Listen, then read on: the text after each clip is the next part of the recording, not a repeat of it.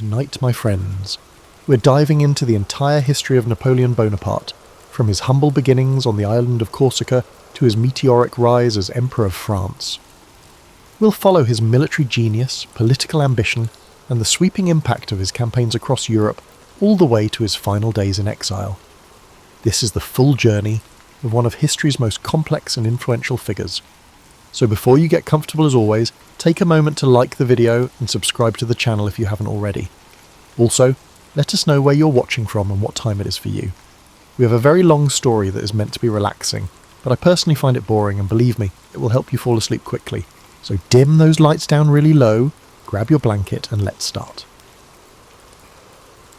Napoleon Bonaparte's story opens not in the halls of Parisian power, but on a rugged Mediterranean island.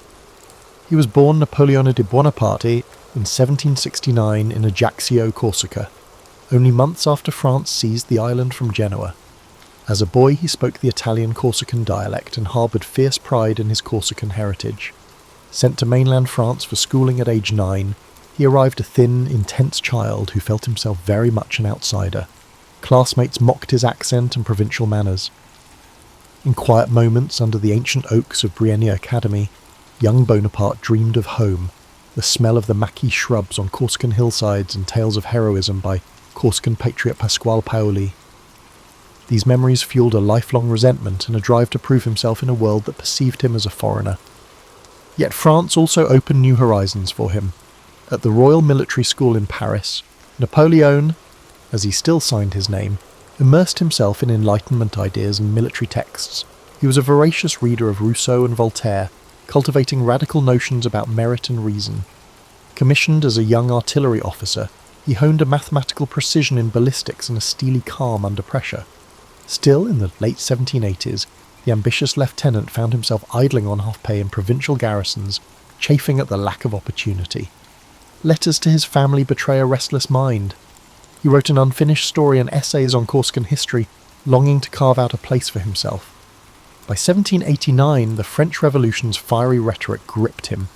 The revolution's eruption promised career opportunities for talented individuals, and Bonaparte, now known as Bonaparte in French, was determined to capitalise on this opportunity.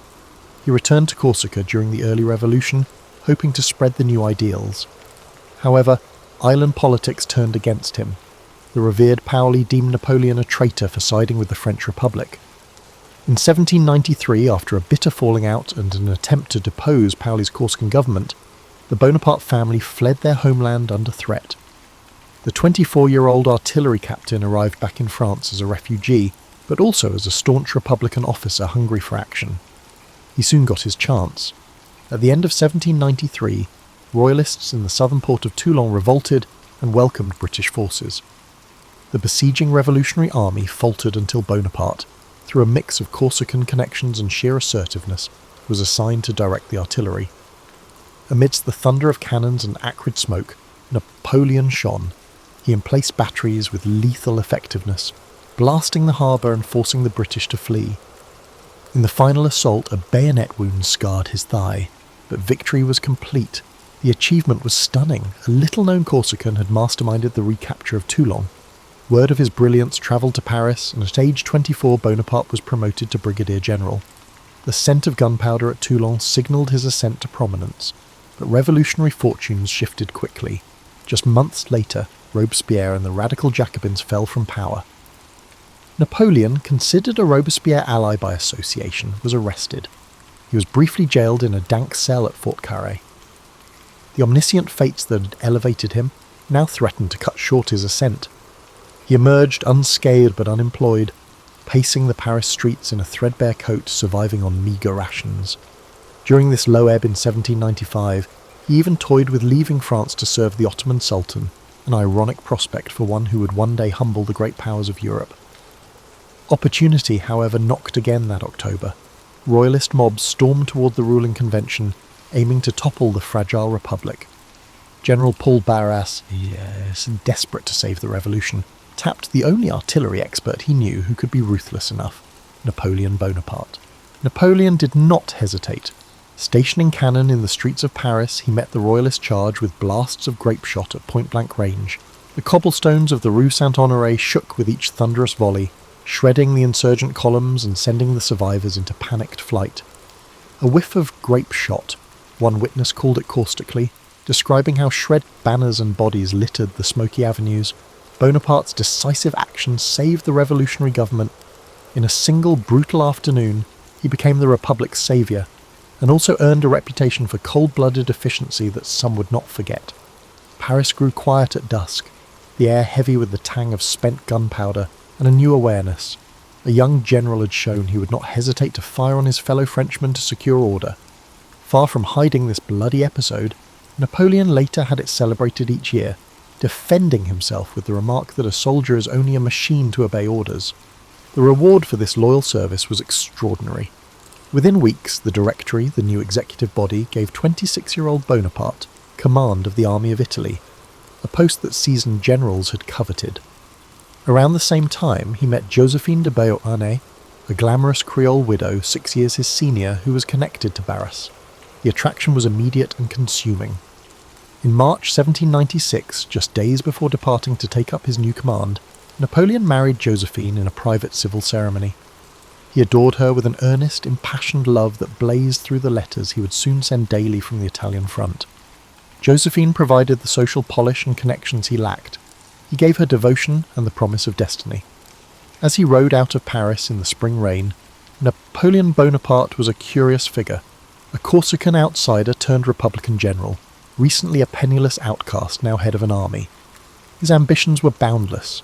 France had given him an army and a beautiful wife. He intended to repay both with glory. The die was cast. The little corporal's rapid ascent was about to commence.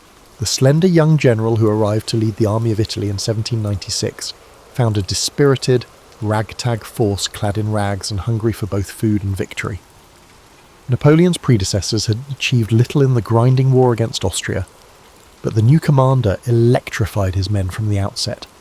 Gathering the troops, who looked sceptically at his slight stature and youthful face, he pointed toward the enemy's rich lands beyond the Alps. "Soldiers," he cried, "you are ill-fed and almost naked. I will lead you into the most fertile plains in the world. Rich provinces and great cities will lie in your power. In them you will find honour, glory and riches." The soldiers erupted in cheers. Scepticism gave way to fervour as he promised to transform their threadbare desperation into triumph. During the early days of the campaign in the damp foothills of Piedmont, men who were on the verge of deserting instead found themselves prepared to follow this fiery little general to the farthest reaches of the earth. Napoleon promptly fulfilled his promise. He moved with startling speed and aggression, catching Austrian and Piedmontese armies off balance with bold tactics. In a whirlwind of battles through the mountain passes, he demonstrated a predator's instinct, striking where least expected and driving his exhausted troops forward with sheer force of will. At Montenotte, Dago, Millesimo and Mondovi, French cannon and bayonets routed forces that months before would have sent them reeling. The Austrian generals, many twice Bonaparte's age, were confounded by his unpredictable manoeuvres. "They haven't seen anything yet," Napoleon boasted confidently after one victory. "In our time, no one has the slightest conception of what is great. It is up to me to give them an example." His bravado was backed by action. He negotiated Piedmont's withdrawal from the war within weeks, then turned the Army of Italy against the Austrians occupying Lombardy. In May 1796, Napoleon cemented his legend at the bridge over the Adda River, near the town of Lodi. The Austrian rearguard had taken up a strong position across the river, their cannon covering the narrow wooden span. Rather than wait for a safer crossing, Bonaparte decided on a frontal assault that defied all conventional sense. Amidst the deafening roar of enemy guns, he personally helped aim French cannons and rallied a column of grenadiers for a head-on charge. Tricolour flag in hand, he plunged onto the bridge at the head of his men. Grape shot whistled past his ears, planks splintered under the blast of artillery. For an instant, the attack faltered under withering fire, but Napoleon stood firm in the smoke, his sword drawn and his uniform powdered with gun smoke. His presence ignited the troops. With a final yell, "En avant!" the troops surged forward, overrunning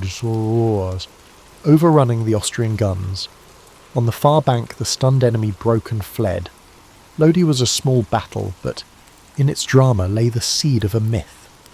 The soldiers, amazed by their general's fearless exposure to fire and his willingness to do a corporal's work loading guns, affectionately dubbed him Le Petit Caporal, the Little Corporal. That night, as the exhausted French camped under a moonlit sky, Napoleon could not sleep. The adrenaline of victory and survival coursed through him. In later years, he would recall that at Lodi, from that moment on, I foresaw what I might be. Already I felt the earth flee from beneath me, as if I were being carried into the sky. It was at Lodi that Napoleon Bonaparte began to believe unequivocally in his destiny. Through the summer and autumn of 1796, Napoleon led his army on a relentless offensive that read like something out of Caesar's commentaries. Napoleon swiftly crossed the Po River, flanked enemy positions using mountain tracks, and repeatedly encircled the Austrians. In battle after battle, Castiglione, Arcole, Rivoli, the French overcame superior numbers through Bonaparte's imaginative tactics and the esprit de corps he instilled. His troops marched hungry and barefoot over the Alps, referring to him as Father Violet due to his unexpected arrival, much like the first violet of spring.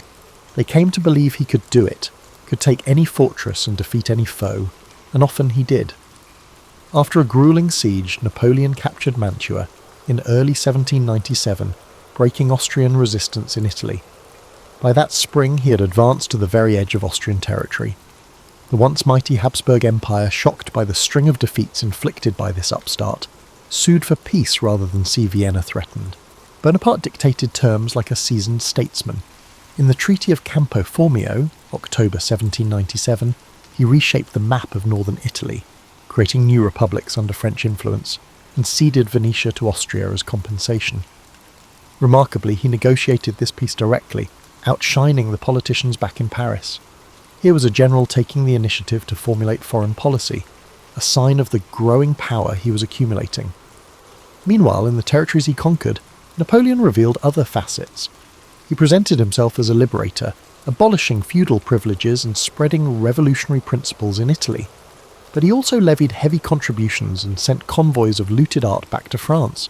Wagon loads of paintings and sculptures, spoils from Milan, Verona and Venice, trundled over the Alps bound for the Louvre, evidence that Napoleon understood the propaganda value of culture. Parisians were thrilled at the arrival of masterpieces and the news of victory. The directors in Paris found themselves eclipsed by the glory of their young general. As his fame grew, so did the complexities of his character. Napoleon the Romantic, for instance, was on full display in Italy. Separated from Josephine, he wrote her letters almost nightly, pouring out his heart in unguarded prose. "I have loved you for a long time," he wrote after one battle, "and I feel that I love you more each day. I thought I loved you a few days ago, but since I saw you, I feel that I love you 1,000 times more," words that reveal a passionate, even obsessive attachment. On the battlefield he was icy and calculated, but alone in his tent by candlelight he could be almost feverish with longing. Unbeknownst to him, Josephine's replies were infrequent and often perfunctory. The worldly Creole was enjoying Paris society and a discreet affair on the side. This imbalance of affection, the conqueror of Italy begging for love, was a poignant contradiction. The soldiers saw their general as a demigod, yet in matters of the heart he could be as vulnerable as any man. Napoleon was the most renowned figure in France by the time he returned to Paris at the end of 1797. Newspapers hailed him as Le Héros d'Italie, the Italian hero, extolling his triumph over overwhelming challenges. Walking through the Tuileries gardens, civilians gaped, and officers snapped to attention. The energy he exuded had altered the course of a continent in a matter of months. Yet the Directory grew wary. Here was a general whose popularity rivaled their legitimacy. In Napoleon's piercing grey eyes and curt self-confidence, some Directory members glimpsed a potential threat. For the time being, they showered him with honours, inviting him to dine with directors and seeking his advice on grand strategy. However, these politicians secretly felt a sense of relief when Bonaparte accepted a new assignment that took him far from Paris. The restless general, just 28, was already looking beyond Italy. In his omnivorous mind, the next grand adventure was forming. He spoke of an expedition to Egypt, a bold strike aimed indirectly at England. It was audacious and full of risk, perfectly suited to Napoleon Bonaparte, who by now believed destiny had extraordinary plans for him. Napoleon embarked on his campaign in the East as both conqueror and visionary, determined to etch his name alongside Alexander the Great. In May 1798, he set sail from France with a fleet of soldiers, scholars and dreams, leaving the comforts of Europe for the fabled sands of Egypt. The voyage itself felt like a journey into legend. On deck under the stars, Napoleon would point out constellations to his savants and muse about the glory of antiquity. By day, he devoured books on the Orient. He was not merely leading an army, he was crafting an image of himself as an enlightened liberator and a new Caesar of the East. The soldiers, packed tightly in the sweltering holds, were regaled with their general's proclamations that they were bound for immortal glory. Many were seasick and anxious, yet they believed in him. It was said that as their ships passed by the Great Pyramids visible on the horizon, Napoleon dramatically addressed his troops. Soldiers from the summit of these pyramids 40 centuries look down upon you. The line, echoing across the desert wind, sent shivers down the ranks. It was bombastic, historically dubious, and utterly effective in stirring men's souls. Bonaparte was scripting his mythology even as it unfolded. After a swift conquest of the port of Alexandria, Napoleon marched his army inland to confront the ruling Mamluk warlords. On July 21, 1798, near the village of Elba, Napoleon deployed his troops in massive squares with the hazy outline of pyramids in the distance. The Battle of the Pyramids, as it came to be known, was as much theatre as combat. Mamluk cavalry in colourful silk and armour charged repeatedly, renowned for their ferocity, but they shattered against the disciplined French squares bristling with bayonets. Amid the volleys and cannon smoke, French drummers beat a steady rhythm that mingled with the distant cries of camels and the clang of scimitars. Napoleon, seated atop a grey Arabian charger, surveyed the battlefield through his spyglass, outwardly calm.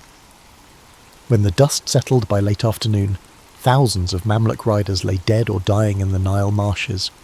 The French losses were relatively light. Word spread among the locals that the young general had supernatural powers. How else could one explain such a lopsided victory? Napoleon encouraged these whispers. He established himself in Cairo and convened a diwan, council, of local notables, pledging respect for Islam and the people. In proclamations, he professed admiration for the Prophet Muhammad and claimed the French were friends of Muslims, even inventing a tale of a mystical conversation with imams in a pyramid. Such declarations were cynical but shrewd, aimed at pacifying a land he knew little about. Bonaparte the chameleon was adapting once more. In Cairo he appeared draped in an oriental robe at times, playing the part of the liberator of the East. However, reality intruded on his grandiose plans. In August 1798, mere weeks after the triumph at the pyramids, disaster struck at sea. The British Admiral Horatio Nelson caught the French fleet anchored in Abukir Bay and annihilated it in a fiery night-long battle. In one night, Napoleon's communication with France was severed. His army was stranded in Egypt. Unfazed outwardly, he doubled down on forging a new narrative. If return to Europe was cut off, he would turn his conquest into a transformative mission.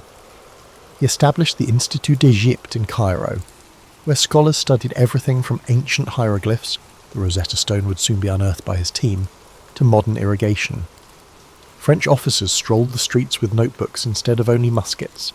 The occupation took on a curious dual nature: brutal military rule on one hand, suppressing revolts with mass executions when needed, and enlightened exploration on the other. Napoleon ordered local printers to produce a French-Arabic newspaper, Courrier de l'Egypte, praising French victories and reforms. He commissioned artists to sketch ruins and scientists to catalogue Egypt's flora and fauna.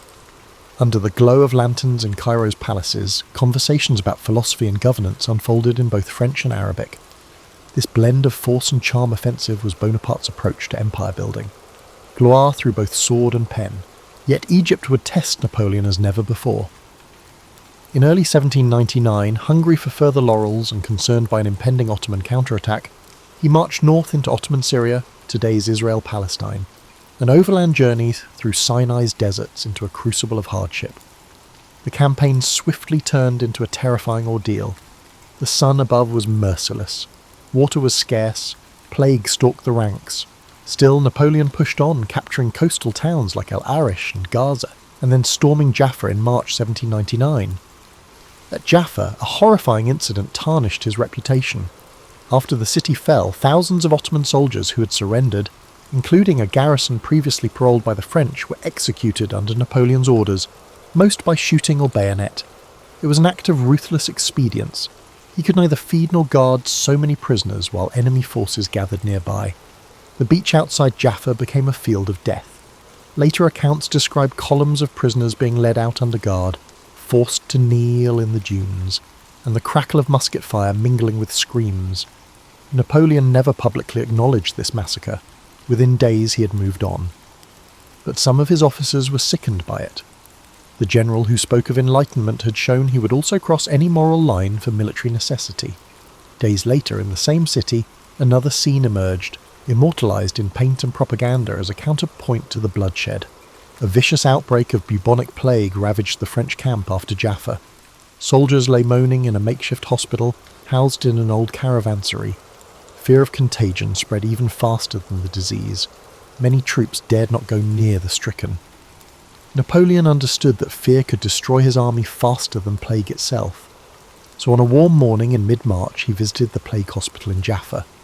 According to accounts, he strode through the low archways of the mosque-turned-infirmary with a calm expression as rays of light pierced the dusty air. Rows of the sick and dying lined the walls, their faces etched with feverish agony. Napoleon showed no hesitation. He moved from cot to cot, speaking softly, even touching one soldier's inflamed bubo with his bare hand in a gesture of compassion and courage. The men watched in astonishment as their general, the same man who had ordered prisoners shot days before, now comforted the afflicted with near saintly composure. One soldier reportedly tried weakly to rise and salute. Napoleon gently bade him rest. This visit became legendary. Later, back in France, the event would be commemorated by artist Antoine Jean Gros in a massive painting depicting Bonaparte as a fearless healer reaching out to the plague-stricken, bathed in a quasi-religious glow. The painting glossed over the grimmer context, yet its power endures. It was propaganda as much as compassion, Napoleon crafting the myth of himself as both ruthless conqueror and benevolent hero. That spring, however, military realities were harsh. Napoleon's advance into the heart of Syria encountered the formidable walls of Acre. British warships aided the Ottoman defenders, and despite repeated assaults, the fortress of Acre did not fall. Bonaparte's army grew weaker by the day. Plague, heat, and stiff resistance sapped their strength. After 2 months of frustration, Napoleon finally lifted the siege in May 1799. He led his gaunt, worn men on a gruelling retreat back to Egypt, harassed by mounted Ottoman forces and bedevilled by the merciless climate. The omniscient narrator of history might note that the event was the first serious setback in Napoleon's career. Outside the walls of Acre, the limits of his fortune became evident. In one poignant incident during the retreat, a French soldier, too sick to walk, begged not to be left behind. Napoleon paused, and in a rare display of quiet mercy, ordered that a horse be left for the man, a small redemption for Jaffa's horror. By late 1799, back in Cairo, Napoleon received word of political turmoil in France and the threat of invasion by European coalitions. Sensing that his moment on the larger world stage had arrived, he made a fateful decision. He would abandon the Egyptian enterprise and return to Paris post-haste. He left General Kleber in charge of the army, with secret instructions to negotiate a withdrawal, and slipped out of Egypt with a few close aides in August 1799. By luck and stealth, he navigated through the British blockades and arrived in France in October, where he was greeted as a hero. Astonishingly, the disasters, the fleet's destruction and the failure at Acre were largely suppressed or ignored in the news. Instead, France heard only of the triumphs, the Battle of the Pyramids, the scientific discoveries, and the bold Eastern adventure. In the public eye, Napoleon returned from Egypt draped in oriental mystery and glory, as he intended. He brought home scholars' reports, exotic animals and art, further fueling the legend he was weaving around himself. The Egyptian expedition ultimately was a mixed success at best in practical terms, but in terms of Napoleon's self-made mythology, it was a triumph. He had shown France not only a general of battlefield genius, but also a leader who aspired to greatness on a civilizational scale. He cast himself as a new Alexander, a lawgiver and patron of knowledge as well as a warrior. The contradictions were stark. The same man who executed prisoners and poisoned plague victims also posed as an emancipator and enlightened ruler. Napoleon seemed aware that to achieve immortality, a leader had to shape his narrative. In Egypt he learned the power of image and propaganda. From the grandiose proclamations and commissioned paintings to the curated flow of news back to Europe, he ensured that he, Napoleon Bonaparte, would not be considered merely another French general. He would become a figure worthy of epics, a man who conquered ancient lands and engaged in conversation with the pyramids. As he returned to France, he prepared for his next daring action, seizing political power. The saviour of France had returned from the deserts, burnished by sun and fame, ready to dictate the next chapter of the revolution. The France Napoleon returned to in 1799 was ripe for change, and he knew it. The Directory government was deeply unpopular, marred by corruption, economic troubles and military setbacks in Europe during his absence. Paris buzzed with rumours of coups and conspiracies. Emmanuel Sieyès, one of the directors, famously muttered that France needed a head, a sword to complete the revolution's work. Fresh from his Egyptian mystique and Italian laurels, Napoleon appeared to many as the ideal candidate for this role. Ever the political opportunist, he quietly aligned with plotters including Sieyès, Talleyrand and his savvy younger brother, Lucien Bonaparte. Behind closed doors in Parisian salons thick with cigar smoke, the plotters schemed to topple the Directory throughout October 1799. Napoleon was cautious at first, assessing every detail like a battlefield plan. But as the crowds cheered him in the streets and even the fickle newspapers hailed him, he realised that now was the crucial moment. "Weaker men get caught in the current of events," he confided to a friend, "but I will direct events myself." The omniscient narrator might observe that fortune was once again favouring him. Napoleon put his plan in motion on the morning of 18 Brumaire, year 8, November 9th, 1799, by the Republican calendar. Under the pretext of a supposed Jacobin coup threat, he persuaded the councils, France's legislature, to move their session out of volatile Paris to the suburban chateau of Saint-Cloud, where his loyal troops could surround them. The air was tense and thick with the intrigue as Bonaparte donned his general's uniform, mounted a horse and trotted through the Paris streets flanked by grenadiers. He had told Josephine to be ready for any outcome, success or his death or imprisonment.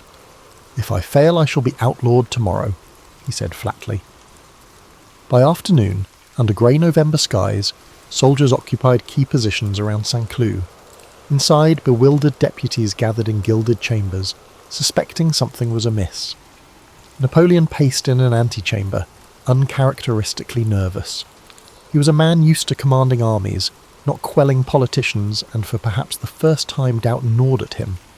Nonetheless, he steeled himself and strode into the hall of the Council of Ancients, head high. He addressed the ancients with controlled passion, decrying the incapable Directory and the perils facing France. His hands trembled slightly as he gestured.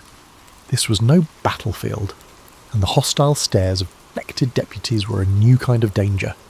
Some applauded, but others murmured in dissent. Napoleon next moved to the Council of 500, the lower house where things would soon descend into chaos. The moment he entered the orangery, where 500 legislators were meeting, a hostile roar rose up. "Down with the tyrant, outlaw him!" Jacobin deputies screamed upon seeing soldiers at his back. Napoleon momentarily stumbled over his words, declaring that his only goal was to preserve the Republic. His presence inflamed the assembly. A knot of deputies rushed at him, one even lunging as if to stab him with a paper knife. Amid shouts of "hors la loi," outlaw him, Napoleon turned pale and reportedly began to shake. For a heartbeat, it seemed his carefully laid coup might collapse in embarrassment.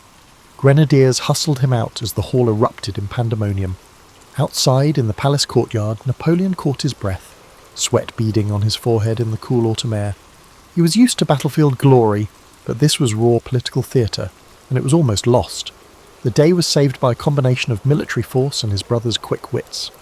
Lucien Bonaparte decisively took the stage as president of the Council of 500. He slipped away and addressed the soldiers waiting outside. With a dramatic flourish, Lucien drew his sword and pointed it at Napoleon's chest, shouting that his brother had been attacked by assassins inside, and that he would strike Napoleon down himself if ever the general betrayed the people. The grenadiers, perplexed but swayed by Lucien's bravado, rallied. They burst into the hall with fixed bayonets, clearing it of recalcitrant deputies in minutes. Legislators scrambled out windows or bolted for the doors as soldiers occupied the chamber. By evening, Saint-Cloud was silent save for the measured tramp of boots on marble floors. A rump of hand-picked deputies, brought back under bayonet guard, voted to abolish the Directory and appointed a 3-man consulate to govern France. The coup, though far messier than planned, had succeeded. Napoleon was named first consul, the dominant position in the new government. As he rode back to Paris that night under escort, he was exhausted but exultant. "The revolution is over," he declared to an aide with quiet triumph. "I am the revolution now." In reality, it was a new beginning. The 30-year-old general had seized control of the nation. Over the next months, Napoleon solidified his power with breathtaking speed and shrewdness. While Sieyès and Ducos, the other two consuls, were shunted aside into irrelevance, Bonaparte set up residence in the Tuileries Palace, the former royal residence, signalling that a new kind of ruler had arrived. He worked ferociously, sometimes 18 hours a day, overseeing everything from military operations to administrative reforms. The third-person omniscient view allows a glimpse into his private routine. Rising before dawn, he would dictate letters to multiple secretaries in succession, his mind leaping from topic to topic, then meet ministers, then generals, sorting each issue with a decisive clarity. He seemed to scarcely need sleep, running on ambition and endless cups of strong coffee. France, weary of a decade of revolutionary chaos, responded enthusiastically to firm leadership, even as Napoleon tightened censorship on the press and set up an efficient secret police under Joseph Fouché. Many welcomed the stability these measures brought. A new slogan appeared: "Authority, not liberty."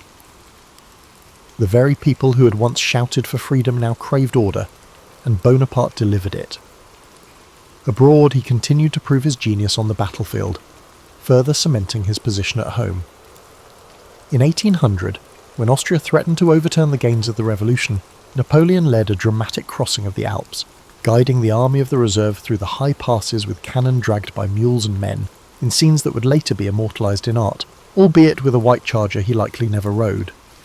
He surprised the Austrians in northern Italy by securing a victory at Marengo in June 1800, a fierce battle where a midday crisis almost led to the French's defeat, but a timely cavalry charge reversed the outcome. Marengo became mythic in France. Napoleon spun it as a grand triumph of his personal leadership. Indeed, when his exhausted troops cheered Vive Bonaparte on the blood-soaked fields of Marengo, it reinforced his near-messianic status. Austria sued for peace, and Britain too signed the Treaty of Amiens in 1802, a rare moment of general European peace that the first consul used to consolidate his regime. During these years, Napoleon revealed himself not just as a brilliant general, but as a statesman of extraordinary talent and contradictions. He set about rebuilding France. The consulate saw sweeping reforms. A new legal code, the Code Civil, Napoleonic Code, was drafted to enshrine equality before the law, property rights, and secular authority. Napoleon took a direct hand in its formulation, personally chairing many sessions of the Council of State, quill in hand, debating points of contract law or inheritance. The code, completed in 1804, eliminated feudal remnants and became one of Napoleon's proudest achievements, a lasting framework of justice. At the same time, he brokered a reconciliation with the Catholic Church through the Concordat of 1801, healing the rift caused by revolutionary dechristianization. To the horror of ideologues, this pragmatic deal recognised Catholicism as the religion of most Frenchmen, though not the state religion, and restored some church influence, but under Napoleon's terms. The once anti-clerical general understood that to pacify France, he must placate her believers. Thus, in Notre Dame Cathedral, where revolutionaries had once exalted reason, Mass was celebrated again by order of the first consul. No detail of governance escaped him. He created the Bank of France to stabilise the currency, overhauled education with new lycées and scholarships, and reformed taxation so revenues flowed reliably. Roads and bridges were built or repaired across the country. In the twilit halls of the Tuileries, courtiers once again danced at balls, but this time honouring a soldier in place of a king. France was regaining prosperity and confidence under Napoleon's firm hand. All the while, Bonaparte's personal power grew ever more concentrated. In 1802, a national plebiscite de primeur, carefully managed by his officials, made him first consul for life. The result was announced with fanfare, an implausible majority of voters in favour, which flattered him immensely.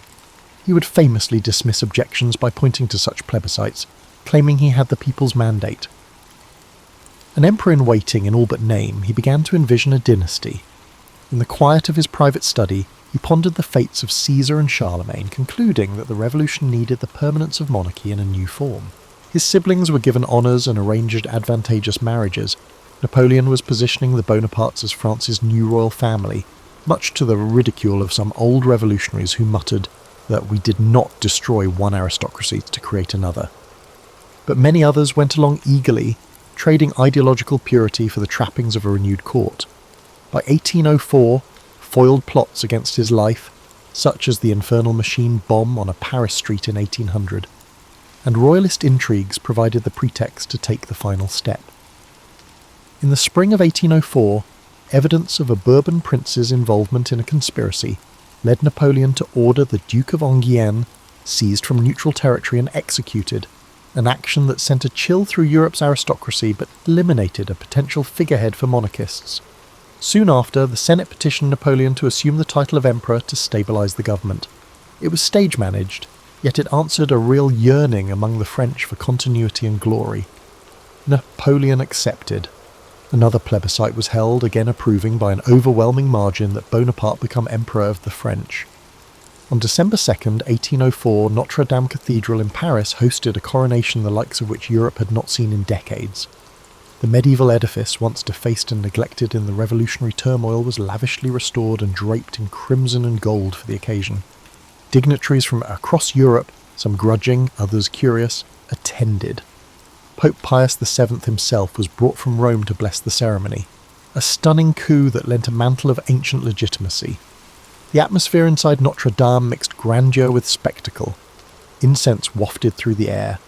Hundreds of candles illuminated the nave, and the 35-year-old Napoleon, clad in robes of velvet and ermine, processed down the aisle to the strains of glorious music. But true to his character, he subtly upended tradition at the climactic moment. As the Pope prepared to anoint and crown him, Napoleon stepped forward, took the crown, a new golden diadem modelled on Charlemagne's, into his hands, and placed it upon his head. The audience gasped softly. It was unheard of for a monarch to crown himself. Then Napoleon crowned Josephine as empress, gently setting a small crown on her bowed head. Even as tears of emotion filled her eyes, their marriage had been rocky over the issue of an heir, but today they presented a united front in majesty.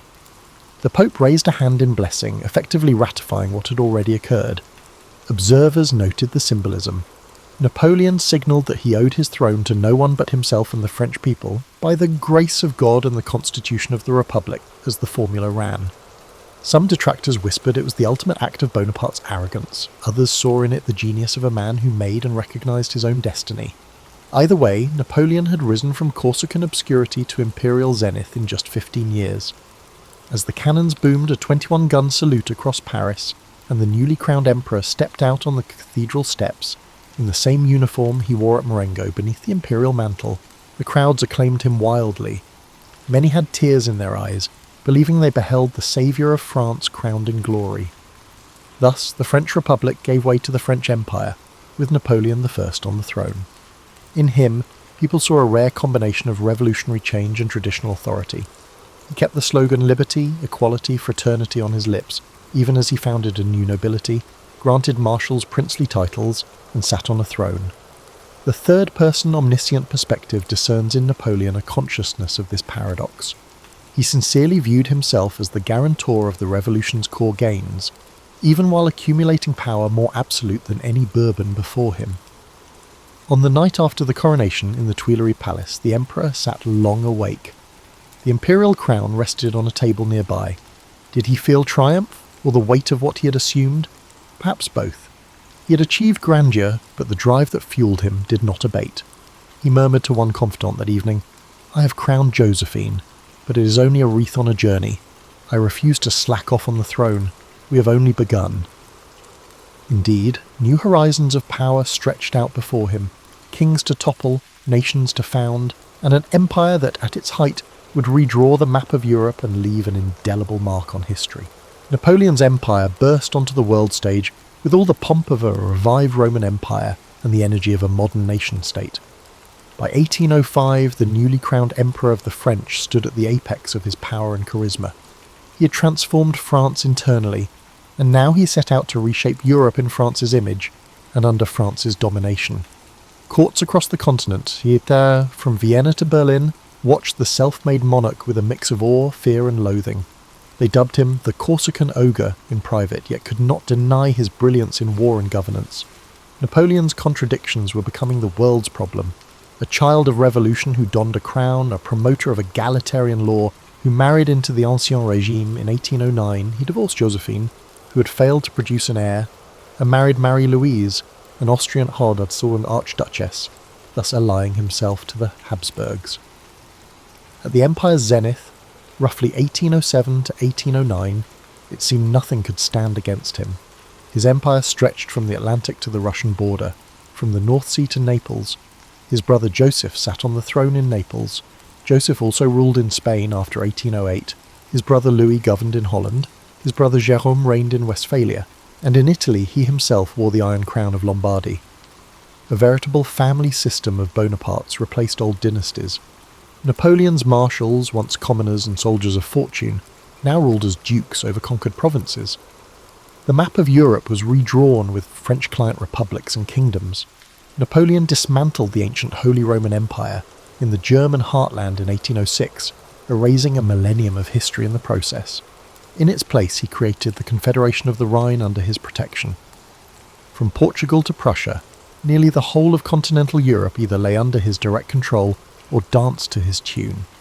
These years saw Napoleon's military genius at its undisputed peak. The War of the Third Coalition in 1805 brought France head-to-head with Austria, Russia and Britain. Napoleon's response was characteristically audacious. He abandoned his frequently discussed plan to invade Britain, as the Royal Navy still held sway over the seas, and instead he swiftly marched his Grand Armée eastward.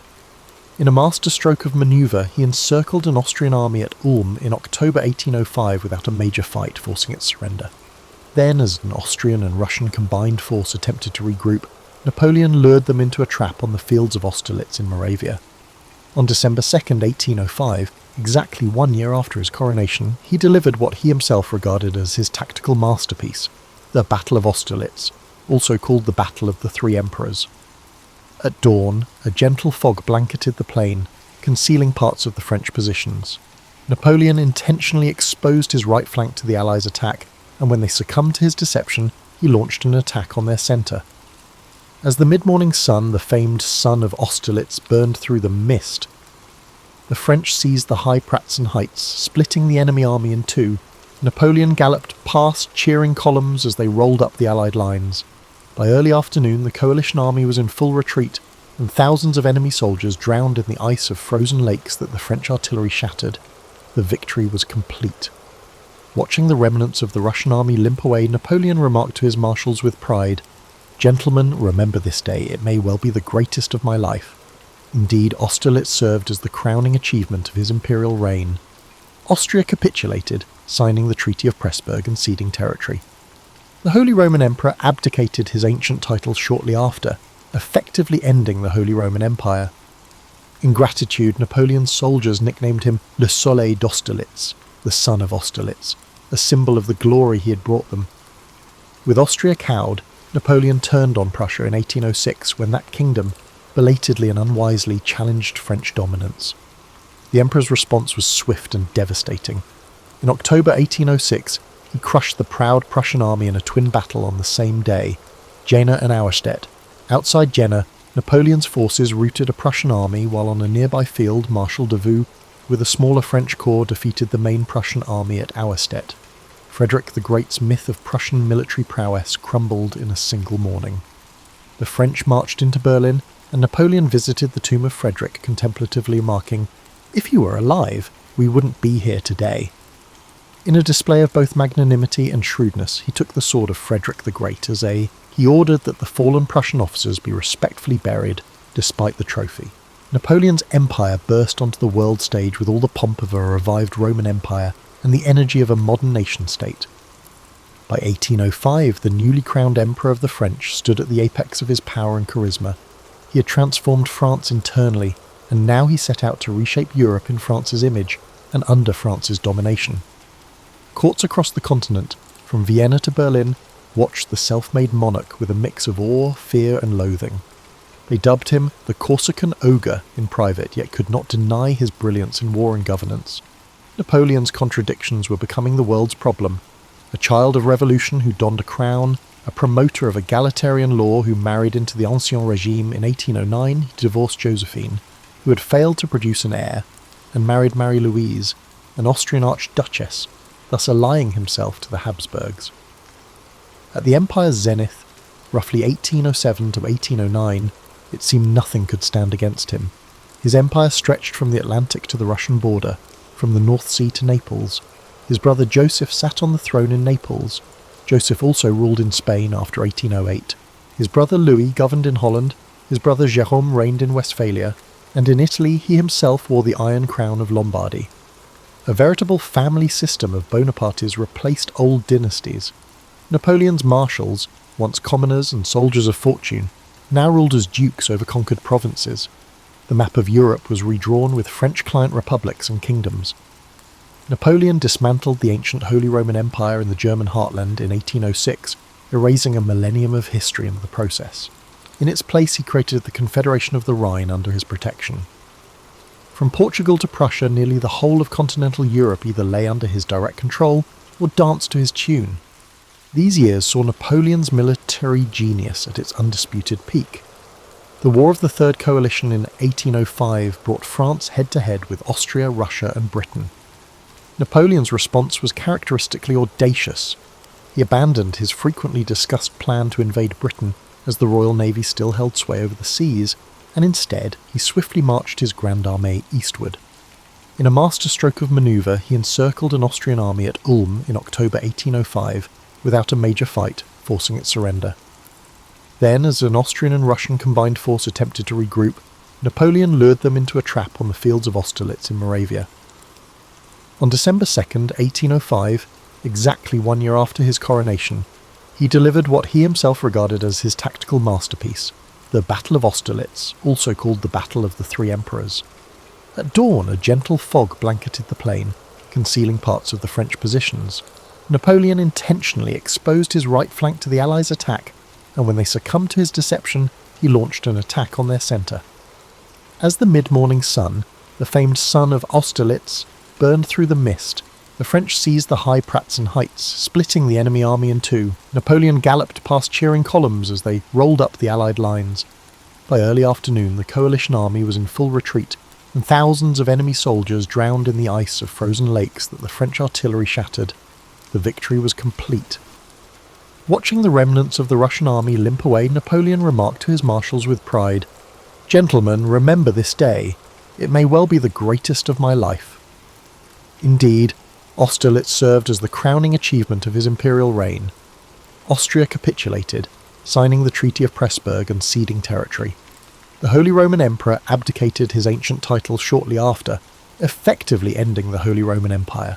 In gratitude, Napoleon's soldiers nicknamed him Le Soleil d'Austerlitz, the Sun of Austerlitz, a symbol of the glory he had brought them. With Austria cowed, Napoleon turned on Prussia in 1806 when that kingdom, belatedly and unwisely, challenged French dominance. The Emperor's response was swift and devastating. In October 1806, he crushed the proud Prussian army in a twin battle on the same day, Jena and Auerstedt. Outside Jena, Napoleon's forces routed a Prussian army, while on a nearby field, Marshal Davout with a smaller French corps defeated the main Prussian army at Auerstedt. Frederick the Great's myth of Prussian military prowess crumbled in a single morning. The French marched into Berlin, and Napoleon visited the tomb of Frederick, contemplatively remarking, "If he were alive, we wouldn't be here today." In a display of both magnanimity and shrewdness, he took the sword of Frederick the Great as he ordered that the fallen Prussian officers be respectfully buried despite the trophy. The Peninsular War, as the conflict in Spain came to be known, became a vicious, years-long guerrilla struggle that Napoleon later referred to as the Spanish Ulcer, draining his resources. It was the first major crack in his empire. The mighty French arm, designed for set-piece battles, found itself bleeding in an asymmetric war of ambushes and reprisals in the Spanish hills.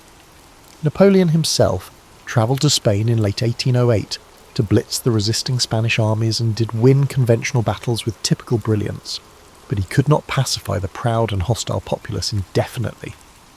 The British seized the chance and landed forces under Arthur Wellesley, the future Duke of Wellington, to support the Spaniards and Portuguese. For the first time, Napoleon's aura of invincibility was under threat by an insurrection and a foreign expedition on his flank. Still, at the Empire's height, these troubles seemed minor compared to the grand canvas of Napoleon's dominance.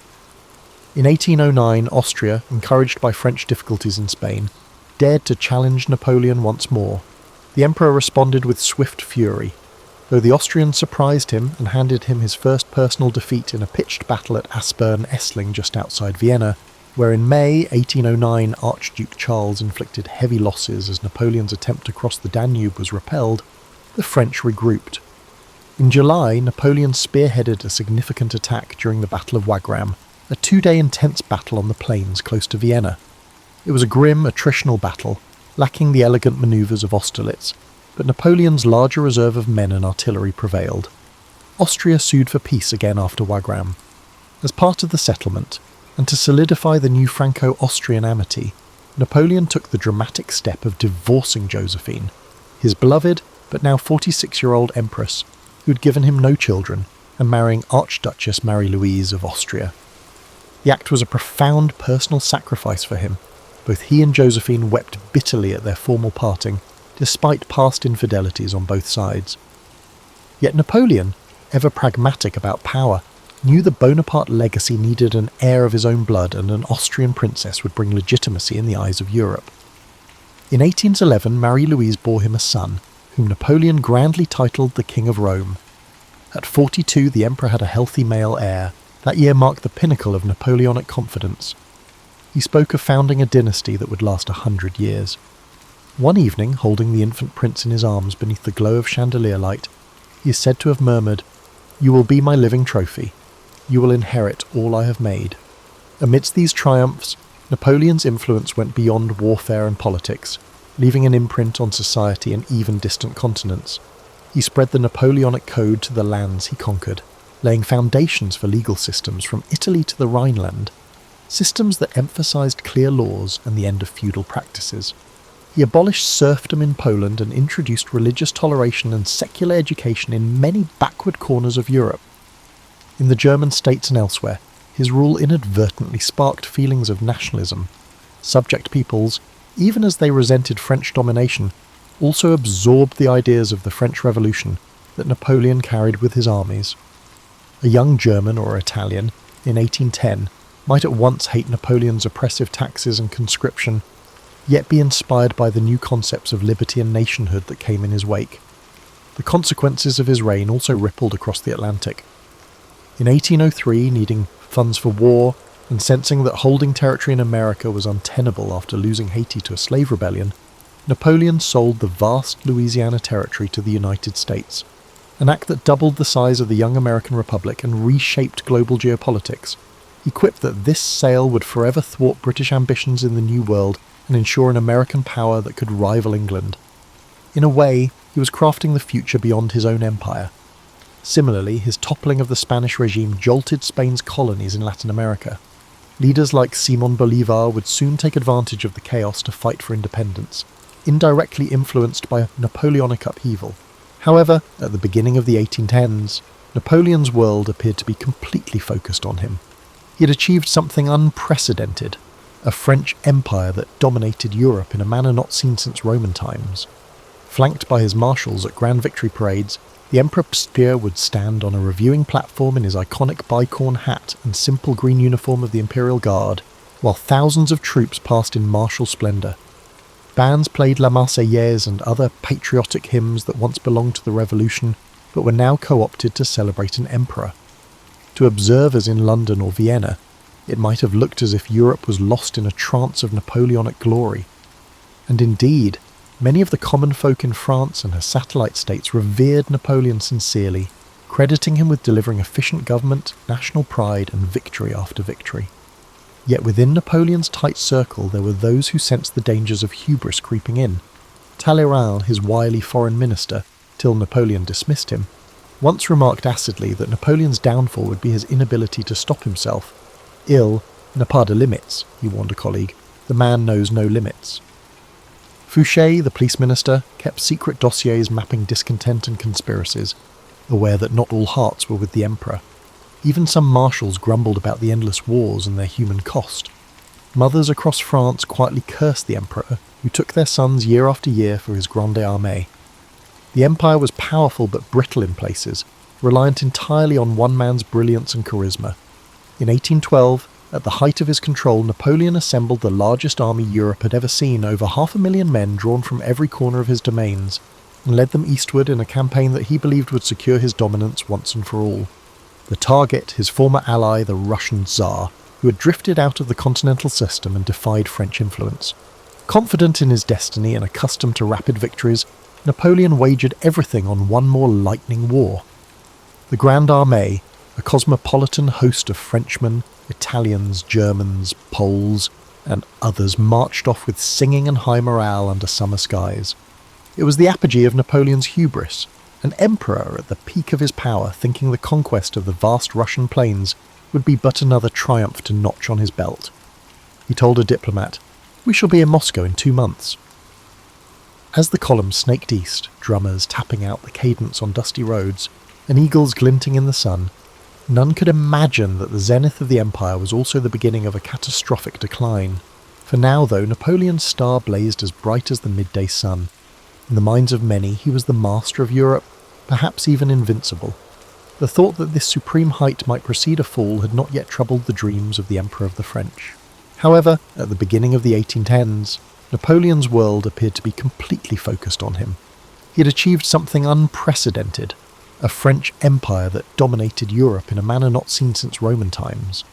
Flanked by his marshals at grand victory parades, the Emperor Pstir would stand on a reviewing platform in his iconic bicorn hat and simple green uniform of the Imperial Guard, while thousands of troops passed in martial splendour. Bands played La Marseillaise and other patriotic hymns that once belonged to the Revolution, but were now co-opted to celebrate an emperor. To observers in London or Vienna, it might have looked as if Europe was lost in a trance of Napoleonic glory. And indeed, many of the common folk in France and her satellite states revered Napoleon sincerely, crediting him with delivering efficient government, national pride, and victory after victory. Yet within Napoleon's tight circle there were those who sensed the dangers of hubris creeping in. Talleyrand, his wily foreign minister, till Napoleon dismissed him, once remarked acidly that Napoleon's downfall would be his inability to stop himself. "Il n'a pas de limites," he warned a colleague. "The man knows no limits." Fouché, the police minister, kept secret dossiers mapping discontent and conspiracies, aware that not all hearts were with the emperor. Even some marshals grumbled about the endless wars and their human cost. Mothers across France quietly cursed the emperor, who took their sons year after year for his grande armée. The empire was powerful but brittle in places, reliant entirely on one man's brilliance and charisma. In 1812, at the height of his control, Napoleon assembled the largest army Europe had ever seen, over 500,000 men drawn from every corner of his domains, and led them eastward in a campaign that he believed would secure his dominance once and for all. The target, his former ally, the Russian Tsar, who had drifted out of the continental system and defied French influence. Confident in his destiny and accustomed to rapid victories, Napoleon wagered everything on one more lightning war. The Grande Armée, a cosmopolitan host of Frenchmen, Italians, Germans, Poles, and others, marched off with singing and high morale under summer skies. It was the apogee of Napoleon's hubris, an emperor at the peak of his power, thinking the conquest of the vast Russian plains would be but another triumph to notch on his belt. He told a diplomat, "We shall be in Moscow in 2 months." As the column snaked east, drummers tapping out the cadence on dusty roads, and eagles glinting in the sun, none could imagine that the zenith of the empire was also the beginning of a catastrophic decline. For now, though, Napoleon's star blazed as bright as the midday sun. In the minds of many, he was the master of Europe, perhaps even invincible. The thought that this supreme height might precede a fall had not yet troubled the dreams of the Emperor of the French. The act left thousands on the far bank who shouted as the remaining escape path burned. Early December saw the Grande Armée, possibly 20,000 ragged, frost-bitten survivors from 600,000, stagger into Poland and Prussia. Napoleon sighed with satisfaction when he entered friendly territory, after narrowly escaping arrest multiple times during the retreat. The cost was nearly unfathomable. The Russian winter, attacks and starvation reduced the overwhelming force entering Russia. Less than 10% survived. Snow shattered Napoleon's European invincibility. Paris rumours about the disaster foreshadowed his return. Napoleon abandoned the remaining troops and rode a sled back to France incognito, and quickly in December 1812. He left Marshal Ney and others to oversee the terrible retreat. Napoleon left his forces to avert a domestic coup. A general named Mallet had launched a strange coup in Paris, falsely announcing Napoleon's death, illustrating how delicate things were. Napoleon crossed blizzards day and night to Paris before the year's end.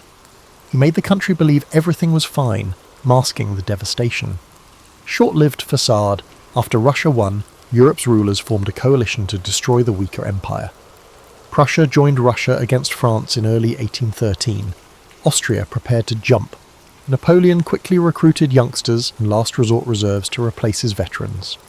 As before, he examined maps and made massive plans to defeat the Allies. He was still alive, but reality was looming. His marshals feared he could win an interminable war because the French were exhausted. Napoleon returned triumphantly in mid-1813. In March 1813, he beat the Russo-Prussian army at Lutzen and Bautzen with hardly trained conscripts, demonstrating his operational competence. He hoped to prevent catastrophe again. Too many odds were against him. October 1813 saw the Battle of Leipzig, later renamed the Battle of Nations, in Saxony. 3 days of fierce fighting between Napoleon's marshals and guard and a combined Russian, Prussian, Austrian and Swedish army. Napoleon was outnumbered roughly 2-1.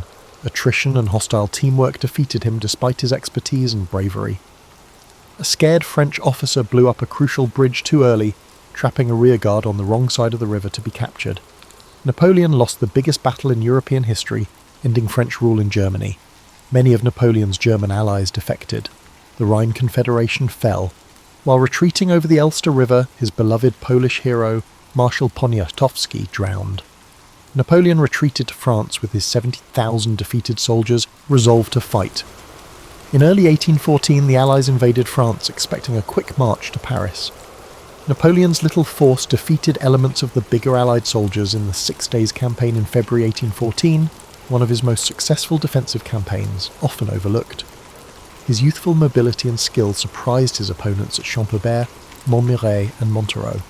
Seeing the Emperor sprint like a firefighter gave French peasants hope. Math told him he was too outnumbered to win. Despite his few victories, the Allies reached Paris by late March 1814. After Marshals Marmont and Mortier left to defend Paris, concluded resistance was pointless. The coalition army took it practically in peace. After centuries without foreign rule, the victorious Tsar Alexander, King Frederick William of Prussia and other dignitaries entered Paris on March 31, 1814. Parisians flocked to the boulevards in despair or relief as Napoleon's epic adventure ended. Napoleon was outraged and unhappy in Fontainebleau following Paris's loss. He pondered marching his remaining men to seize the city. His marshals confronted him, exhausted and honest for the first time. Marshals Ney, Oudinot and Lefebvre, who had followed him across Europe, advised him to reason. They claimed France was defeated and resistance would be fatal. Napoleon was furious, accusing them of cowardice and betrayal. He faced reality alone in Fontainebleau at night. The Allies sought his unconditional surrender. Even his stepson Eugène and brother Joseph persuaded him to submit for the nation. Marshals Ney and MacDonald issued a stunning ultimatum on April 4, 1814. Philippe must abdicate before the army could march on Paris. Napoleon abdicated for his son, expecting an Allied regency. When rejected, he realised the game was over. Napoleon abdicated on April 11, 1814, relinquishing French regal rights. He received an annual stipend and a modest guard on Elba, a small Italian island, from the Allies, a beautiful prison for a fallen king. Napoleon said goodbye to his old guard in Fontainebleau's courtyard on April 20, 1814. France would remember a touching scene. Napoleon continued speaking with a steady, impassioned voice, saying to the soldiers of my old guard, I bid you farewell. You have been my constant companion on the path to honour and glory for 20 years. Do not mourn my fate. I want to document our wonderful deeds. Sweet kids, goodbye. Napoleon. Veteran grenadiers of 12 campaigns cried. The Emperor kissed the imperial eagle flag one last time and hugged General Petit, who was holding the regimental eagle. He said, Goodbye, kids, raising his hand in salutation. Napoleon, despite his best efforts, jumped into a carriage crying. That night, many jaded soldiers lay under the stars, unsure of France's or their future without l'Empereur. A veteran murmured, "It's over. A wonderful person left." An imaginary kingdom held European ruler Napoleon Bonaparte captive. He arrived at Elba, 119 square miles of rugged terrain and vineyards in Tuscany, in late April 1814. He was rarely self-pitying. Keeping the title Emperor, the Allies gave him the name as a polite fiction, he established a small court in Portoferraio, Elba's main town, and reigned like France in miniature. Napoleon was restless on Elba for 9 months. He studied Lilliputian's iron mines and quarries, planned to modernise agriculture, and designed a flag, a diagonal band of white with red and bees, symbolising industriousness and potentially nodding to his imperial emblem. He formed a small navy and army with a few ships and hundreds of people, including a loyal Old Guard detachment. He rode tight routes, inspected olive orchards, and talked to port fishermen, villagers said.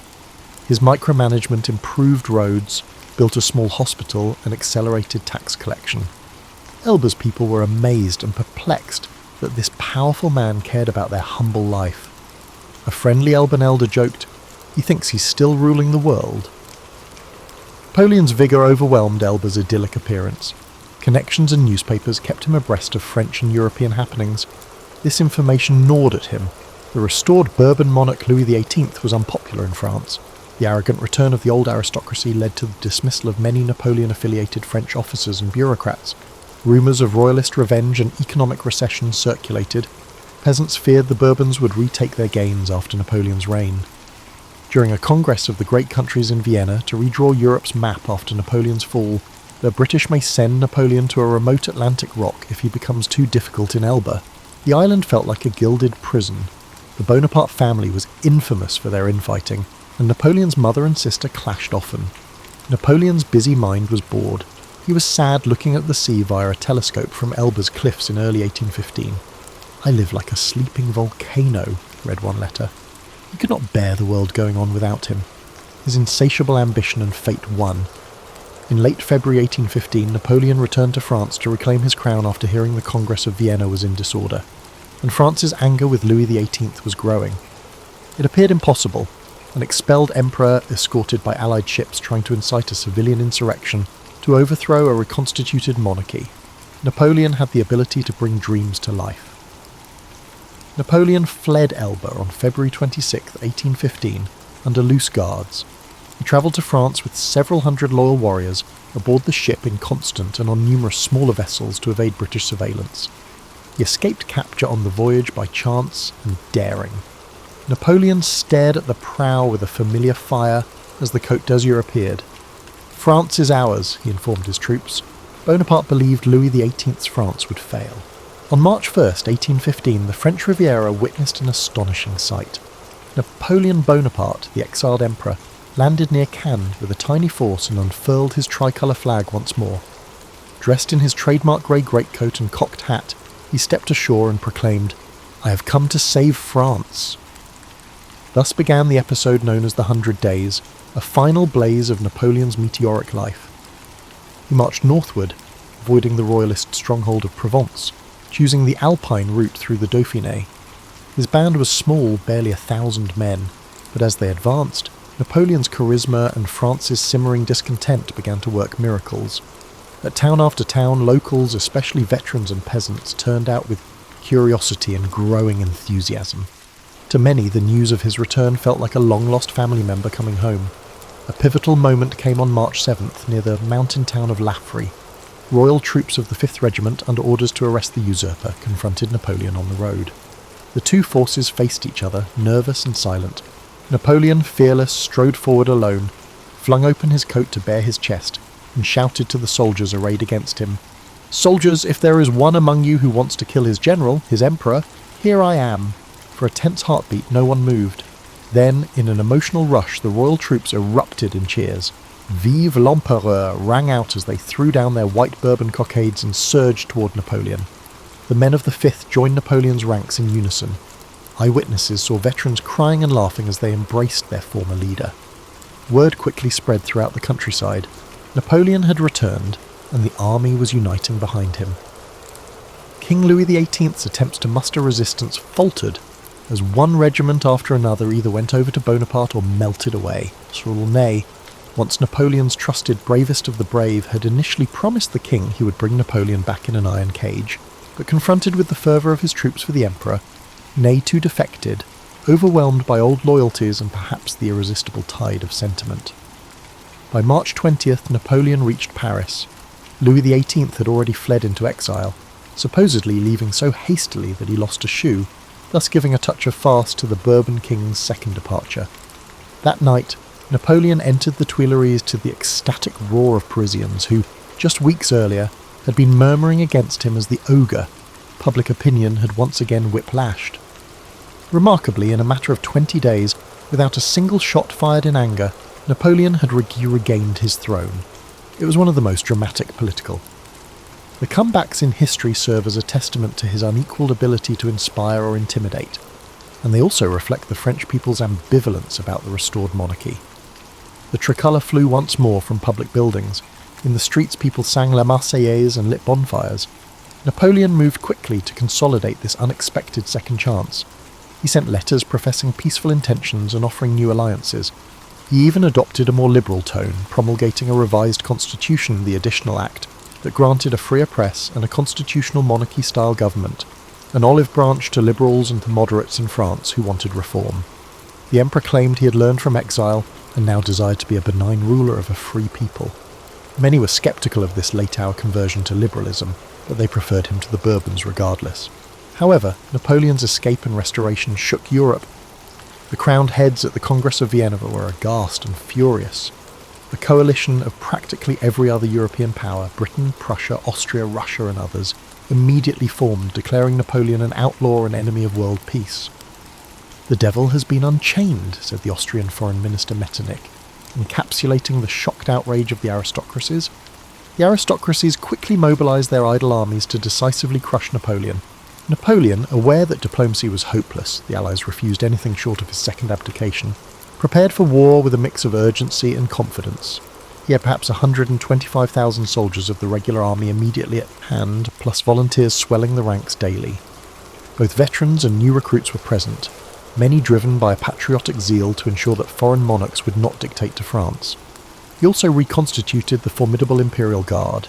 Still, facing him would soon be several massive Allied armies converging from all sides, potentially over 500,000 men. Napoleon's strategic instinct guided him to swiftly and forcefully attack the closest adversaries before the coalition could fully unite. He famously said to his marshals, "We must make a campaign that is prompt and energetic, as in the days of our youth." In June 1815 he marched into what is now Belgium, then part of the United Kingdom of the Netherlands, to preempt the Anglo-Dutch army under the Duke of Wellington and the Prussian army under Marshal Blücher, hoping to defeat each in turn. On June 16, 1815, Napoleon's Armée du Nord clashed with the Prussians at Ligny and the Anglo-Allied forces at Quatre Bras. Napoleon defeated Blücher at Ligny, marking it as his last victory.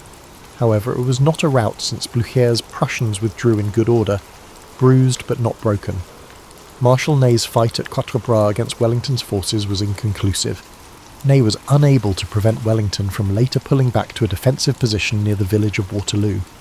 2 days later, on June 18, 1815, Napoleon faced Wellington's British-led Allied army on the rolling plateau of Mont Saint-Jean just south of Waterloo. The ground had been soaked by heavy rains the night before, delaying Napoleon's attack until late morning while it dried. Napoleon's fate would be decided on a field of clover and rye, 1 mile long and 3 miles wide, with Wellington's scarlet-coated infantry and Union Jack flags arrayed against the tricolour standards of France.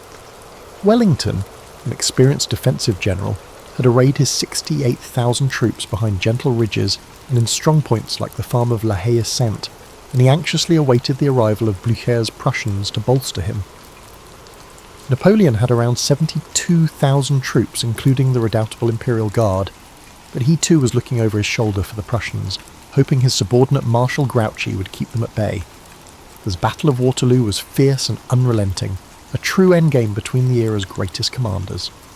Napoleon launched a midday assault with a grand battery of artillery and a main attack against the Allied centre, while Ney led cavalry charges that thundered against Wellington's infantry squares. The British and their allies held firm on the ridge despite horrific losses. By late afternoon, Ney, misunderstanding an enemy movement, mistakenly believed the Anglo-Allied line was faltering and led one of military history's most infamous mass cavalry charges. Dozens of squadrons with glittering cuirasses and pennants thundering over the ridge without infantry or artillery support. They were met by the resolute infantry squares. Wellington's soldiers, in silent rows behind bayonets, endured repeated waves of French horsemen swirling around their bristling squares, unable to break them. Ney's valour was undeniable. His horse was shot from under him 5 times that day, but the charges gained nothing but heaps of dead men and horses. Napoleon watched this spectacle, and reportedly exclaimed that Ney had gone mad. As the afternoon wore on, news reached Napoleon that Prussian forces were approaching from the east. Blücher was coming, fulfilling his promise to Wellington. "For the love of God, come as fast as you can. We'll fight to the last man." Indeed, by early evening, Prussian advance units under Bülow attacked the French right flank at the village of Plancenoit, forcing Napoleon to divert troops, including part of the Young Guard, to hold them off. The Iron Vice was closing. With time dwindling, Napoleon took a final risk. He committed his Imperial Guard, his most loyal and elite battalions, in a final bid to break Wellington's centre before the Prussians could fully unite with the Allies. These battle-hardened veterans, short but tall in reputation, marched up the ridge in solid columns, drums beating the pas de charge. "Vive l'Empereur!" they cried as Napoleon watched them go, these men who had never tasted defeat. The Allied line buckled under the initial impact, but Wellington had kept some units in reserve lying down behind the ridge. At his command, the British Guards and other units stood up at close range and poured volleys into the flanks of the advancing Guard columns. A brutal firefight ensued near the summit of the ridge. Under hailstorms of musket balls and grapeshot, for the first time in memory, the Imperial Guard recoiled. The cry went up among the Allied troops, "La Garde recule," which means the Guard is falling back. Shock rippled through the French lines. Disbelief turned to panic as the Guard's retreat became general. Wellington seized the moment, waving his hat and ordering a general advance all along the line. Blücher's Prussians, now arriving in force, sashed into the French right. Napoleon's army, exhausted and with its morale shattered, began to disintegrate. On a gentle slope, a square of the Old Guard formed to act as a rear guard for the fleeing army. Surrounded by Allied forces, they were given a chance to surrender. One apocryphal version tells that when called to yield, a guard general, perhaps Cambronne, retorted, "La garde meurt mais ne se rend pas." The guard dies but does not surrender, followed by a defiant merde. When eventually overwhelmed, many of these steadfast grenadiers indeed died where they stood rather than capitulate. Among the chaos, Napoleon, who had remained on the field until the Guard's repulse, almost fell into enemy hands. As all seemed lost, his marshals persuaded him to depart. He fled the field in a carriage as darkness fell, racing back toward Paris, his dream of renewed glory shattered. The Battle of Waterloo was over. Napoleon's final gamble had failed. Napoleon reportedly said, "C'est fini alors," "It's finished then," as he left. Back in Paris, Napoleon attempted to rally support for continuing resistance. But the political will was gone. The legislature turned against him, and even the ever-loyal Marshal Ney now urged abdication, saying another round of civil war would ruin France. On June 22, 1815, Napoleon abdicated for the second time and in favour of his young son Napoleon II, though the Allies ignored this and restored Louis XVIII again. He then made his way to the Atlantic coast, initially hoping to escape to the United States. For weeks he lingered at Rochefort, with 2 British warships blocking any attempt to sail. Finally, realising he could not elude the global reach of British sea power, Napoleon surrendered himself to the British Captain Maitland of HMS Bellerophon on July 15, 1815. He perhaps expected he would be treated as a former head of state and allowed retirement in Britain or elsewhere. Instead, the British, driven by their government's resolve that he never trouble the world again, decided to send him to the remote South Atlantic island of St. Helena, far from any European shore. In October 1815, Napoleon arrived at this stark volcanic island, roughly 1,200 miles from the coast of Africa. Thus began his second, final exile on a speck of land that was essentially an open-air prison. He was 46 years old. The climate was damp, the terrain rugged but confined. There would be no dramatic escape or return from this place. The British governor, Sir Hudson Lowe, was dutiful and watchful. restricting Napoleon's movements to prevent any chance of rescue. Napoleon was given a residence, Longwood House, which was damp, windswept and hardly comfortable by imperial standards. He passed the next almost 6 years in a strange half-life. A small cohort of loyal followers voluntarily accompanied him, Generals Bertrand and Montholon, Count de la Cassese, and his valet Marchand among others, and thus they formed a tiny court in exile. Napoleon established a daily routine, dictating his memoirs and thoughts to his companions, especially Las Cases, who recorded his conversations in what would become the Memorial of St. Helena, tending a small garden, reading voraciously history and literature and the newspapers when he could get them, and taking the occasional ride or walk when his health allowed. Over time, his robust constitution began to fail. He grew stout from lack of exercise and rich food. They still dined formally each night on silver plate, maintaining pretences of an imperial household. He suffered from what appeared to be a stomach ailment, perhaps an ulcer or ultimately stomach cancer. His father had died of stomach cancer too. Some speculated he was being slowly poisoned. Indeed, arsenic was later found in hair samples, though modern historians lean towards natural illness exacerbated by the conditions and possibly the arsenic present in things like the wallpaper dye. Emotionally and intellectually, Napoleon oscillated between boredom, bitterness and reflective calm. He would spend hours mapping out alternative histories, what he should have done at Waterloo, or regretting not crushing the Prussians more decisively earlier, or lamenting the folly of the Russian campaign.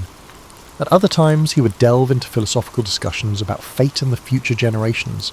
He once stated, "They wanted me to be another Washington," referring to how Britain might have expected him to quietly retire and farm, but they will not find another Washington in me.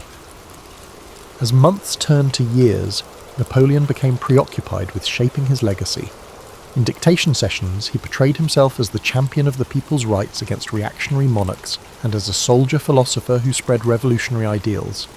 He insisted that his true glory was not the 40 battles he won, for defeat at Waterloo overshadowed them, but what will live forever is my civil code, the administrative reforms, the memory of a nation I transformed. He described the Grande Armée as a band of brothers who achieved the impossible out of love for France. He even expressed some remorse, or at least sadness, over the human cost of his ambitions. At times, sitting on the porch at Longwood, gazing at the Atlantic rollers under a grey sky, one imagines Napoleon pondering the ultimate futility of worldly power. Nevertheless, he never lost a certain pride and combativeness. When Sir Hudson Lowe would visit with petty regulations or refuse him the title of Emperor in correspondence, the British addressed him as General Bonaparte, Napoleon would bristle with anger, sometimes refusing to see the governor at all, cloaking himself in dignified silence. His entourage remained fiercely loyal, sharing in these indignities. In 1818, Las Cases was deported by Le Milieu for allegedly trying to smuggle letters to Europe. Napoleon was outraged, but he continued his dictations with others. Over time, reports of his declining health reached Europe and softened some hearts. Even royalists in France became less harsh, and a simmering Bonapartist sentiment emerged. In 1821, as Napoleon's condition worsened, constant abdominal pain, nausea and physical weakening, he took to bed. In April, he sensed the end was near and made a will, famously asking to be buried on the banks of the Seine, among the French people whom I have loved so much. On May the 5th, 1821, during a ferocious storm, Napoleon died. His last words, murmured in delirium, were recorded by those at his bedside as "France glory, l'armée, tête d'armée, Josephine." France, the army, head of the army, Josephine. Even at the final moment, his mind clung to what he cherished. His country, his soldiers, his glory, and perhaps a fleeting thought of the first wife he had loved. Napoleon was buried on St. Helena in a shaded valley, in a modest grave marked only by a simple tombstone. The British, wary of any symbol, left it nameless. But death only magnified the legend. Within years, memoirs like the Memorial of St. Helena spread across Europe, painting Napoleon as a romantic hero and martyr of sorts, the great man undone by fate and the malice of lesser men. The term Napoleon complex would come to describe not psychological height issues, but the complexity of his historical image. Tyrant or enlightened ruler, military genius or reckless conqueror. In 1840, as political tides changed in France, King Louis-Philippe obtained permission to bring Napoleon's remains home. In a grand state ceremony, Napoleon's body was exhumed, found remarkably well preserved. and transported to Paris. Lined by hundreds of thousands of silent onlookers, his coffin passed under the Arc de Triomphe, that monument he commissioned at the height of his power, and he was finally laid to rest with full honours in a red porphyry sarcophagus at Les Invalides. France thus symbolically reconciled with her prodigal son. He described the Grande Armée as a band of brothers who achieved the impossible out of love for France. He even expressed some remorse, or at least sadness, over the human cost of his ambitions. At times, sitting on the porch at Longwood, gazing at the Atlantic rollers under a grey sky, one imagines Napoleon pondering the ultimate futility of worldly power. Nevertheless, he never lost a certain pride and combativeness. When Sir Hudson Lowe would visit with petty regulations or refuse him the title of Emperor in correspondence, the British addressed him as General Bonaparte, Napoleon would bristle with anger, sometimes refusing to see the governor at all, cloaking himself in dignified silence. His entourage remained fiercely loyal, sharing in these indignities. In 1818, Las Cases was deported by Le Milieu for allegedly trying to smuggle letters to Europe. Napoleon was outraged, but he continued his dictations with others. Over time, reports of his declining health reached Europe and softened some hearts. Even royalists in France became less harsh, and a simmering Bonapartist sentiment emerged. In 1821, as Napoleon's condition worsened, constant abdominal pain, nausea, and physical weakening, he took to bed. In April, he sensed the end was near and made a will, famously asking to be buried on the banks of the Seine, among the French people whom I have loved so much. On May the 5th, 1821, during a ferocious storm, Napoleon died. His last words, murmured in delirium, were recorded by those at his bedside as France d'Auray, Armée, Tête d'Armée, Joséphine. France, the army, head of the army, Joséphine. Even at the final moment, his mind clung to what he cherished. His country, his soldiers, his glory, and perhaps a fleeting thought of the first wife he had loved. Napoleon was buried on St. Helena in a shaded valley, in a modest grave marked only by a simple tombstone. The British, wary of any symbol, left it nameless. But death only magnified the legend. Within years, memoirs like the Memorial of St. Helena spread across Europe, painting Napoleon as a romantic hero and martyr of sorts, the great man undone by fate and the malice of lesser men.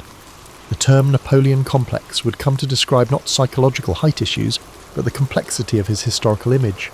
Tyrant or enlightened ruler, military genius or reckless conqueror. In 1840, as political tides changed in France, King Louis-Philippe obtained permission to bring Napoleon's remains home. In a grand state ceremony, Napoleon's body was exhumed, found remarkably well preserved, and transported to Paris. Lined by hundreds of thousands of silent onlookers, his coffin passed under the Arc de Triomphe, that monument he commissioned at the height of his power, and he was finally laid to rest with full honours in a red porphyry sarcophagus at Les Invalides. France thus symbolically reconciled with her prodigal son. And just like that, we've come to the closing of what I think has been the longest story yet to tell. Napoleon Bonaparte's entire history serves as a reminder that brilliance often coexists with obsession, and that unchecked ambition has the power to both reshape the world and unravel it with equal speed. Tonight's story journeyed through every stage of his life, from his obscure Corsican beginnings to the thunderous rise and the final exile and quiet defeat. We uncovered the disorienting scale of his campaigns, the shifting allegiances, and the fragile humans underneath the imperial crown. Don't worry if you're still having trouble falling asleep. We have more stories lined up, each carefully selected to soothe your thoughts and quiet the chaos. I truly love sharing these stories with you and helping you rest. You all deserve deep, peaceful sleep. Now I'll go sit by the fire and sip tea, letting the echoes of history fade into silence. Sweet dreams, my friends, and as always, sleep tight and good night. In the late 17th and early 18th centuries, France was a land of contrasts. By candlelight in a grand chateau's garden, a curious noblewoman listens as a witty philosopher describes the stars above. He explains that those stars are suns like our own, each perhaps circled by the worlds of their own, a radical idea in an age when questioning the heavens could be dangerous. Bernard de Fontenelle's Conversations on the Plurality of Worlds, 1686, a clever book where a lady and a scientist stroll nightly under the sky discussing Copernicus's sun-centered universe. Fontenelle's charming prose made the latest scientific discoveries accessible to the layperson, planting seeds of curiosity, even as Louis XIV's strict rule cast long shadows. Along with those of fellow thinker Pierre Bayle, formed a foundation for what would soon be called the Enlightenment. At the turn of the 18th century, official France was still firmly absolutist and devoutly Catholic. Louis XIV, the Sun King, had revoked the Edict of Nantes in 1685, driving Protestants like Bailey into exile. Yet even as the king insisted on religious unity, dissenting ideas quietly took root. In his safe haven abroad, Bayle wrote a sceptical, historical and critical dictionary, 1697, that poked holes in dogma and advocated tolerance. These volumes, printed in Amsterdam and London, were smuggled over the borders in barrels of cloth and hidden compartments, finding eager readers in Paris and Lyon. A tradition was beginning. Forbidden ideas could not be easily extinguished. Bailey's call for a society of pluralistic views, a daring notion that people of different beliefs might live together in peace, resonated with a small but growing circle of French minds. Quietly, the monopoly of church and crown on truth was being challenged by pamphlets and letters passed hand to hand. After Louis XIV's death in 1715, the atmosphere in France relaxed somewhat, allowing these early sparks to flare up. In Paris, coffee houses and literary clubs buzzed with talk. One towering figure of this early Enlightenment was Baron de Montesquieu, a provincial nobleman with a dry wit and keen insight. In 1721, Montesquieu published The Persian Letters, a playful novel of letters in which two fictional Persian travellers lampoon French customs. Nothing was sacred in its pages. Parisian high society, the pretensions of the king's court, the absurdities of the Catholic clergy, all were held up to gentle ridicule through these eyes of outsiders. Readers were amused and intrigued. Beneath the satire lay serious critiques of absolutism and religious hypocrisy. The book, though published anonymously, created a stir. It was passed from salon to salon, read aloud in amused whispers. France's own institutions were being examined as if under a foreign lens, and many found them wanting. Montesquieu's success emboldened others. Soon he would take his analysis further. Retiring to his estate, he quietly toiled on a magnum opus about laws and governments around the world. By the 1730s, the term philosophy was coming into use. Not quite the same as philosopher, it meant a man, or occasionally a woman, of ideas who applied reason to all areas of life. These Enlightenment thinkers saw themselves as bringing light into the dark corners of ignorance and oppression. They drew inspiration from English writers like John Locke and scientists like Isaac Newton, whose works were now circulating in French translation. In fact, a fashionable young writer named Voltaire had travelled to England and returned in 1729 bubbling with enthusiasm for Newton's physics and the English spirit of free debate. He set about spreading both. With his vivacious lover Émilie du Châtelet, herself a brilliant mathematician, Voltaire explained Newton's findings in French and praised England's relatively liberal society in his letters on the English. Though the French authorities condemned his book and briefly imprisoned its author for it, the ideas could not be unread. The taste of intellectual freedom abroad only sharpened French appetites for more. Thus, in the decades before the Revolution, the early stirrings of Enlightenment thought took hold. A handful of bold voices, Fontenelle with his popular science, Bayle with his sceptical erudition, Montesquieu with his satire, and Voltaire with his sharp pen, prepared the ground. Their writing circulated in manuscript and in contraband print, fertilizing minds from Paris to the provinces. Over supper tables and university halls, people began asking new questions. Could reason, not tradition, guide human affairs? Must religious uniformity trump individual conscience? Could a king's authority have limits set by natural law? These questions, sown in the early 1700s, would sprout dramatically as the century progressed. For now, they were still whispered. But the Enlightenment in France had begun, a dawn of new thinking that promised to chase away medieval shadows. In the mid-18th century, some of the most radical ideas in France were not plotted in dark alleys but discussed over champagne in elegant drawing rooms. The Parisian salon was a unique institution, part social club, part intellectual seminar, typically hosted by a wealthy or aristocratic woman, the salonière. These gatherings brought together writers, philosophers, artists and statesmen under one chandelier. On a given evening you might find the sharp-tongued Voltaire trading barbs with a bishop, or Jean-Jacques Rousseau shyly unveiling his latest essay to a circle of curious marquises. Salons were private and by invitation only, yet they became engines of public discourse. There was a democratic, cosmopolitan, and tolerant atmosphere, rare for the time nobles, bourgeoisie, and even an occasional artisan or foreign savant mingled politely, united by a love of wit and ideas. Here, Enlightenment thought took on a human face as diverse guests debated art, science, and politics late into the night. The women who ran these salons wielded subtle power in a society that otherwise confined female influence. Take Madame Geoffrin, for example. Born Marie-Thérèse Rodet-Geoffrin by the 1740s, she had established herself as the premier hostess of Paris. Every Monday, her well-appointed home on the Rue Saint-Honoré welcomed the leading writers and philosophes to dinner. Wednesdays were reserved for artists. With motherly charm, Madame Geoffrin presided over the conversation, tactfully steering away from overly explosive topics so as to keep the gathering convivial. She even provided financial support to struggling men of letters, quietly paying debts or buying paintings from her artist guests. The respect she commanded was such that even the crusty Voltaire deferred to her. In her salon one had to follow certain rules. Wit was appreciated, but vulgarity was not. Lively debate was welcome, but shouting and personal attacks were frowned upon. Under her guidance, the tone remained civil, clever, and enlightening, a model of the refinement of manners and speech that salons originally aimed for. Other salonières adopted different styles. Madame de Dudefand, an older contemporary of Geoffrin, hosted gatherings from 1745 onward, but famously disdained the more radical philosophe, except for Voltaire, whom she adored. Her salon favoured high society gossip and classical letters over bold new philosophy. In contrast, the witty Mademoiselle Julie de Lespinasse ran a more freewheeling salon in the 1770s. Julie had been tutored in the art by Madame du Deffand until a falling out, and, with a small stipend from Madame Geoffrin, struck out on her own. She innovated by opening her home almost every evening to a select but mixed company.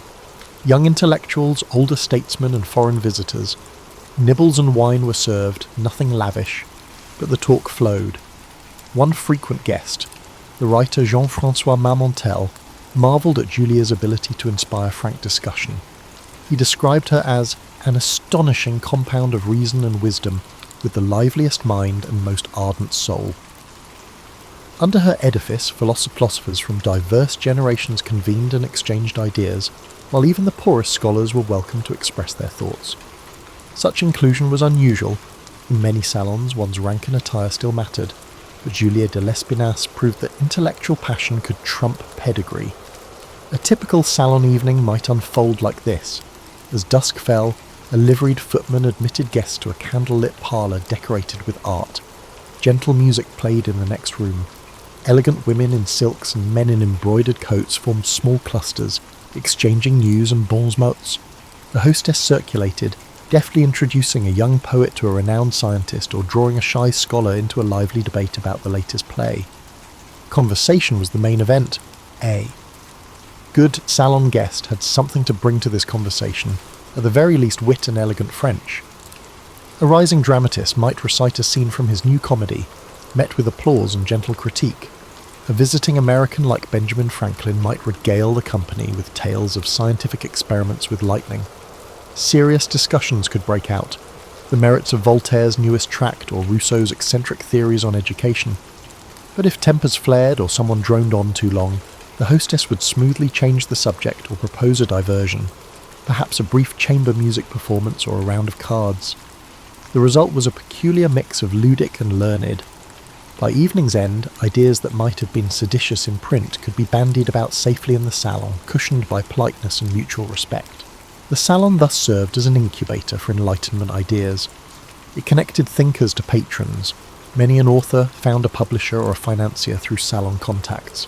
It allowed women a rare opportunity to engage in intellectual life, albeit as conveners rather than professors, with notable exceptions like Emily du Châtelet, who, though not a salonière, proved women could match men in science.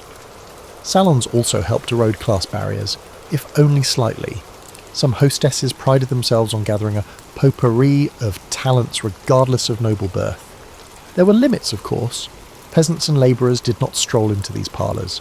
The salons primarily catered to the elite, who were open to new talent and ideas, not just those inherited from their lineage.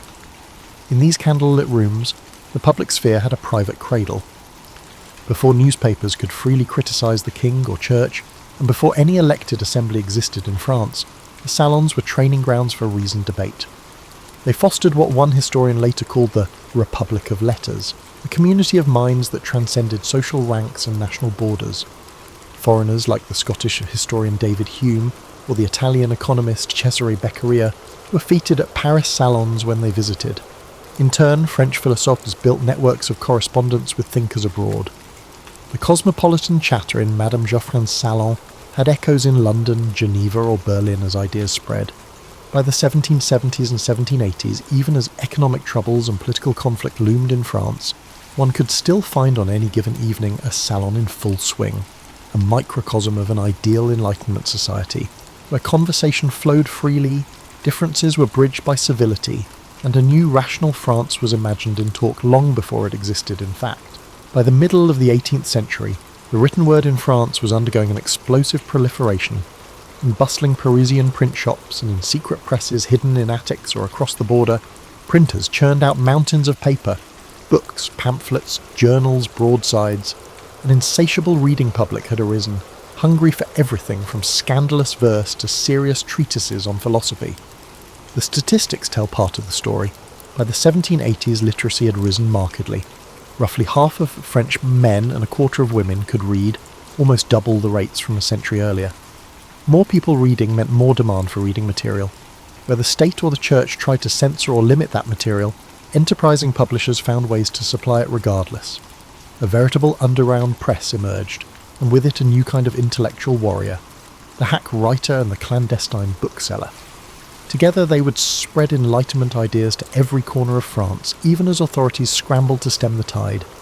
Officially, the French crown maintained strict censorship. All books were supposed to be approved by royal censors and carry the censor's name. Hundreds of titles were outright banned. The Catholic Church, through the Sorbonne faculty and the infamous Index Librorum Prohibitorum, Index of Prohibited Books, also condemned works deemed heretical or immoral. Punishments for illegal printing could be severe: fines, imprisonment, even the gallows for repeat offenders. But by the 1770s, enforcement was increasingly like plugging holes in a sieve. The appetite for new ideas was too strong and the profits to be made from satisfying it too tempting. Smugglers carried forbidden books into France by the crate, stashing them in false-bottom wagons, or floating them down rivers at night. It was said that in some frontier towns, nearly every customs officer could be bribed. Meanwhile, within France, pirate printers secretly duplicated popular works without permission. One way or another, what was officially banned often ended up widely read. A few examples illustrate the cat-and-mouse game of publishing. In 1759, the monumental project of the Encyclopédie, the great encyclopedia of sciences, arts, and trades edited by Denis Diderot, was banned by King Louis XV after the first 7 volumes, under pressure from church authorities who found its articles too impious. But Diderot did not abandon it. Thanks to sympathetic insiders, not least the enlightened censor Malgerbe, Diderot continued the work in secret, finishing 10 more volumes of articles and plates under a false imprint in Switzerland. Officially, the encyclopedies were suppressed. In reality, subscribers received the remaining volumes clandestinely by 1765. As one contemporary quipped, the authorities had winked at the enterprise. They pretended to shut it down to appease the church, but turned a blind eye to its continued existence because it employed hundreds of workers and had powerful supporters. This delicate dance, ban in name, tolerate in practice, typified the later old regime's lax censorship. By 1780, Diderot's encyclopédie stood complete at 35 volumes, an astonishing trove of Enlightenment knowledge made available to the public, despite all edicts to the contrary. In addition to the Encyclopédie, Geneva, Amsterdam, London, and the Rhineland produced illicit literature. Scholars believe that around 600 prohibited books circulated in France before the Revolution. These included philosophical books, scurrilous political pamphlets, and censored novels. According to historian Robert Darnton, several were forbidden bestsellers, books too filthy or seditious for the censors, but eagerly read by everyone who could. Rousseau's Emile on education and the social contract were prohibited in 1762, but pirated volumes spread and made him famous. Obscene leaflets criticising the royal family's morals and crazy stories about the king's ministers were other underground bestsellers. Grub Street writers, hack authors living hand-to-mouth in Paris who wrote whatever sold, specialised in libelles, libellous pamphlets. To get money, such writers might mock the king's mistress one week, compose a natural rights tract the next, and spy for the police the next. Voltaire and Diderot mocked this literary underworld. Voltaire called hack writers things. Ironically, radical ideas sometimes spread through these less recognised venues. The hackers, hungry and alienated from the previous regime, hated authority and fueled the revolution. Print circulation is immense. A recent police inventory of a seized bookstore or the Bastille's confiscated shipment documents shows thousands of illegal books. Popular illegal titles have been republished many times. In the 70s, the Swiss underground publisher Société Typographique de Neuchâtel transported tens of thousands of volumes into France, from Voltaire's philosophical fables to prohibited novels. By 1796, 20 sanctioned and 50 pirated volumes of the forbidden anti-colonial work History of the Two Indies 1770 surfaced. Abbé Raynal's History of the Two Indies, which boldly denounced slavery and tyranny, was banned by the French government and exiled, while the clergy despised him as one of the most seditious writers, which only piqued readers' interest. Despite the embargo, the book was a bestseller and influenced American colonists with its human rights advocacy. The paradox of French Enlightenment publishing was that repression often increased a work's fame and audience. Reading revolutions spread outside the capital. Provincial cities developed lending libraries and reading societies, where members pooled funds to buy books and newspapers under the watchful eye of a suspicious bishop or magistrate. Literature was available to many residents and artisans by the 1780s. Budget-friendly Bibliothèque Bleue books simplified Enlightenment ideals, fairy tales, and practical information. Peddlers sold chapbooks in local marketplaces, spreading new ideas. In a tavern, a peasant may hear a hot story about the king's mistress, or a Voltaire joke. Of course, not everyone liked this print deluge. Conservative voices argued that excessive reading, especially forbidden materials, was corrupting ordinary people. One booklet at a time, some worried that authority was losing respect. They were partly right. Before 1789, printed words affected French public opinion. Pamphlet avalanche swayed public opinion after high-profile scandals or trials, like the Diamond Necklace Affair, 1785, involving Queen Marie Antoinette. Enlightenment authors inform and influence public opinion. They thought education and critical thinking could improve society. It worked, but it also fueled high expectations and simmering discontent. A Parisian kiosk sold a cheap Rousseau leaflet on the eve of the revolution stating, "Man is born free and everywhere he is in chains." A bawdy song mocking the fat archbishop or a broadsheet celebrating America's successful uprising against its ruler were available. Rights, liberty and equality, formerly discussed in salons, have permeated common consciousness. The future was printed on legal and unlawful presses.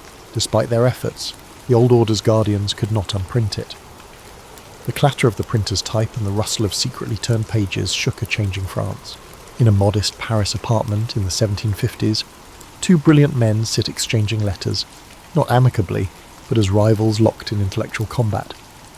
On one side is Voltaire, the most famous wit of the age, now in his 60s, polished, urbane, a skeptic who relishes skewering folly.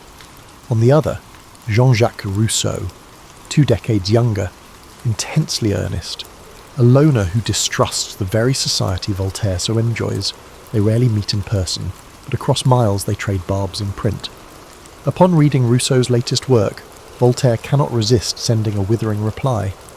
"I have received, sir, your new book against the human species, and I thank you for it," Voltaire writes with biting sarcasm. "No one has ever employed so much intelligence to make us all stupid. Reading your book inspires a strong desire to take action." His words drip with mock praise. Rousseau's idealization of primitive man, Voltaire implies, is absurd. Civilization may be flawed, but it's far better than the savage life Rousseau extols. This famous quip that Rousseau's philosophy is enough to make a man want to become a beast epitomizes the clash between two towering Enlightenment thinkers whose visions of human nature and society were worlds apart.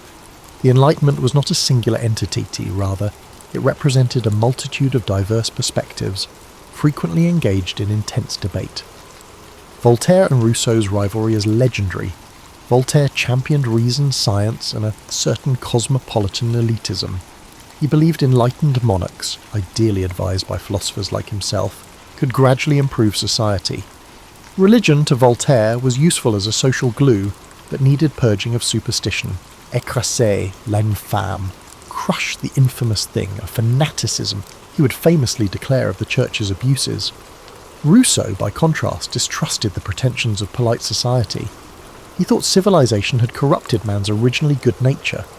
In works like Discourse on Inequality, he argued that arts and sciences had led not to progress, but to vanity and oppression. His ideal was a simpler life in harmony with nature, and a political community based on genuine equality and the general will of the people, as he later outlined in the Social Contract. To Voltaire, the idea sounded naive at best, dangerous at worst. Their correspondence started courteously but soured over time.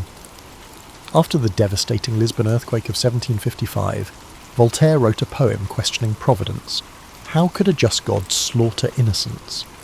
Rousseau oddly rebuked Voltaire, saying people should not question God's plan, and that if men didn't live packed in cities, the quake would do less harm. Voltaire privately scoffed that Rousseau wanted to send mankind backwards. One longs, in reading your book, to walk on all fours, he jeered, stung by Rousseau's critique. Rousseau, for his part, grew increasingly convinced that Voltaire and his clique were conspiring against him, mocking him behind his back. By the 70s, their relationship had fractured completely. Rousseau even refused Voltaire's offer of refuge when Rousseau was fleeing arrest. The Voltaire-Rousseau split was not just personal, it symbolised a deeper divergence in Enlightenment thought. Voltaire stood for the party of reason, progress through enlightened authority and sharp criticism of tradition. Rousseau became the voice of the party of feeling, valuing emotion, authenticity, and the wisdom of the common man over the polished salon sophisticature. Their quarrel highlighted contradictions. The Enlightenment celebrated reason, yet Rousseau accused reason's apostles of being cold and elitist. It preached equality, yet Voltaire privately disdained the uneducated masses and preferred benevolent despotism to democracy. In their ways, each was prophetic. Voltaire of the liberal, secular values that would shape modern Europe, Rousseau of the romantic, democratic, and even revolutionary currents that would soon erupt. It's fitting that both men died in 1778, a decade before the Revolution, almost as if fate meant to clear the stage for the drama to come. Beyond this famous duo, the Enlightenment was rife with intellectual rivalries and collaborations. Diderot and D'Alembert, co-editors of the Encyclopédie, had their share of squabbles. D'Alembert quit the project in frustration in 1759, leaving Diderot to slog through the remaining volumes largely alone. Diderot also fell out bitterly with Rousseau, who had once been his close friend. Diderot and Baron de Holbach welcomed Rousseau as a kindred spirit in the 1740s, but as Rousseau's ideas diverged and his paranoia grew, he came to believe Diderot had portrayed him negatively in a satirical play. Their friendship collapsed, illustrating how personal slights could fracture even those working for the same broad cause.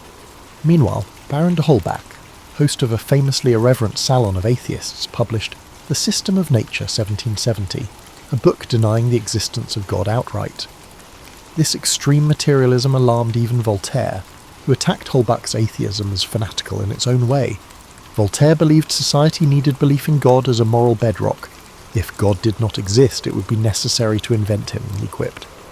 Holbach and Diderot, however, privately ridiculed Voltaire's deism as a lack of nerve. To them, reason pointed to a universe without need of a divine being. Thus, even among philosophes united against the Church's tyranny, there were deep fractures about religion's role. Another poignant clash involved Montesquieu and Rousseau's political theory. Montesquieu's The Spirit of the Laws, 1748, argued for a balanced constitution, like Britain's, with powers separated among king, parliament, and courts, a moderate vision to prevent despotism. Rousseau's Social Contract, 1762, dismissed Montesquieu's model as too aristocratic. Instead, Rousseau envisioned a republic so egalitarian that in theory, everyone would obey laws they themselves willed. Voltaire found Rousseau's political ideas as impractical as his primitivism.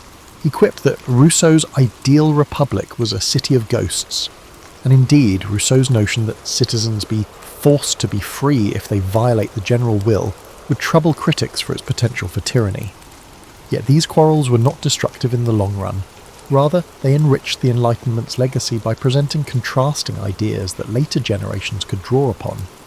In the salons and in print, rival philosophes might lampoon each other, but they also all contributed to a broader movement questioning the status quo.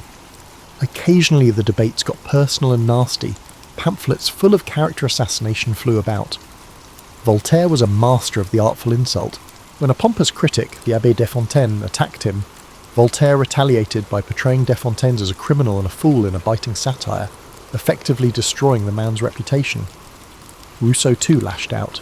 In his later years, he wrote withering letters accusing former friends of treachery. Still, these human dramas had larger consequences. The sharp exchanges clarified differences in thought. What was the best form of government? The true foundation of morality? What is the role of religion? Through argument, the philosophy refined their positions. By the 70s, a new generation was emerging too. Figures like Condorcet, a mathematician and protégé of d'Alembert, admired both Voltaire and Rousseau trying to synthesize Enlightenment ideals with practical reforms. Condorcet would advocate for the abolition of slavery and women's rights, pushing the Enlightenment's egalitarian logic further than his predecessors dared. Meanwhile, the rifts among the older philosophers presaged splits in the coming revolution. Aristocratic liberals versus radical democrats, deists versus atheists, and pragmatists versus idealists. The Enlightenment was not one sun but a constellation, with Voltaire and Rousseau as two bright stars often in eclipse of each other. Their clashes, bitter though they were, gave the era much of its dynamism. The salon gossip about Voltaire versus Rousseau was the talk of intellectual Europe. Interestingly, when both Rousseau and Voltaire passed away in 1778, they received brief eulogies as if they had been complementary heroes. Within a few years, the French Revolution would enshrine them by interring both their ashes in the Panthéon in Paris, Voltaire in 1791, Rousseau in 94, symbolically reconciling the two in the Republic of Posterity. France, it turned out, would need both Voltaire's razor wit and Rousseau's passionate cry for freedom as it hurtled toward a new age. The Palace of Versailles courtyard was packed on a sunny September afternoon in 1783, with eyes fixed on the sky. Two provincial brothers, the Montgolfier brothers, were ready to attempt the first hot air balloon flight by the living creatures in front of King Louis XVI and Queen Marie Antoinette. A sheep, duck and rooster were placed into a wicker basket under a taffeta balloon at the sound of a cannon. A second cannon fire announced release. As the balloon gracefully climbed 600 metres, tens of thousands of people gasped. It carried its barnyard aeronauts through the heavens for 8 minutes. Royal biologists quickly examined the animals, which were alive and eating hay, after it softly landed a few kilometres away. The audience applauded. The king was thrilled, albeit the inventors deftly avoided his suggestion to use convicted felons as test passengers. More than amusement, this balloon flight symbolised the Enlightenment's faith in science and reason to expand the conceivable. That moment, even the ancient dream of flight seemed possible. Ingenuity and experimentation had turned imagination into reality before the French public. French Enlightenment science pervaded daily life and great politics. Savants, learned men and a few women, who passionately studied nature, rose in the 18th century. They studied chemistry, anatomy, botany, astronomy and electrical. Importantly, they sought practical social reforms. The former Royal Academy of Sciences in Paris was full of experiments. Antoine Lavoisier, a rich Parisian tax officer who loved chemistry, discovered oxygen's role in combustion and established the idea of mass conservation. Lavoisier and his wife Marie, who illustrated and took notes, measured gases and metals with astonishing precision in their home laboratory. He proved that rusting metal gains weight by mixing with airborne oxygen, disproving the phlogiston idea. Such work paved the way for modern chemistry. Lavoisier was a systematic, empirical Enlightenment savant who felt knowledge should advance humanity. Outside the lab, he improved France's gunpowder industry, helping the military, and agricultural research to boost yields.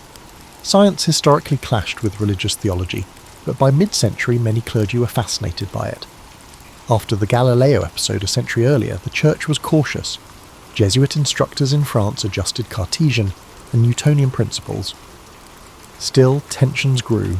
In the 1770s, the Comte de Buffon, the king's naturalist, proposed that the world may be far older than the Bible's 6,000 years. Paris's Faculty of Theology forced him to include a pious disclaimer in his book. Enlightenment science favoured natural explanations above magical ones, contrary to traditional beliefs. Many devout Christians saw scientific findings as proof of God's laws.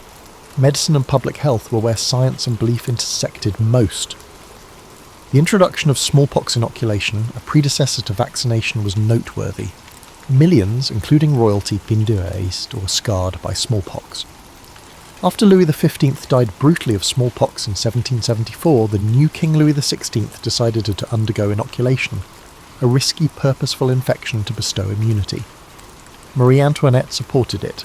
Parisian milliners produced the pouf à l'inoculation, a hairdo with symbols of medicine and victory, a serpent-entwined rod, a rising sun for the king, and an olive branch for peace, to commemorate the royal inoculation's success. Fashion and science were linked. The pouf made inoculation look cool and calm public worries.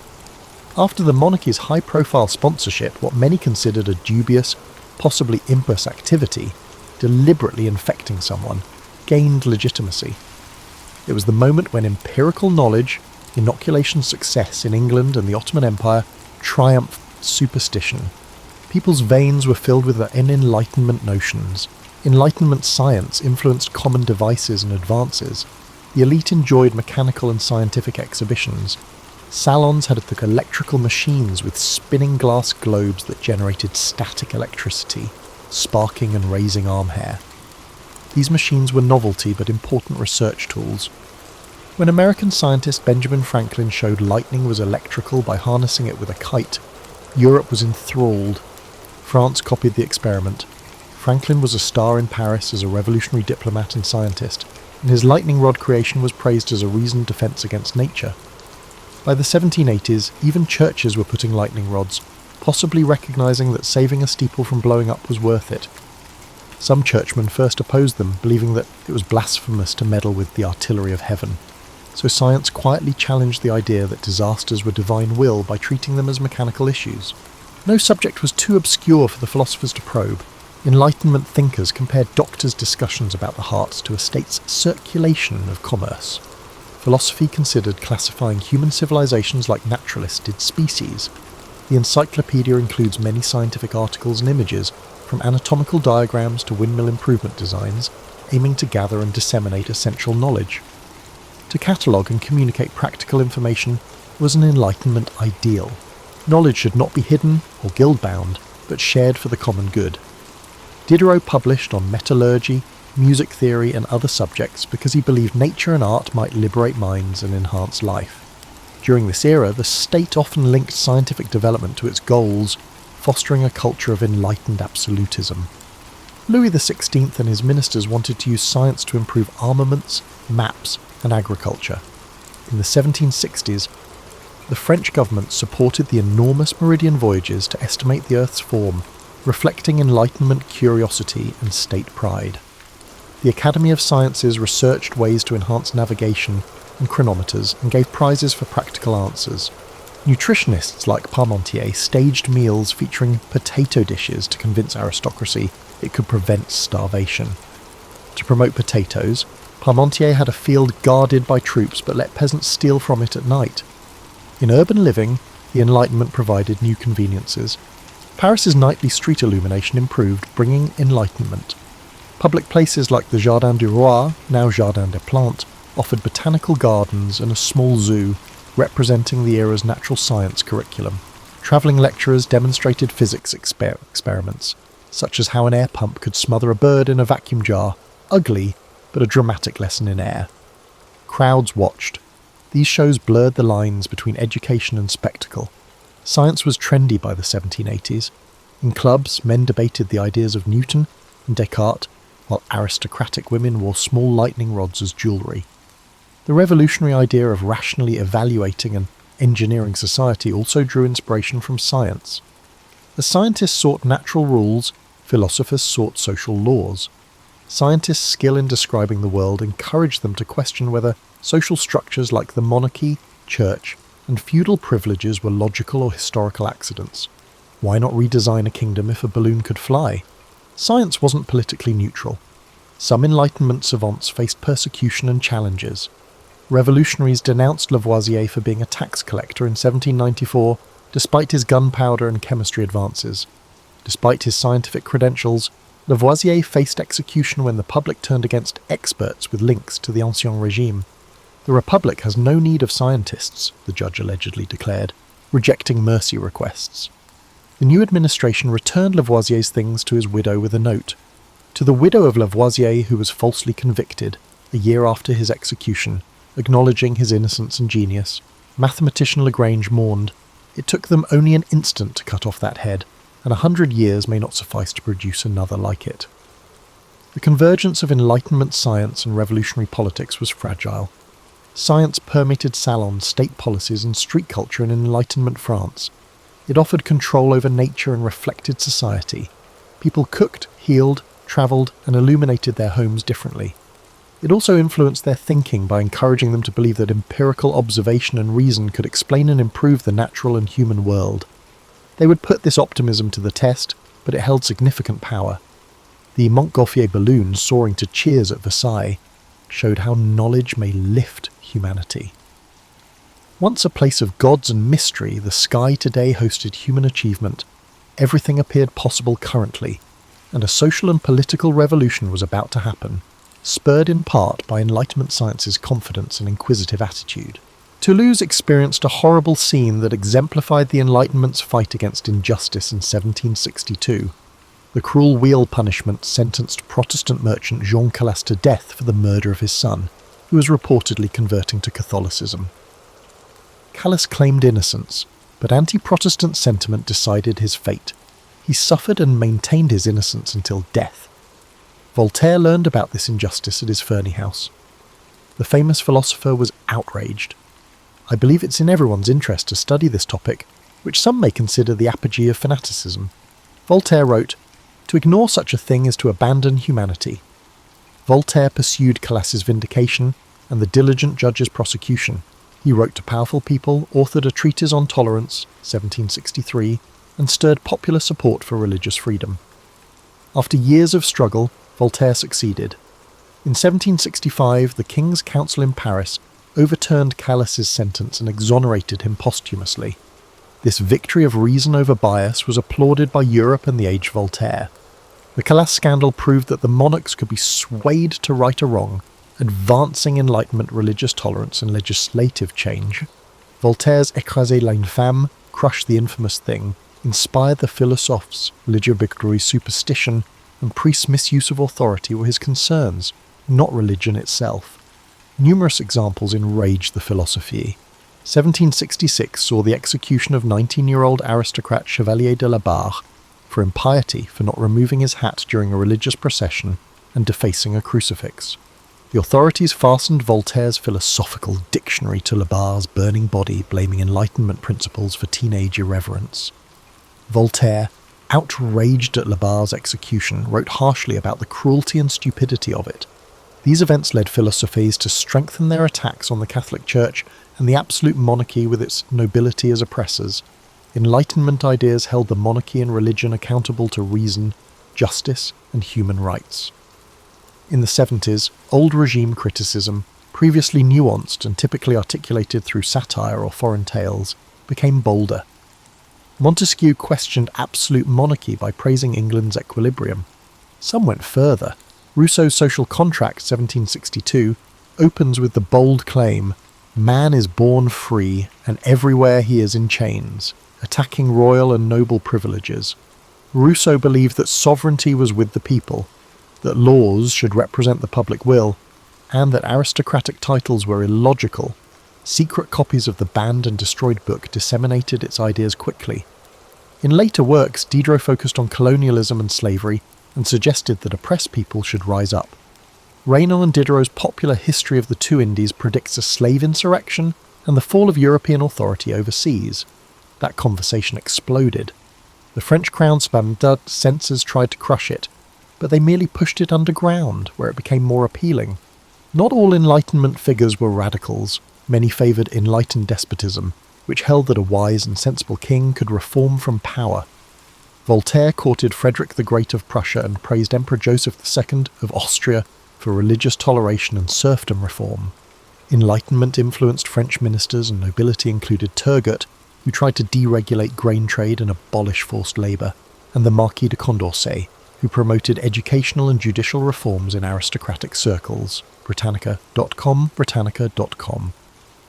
These men attempted internal system reform. In 1780, mild-mannered Louis XVI prohibited torture and interrogations, inspired by Cesare Beccaриa's Enlightenment essay on crimes and punishments. By providing Protestants civil rights in 1787, he advocated immunization and religious tolerance. The monarchy often failed and faced opposition from existing interests. Nobles resisted Turgot's reforms, dismissing him. The church leadership actively opposed privilege reduction. The French Catholic Church was a key Enlightenment target. The church had long ruled education, literature, and dissenters with immense great riches. Philosophers, mostly deists or agnostics, denounced church persecution. Voltaire opposed intolerance, like the Calas scandal, to humble the church. Candide, his satirical tale, attacked religious hypocrisy and other flaws. In Cannibals, Diderot subtly mocked European religious communion by comparing Pacific Islander customs to European religious communion. Baron de Holbach's system of nature atheism depicts priests as deceptive characters who use hell to subjugate people. The words were provocative. Toulouse experienced a horrible scene that exemplified the Enlightenment's fight against injustice in 1762. The cruel wheel punishment sentenced Protestant merchant Jean Calas to death for the murder of his son, who was reportedly converting to Catholicism. Calas claimed innocence, but anti-Protestant sentiment decided his fate. He suffered and maintained his innocence until death. Voltaire learned about this injustice at his Ferney house. The famous philosopher was outraged. I believe it's in everyone's interest to study this topic, which some may consider the apogee of fanaticism.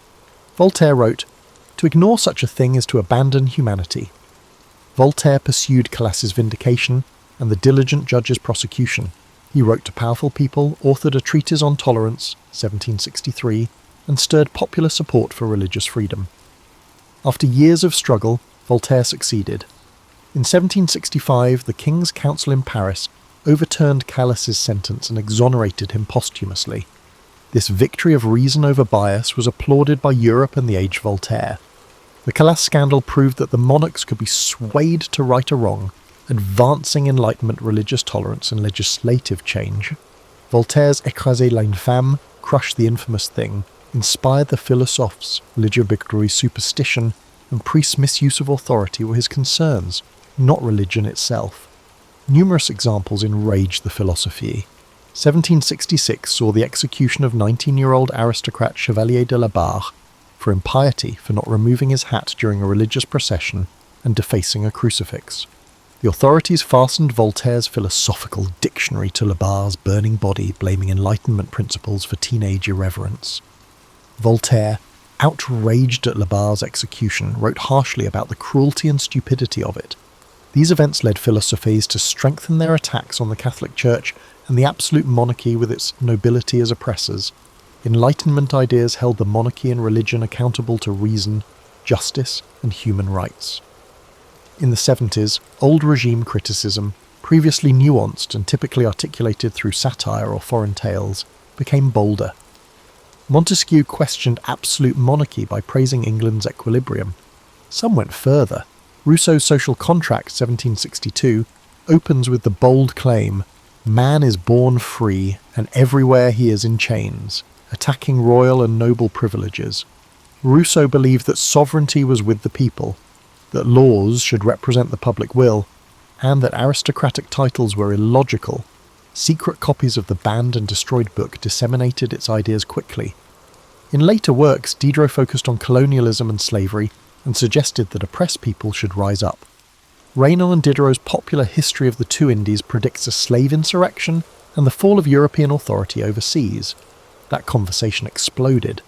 The French crown spandard censors tried to crush it, but they merely pushed it underground, where it became more appealing. Not all Enlightenment figures were radicals. Many favoured enlightened despotism, which held that a wise and sensible king could reform from power. Voltaire courted Frederick the Great of Prussia and praised Emperor Joseph II of Austria for religious toleration and serfdom reform. Enlightenment influenced French ministers and nobility included Turgot, who tried to deregulate grain trade and abolish forced labour, and the Marquis de Condorcet, who promoted educational and judicial reforms in aristocratic circles. Britannica.com. These men attempted internal system reform.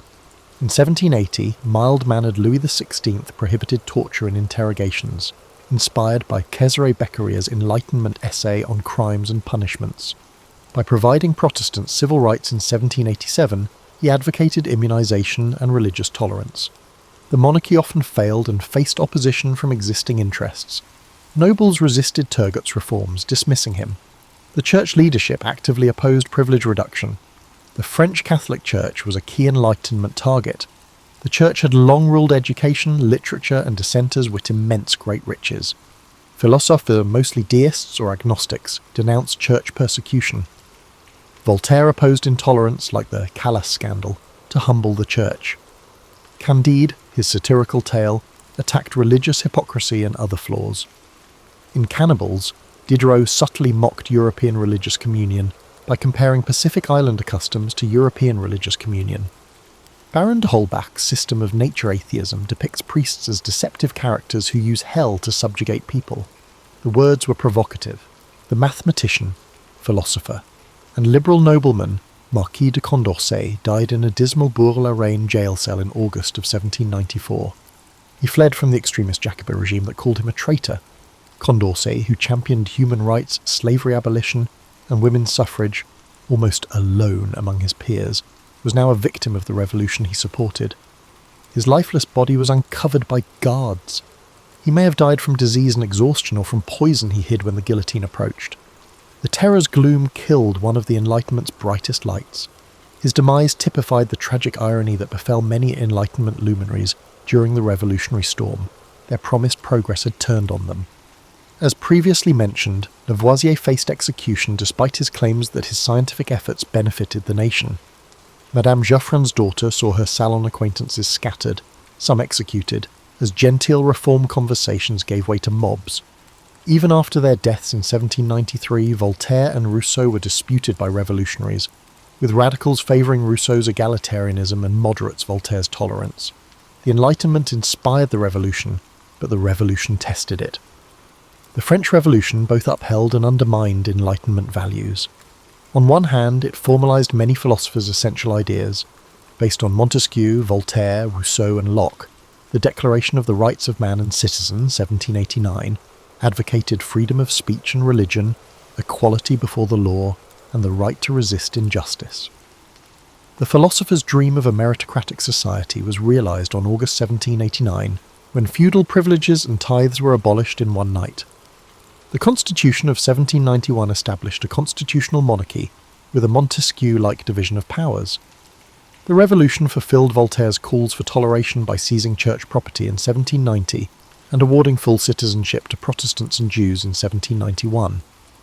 When Louis XVI was guillotined in 1793, Rousseau's vision of popular sovereignty, the people's will above divine right kingship, was most clearly confirmed. However, the revolution's violent, illiberal turn troubled many. The Enlightenment sought to replace tyranny with reasoned conversation, not crowd or one-party power. The Committee of Public Safety murdered thousands of enemies of the revolution during the Reign of Terror, 1793-4, a terrible inversion of Enlightenment ideas. Reason gave way to another frenzy. Under Robespierre, the revolutionaries formed a municipal religion of the Supreme Being and held deistic festivals, a guillotine-enforced version of Rousseau's civil religion. People executed under the guise of reason for being aristocrats or moderate republicans would have horrified Voltaire. The terror exposed an Enlightenment contradiction. The confidence in a single truth, rational or ideological, can lead to tyranny. Philosophers like de Holbach and Helvetius were as intolerant of religious people as atheists. The revolution showed how abstract enlightenment may become dogmatism. No one shall spread darkness, on pain of death. Many Enlightenment thinkers did not want democracy. Voltaire favoured an enlightened monarch over an uninformed mob. Some intellectuals said early revolutionary assemblies' disarray showed Voltaire was right about the Quenelle rabble. Before his 1784 death, Diderot had become pessimistic, arguing that despotism might only cease when the last monarch was strangled with the last priest's entrails, a dismal hyperbole the revolutionaries half-jokingly repeated. Diderot probably wouldn't have celebrated the 1793 mass guillotining. Philosophers had not solved how to justly implement principles. This gap existed between theory and practice. Enlightenment supporters faced social contradictions. Few addressed women's condition directly, although they promised equality.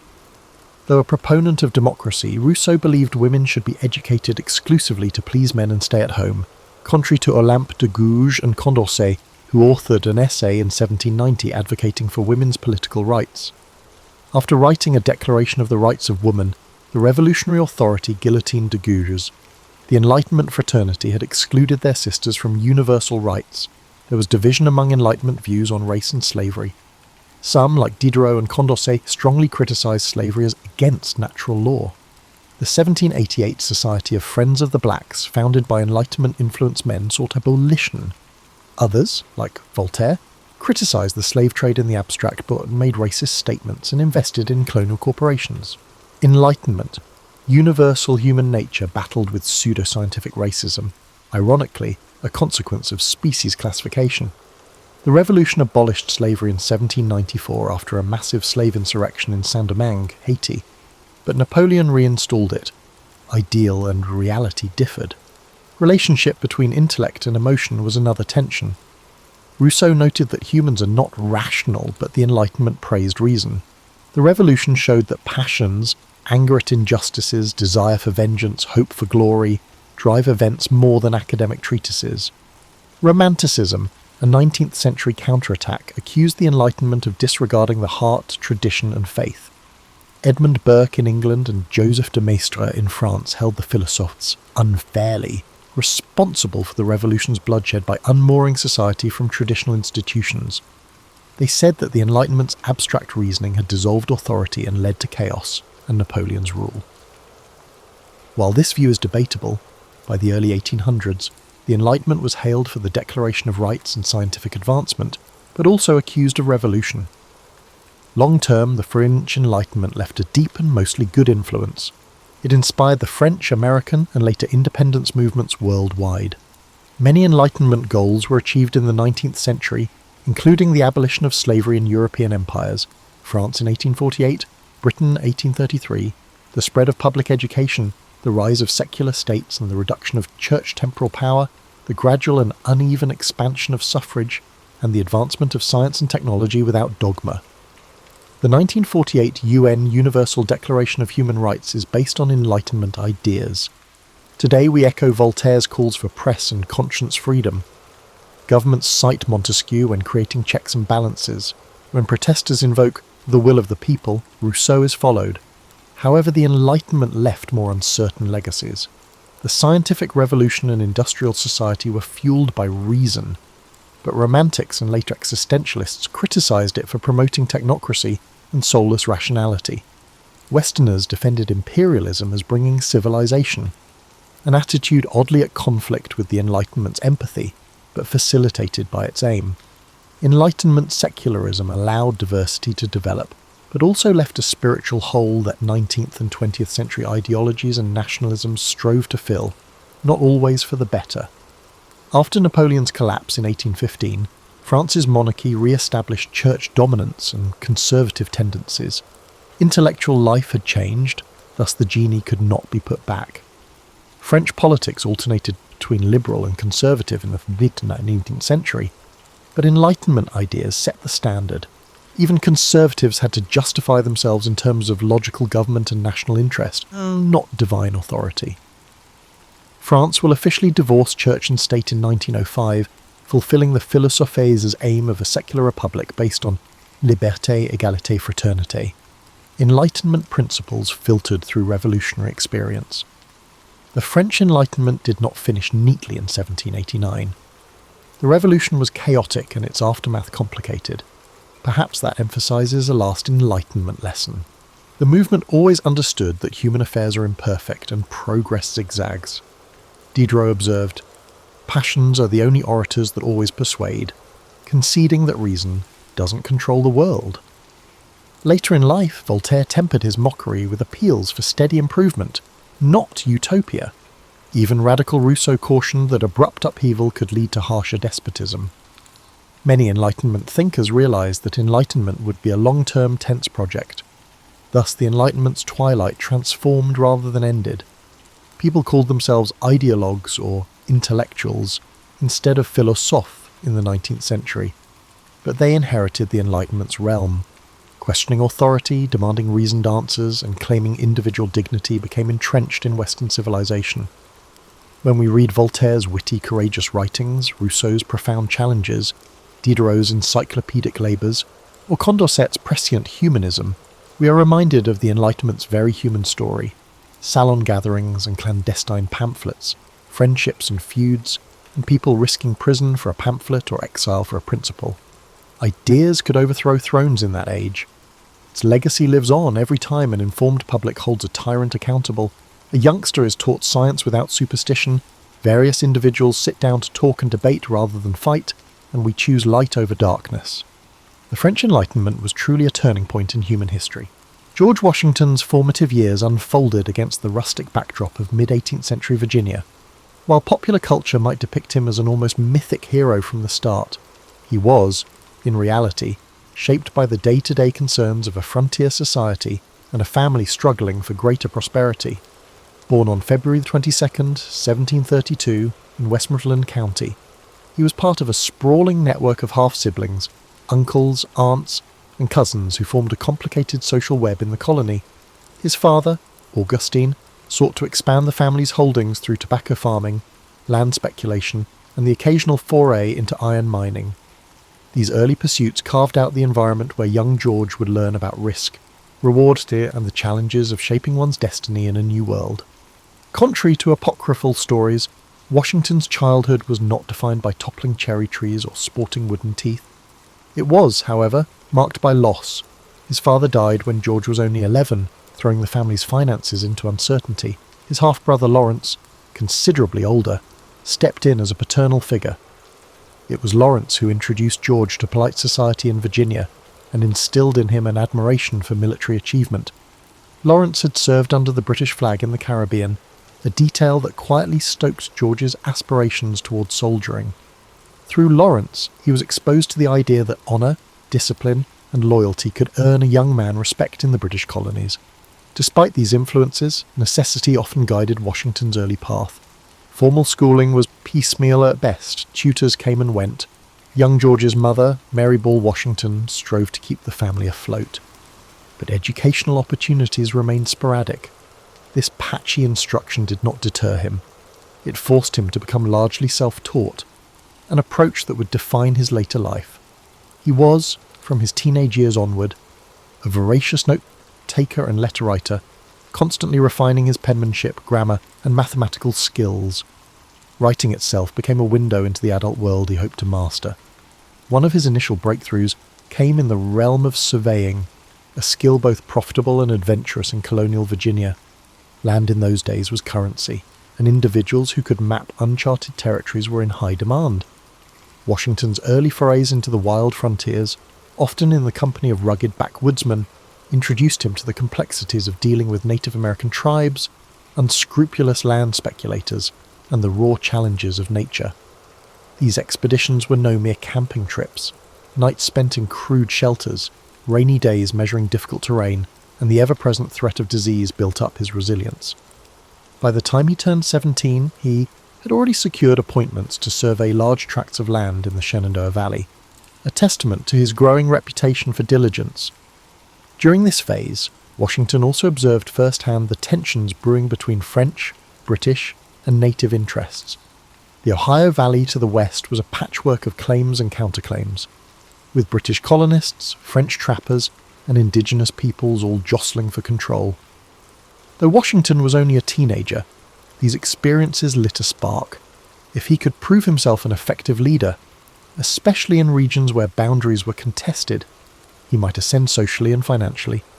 Colonial Virginia had its share of privileged families, but upward mobility was possible for those who possessed skill, connections, and an unrelenting work ethic.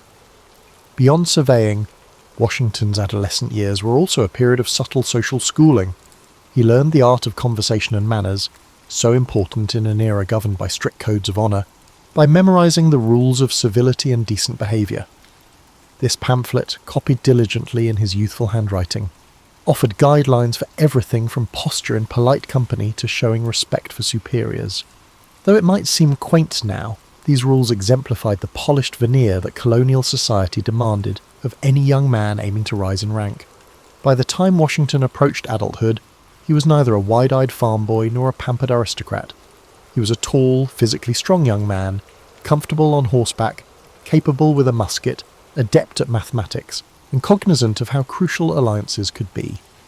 He held quiet ambitions that revolved around land, local military distinction, and acceptance among the elite.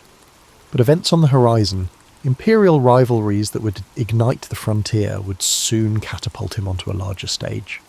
In that transitional zone between surveying in the wilderness and attending genteel dances along the Potomac, George Washington was preparing, without fully knowing it, for trials that would define his future and reshape a continent's destiny. Washington's transformation from a surveyor to a soldier was not the result of random events or a meticulously planned strategy. It was, instead, triggered by the turbulent geopolitics of the mid-18th century. At the time, the British and French empires vied for dominance over North America's lucrative territories.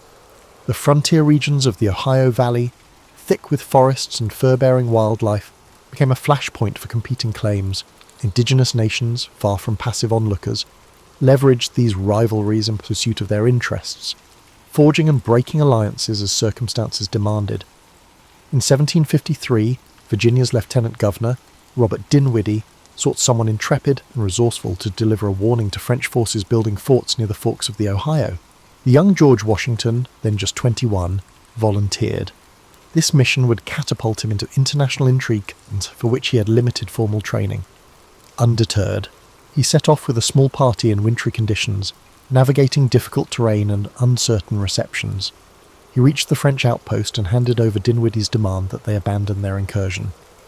The French officers responded politely but refused to budge. Washington's return journey was harrowing.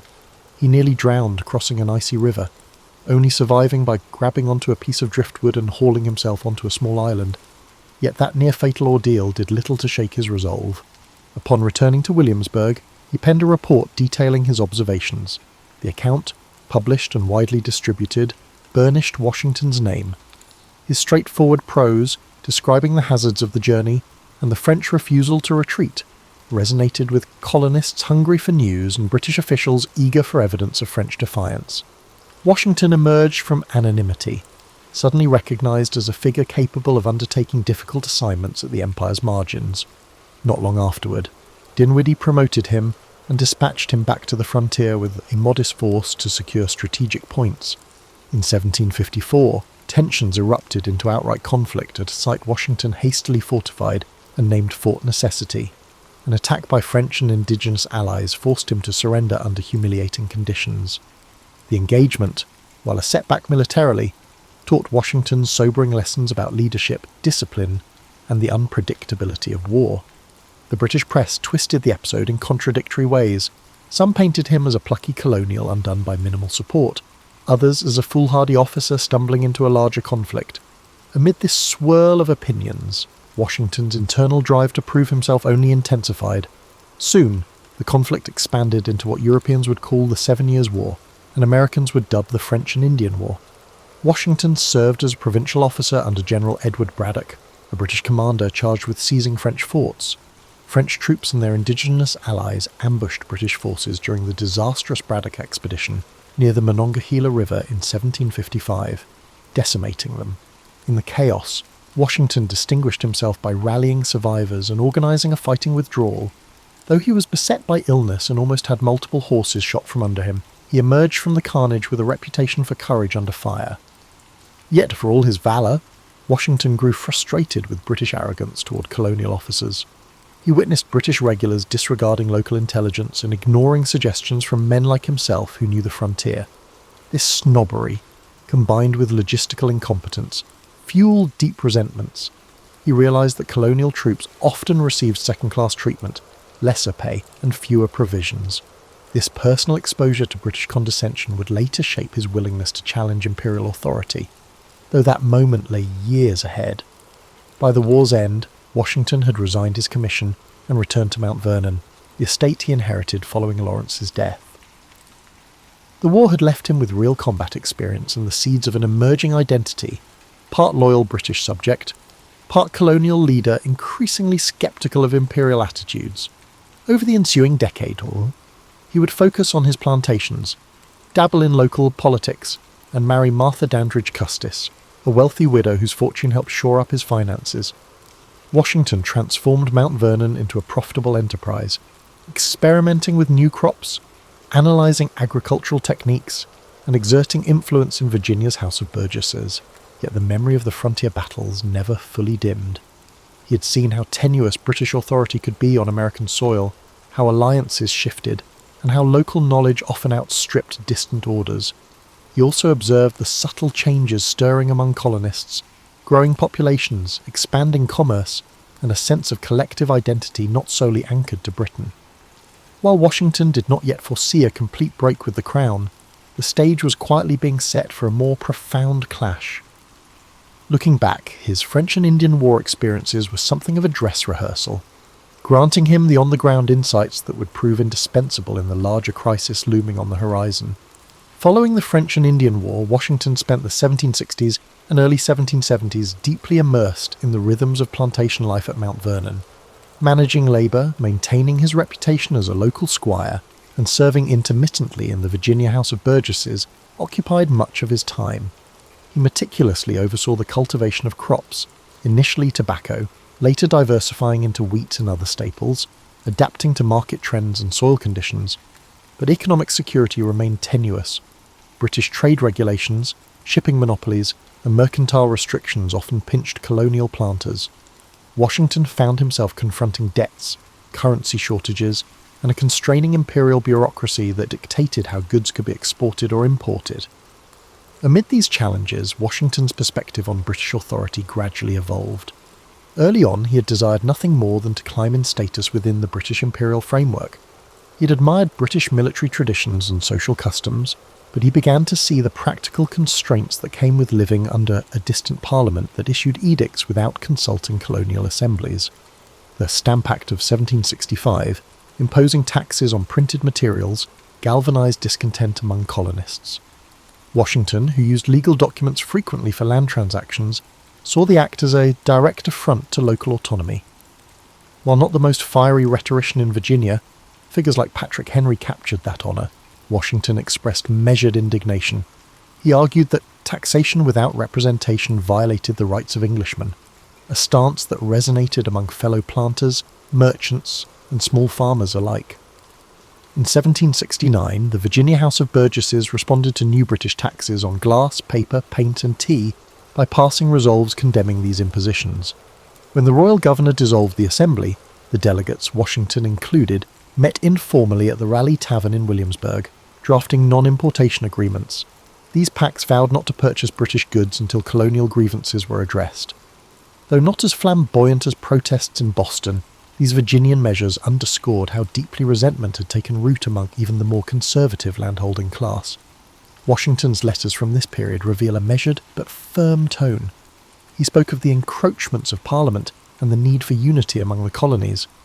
Not one to relish public speaking, he employed his reputation as a balanced, pragmatic figure. People listened when Washington spoke because they trusted his sense of responsibility and fairness. Privately, he worried about violence escalating, yet he also felt that the colonies should not yield to intimidation. This blend of caution and resolve was a hallmark of his character. Tensions escalated to a critical level by 1774. The Boston Tea Party and subsequent punitive British measures prompted the formation of the First Continental Congress. Washington was chosen as one of Virginia's delegates, solidifying his role as a national figure rather than just a regional voice. He travelled to Philadelphia, where representatives from across the colonies debated how far to push back against British encroachments. While radicals like Samuel Adams advocated more extreme measures, others sought a compromise or hoped for a restoration of harmonious relations. Washington's presence signalled that Virginia, the largest and most populous colony, was prepared to stand alongside New England in protesting imperial overreach. Washington's military background was not overlooked during those Congress sessions. He was one of the few delegates with first-hand experience in large-scale combat operations. Though overshadowed by the fiery oratory of John Adams or Patrick Henry, he projected a quiet confidence that could unify disparate factions. He seldom took the floor for dramatic speeches, but in committee meetings, delegates consulted him about potential military scenarios if the standoff with Britain escalated. How might a ragtag colonial militia confront the most formidable army in the world? Events soon compelled everyone to take action. In April 1775, the battles at Lexington and Concord unleashed open conflict. British soldiers and colonial militiamen had exchanged shots, and the war was effectively underway. By the time the Second Continental Congress convened, the question was no longer whether to resist militarily, but how. John Adams, recognizing the need to draw the southern colonies more tightly into the cause, nominated Washington to lead the newly formed Continental Army. With reluctance, Washington accepted, declaring he would serve without pay. He stressed that he was neither the most qualified nor seeking personal glory, yet he would do his duty if called upon. In that moment, the diligent Virginia planter and local politician found himself thrust onto a stage with no script. Leading a revolution against the crown seemed audacious, even reckless, but Washington believed the colonies had reached an irreversible point. He saddled his horse and departed for Massachusetts, determined, if unsure, about the trials that lay ahead.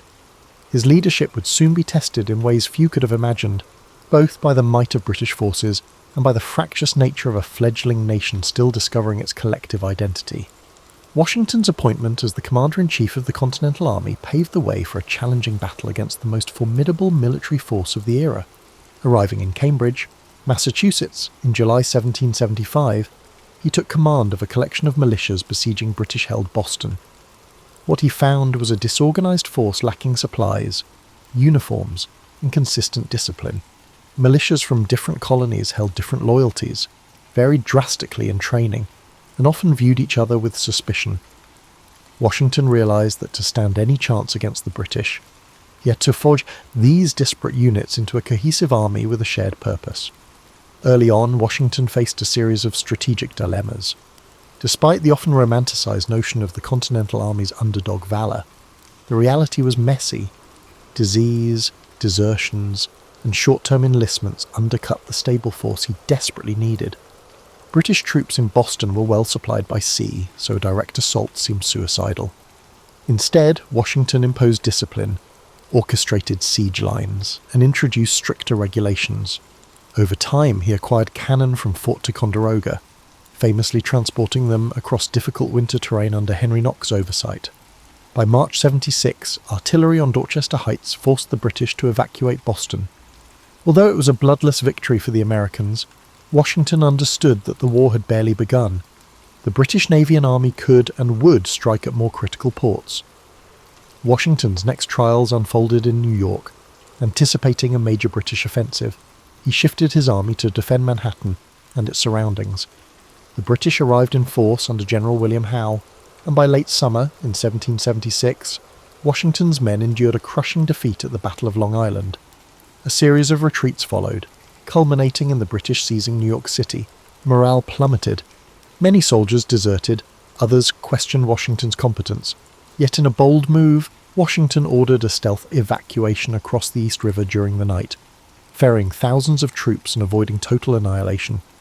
That partial salvation became an early example of his knack for improvisational retreats, a skill that may lack the glamour of offensive victories, but was crucial for the survival of the cause. In late 1776, with enlistments expiring and temperatures dropping, Washington orchestrated one of the Revolution's most dramatic strokes, crossing the icy Delaware River on Christmas night to surprise Hessian mercenaries at Trenton. The success at Trenton, followed by another victory at Princeton, rejuvenated the Patriot cause. Washington's leadership style in these moments combined meticulous planning with personal bravery. He rode at the front, encouraging his men, proving that cunning and audacity could offset numerical or logistical disadvantages. The morale boost was enormous, coaxing recruits to stay and new volunteers to join. Yet the Continental Army's tribulations remained abundant. The British sought to isolate New England by seizing the Hudson River corridor, while smaller armies skirmished in the interior.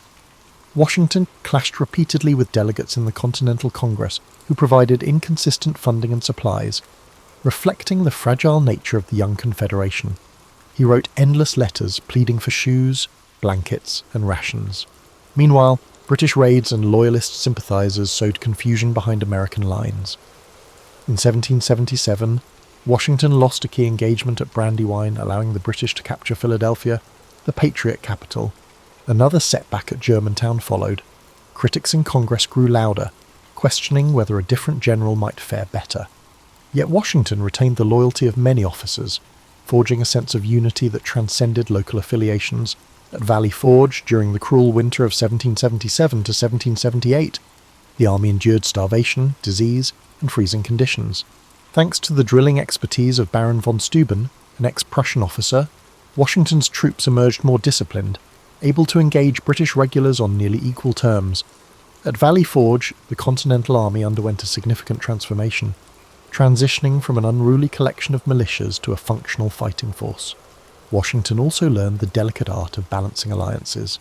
The French, persuaded by the American victory at Saratoga, where Horatio Gates led the effort, not Washington directly, joined the conflict, providing naval strength and additional ground forces. Coordinating with French officers like the Marquis de Lafayette demanded diplomatic finesse. Washington adapted, forging trust with these foreign allies, even as inter-colony tensions threatened to fracture the American side. Through it all, Washington displayed a steadiness that became central to the army's identity. His men might groan about scarce supplies or ragged uniforms, but they trusted their general to hold them together. By the war's midpoint, Washington had solidified his role as the linchpin of American resistance. His direct battlefield successes varied. Some were brilliant, others disappointing, but his unshakable commitment to the cause, combined with an ability to pivot tactics and maintain unity, kept the rebellion alive.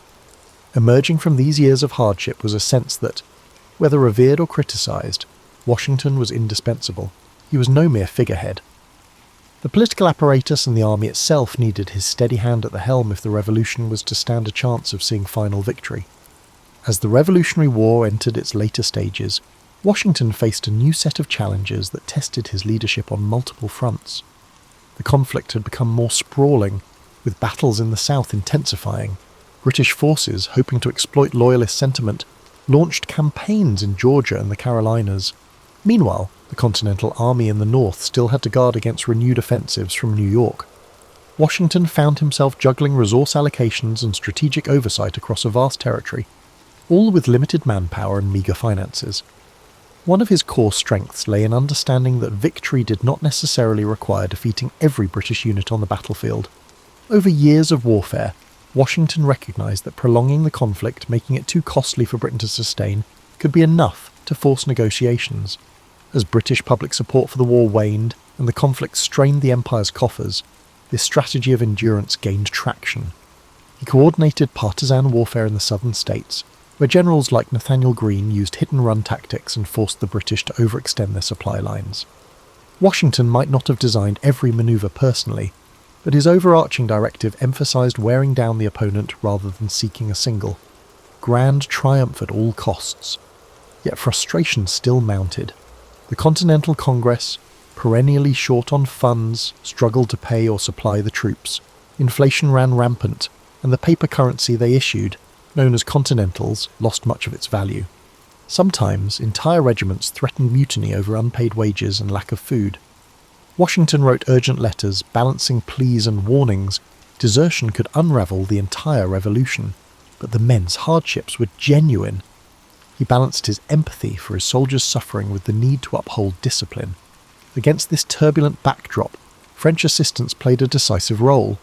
Following France's official entry into the war, Spain and the Dutch Republic also offered varying degrees of support to America, broadening the conflict into a larger global struggle against Britain. Washington worked with French admirals and generals who, like Admiral de Grasse and General Rochambeau, brought naval superiority and well-trained troops. Diplomatic synergy was crucial. Washington, never fluent in French, relied on interpreters and the goodwill of allies like Lafayette to maintain strong communication. Joint operations required patience and compromise. The French Navy's schedules and European political priorities often constrained quick action. The culmination of these alliances and strategies took shape in 1781 at Yorktown, Virginia. British General Cornwallis had entrenched his forces there, hoping for resupply by sea. Washington seized the moment. He feigned moves toward New York, but then swiftly marched a major portion of his army south. The French fleet under de Grasse blocked the Chesapeake, preventing a British naval evacuation. Trapped and under constant bombardment, Cornwallis surrendered in October 1781. The victory at Yorktown did not instantly end the war, but it was the decisive blow that shattered Britain's willingness to continue. Negotiations in Europe soon began, leading to the 1783 Treaty of Paris, recognising American independence. Washington's role in the final phase showcased two defining traits of his leadership: adaptability and a knack for collaboration.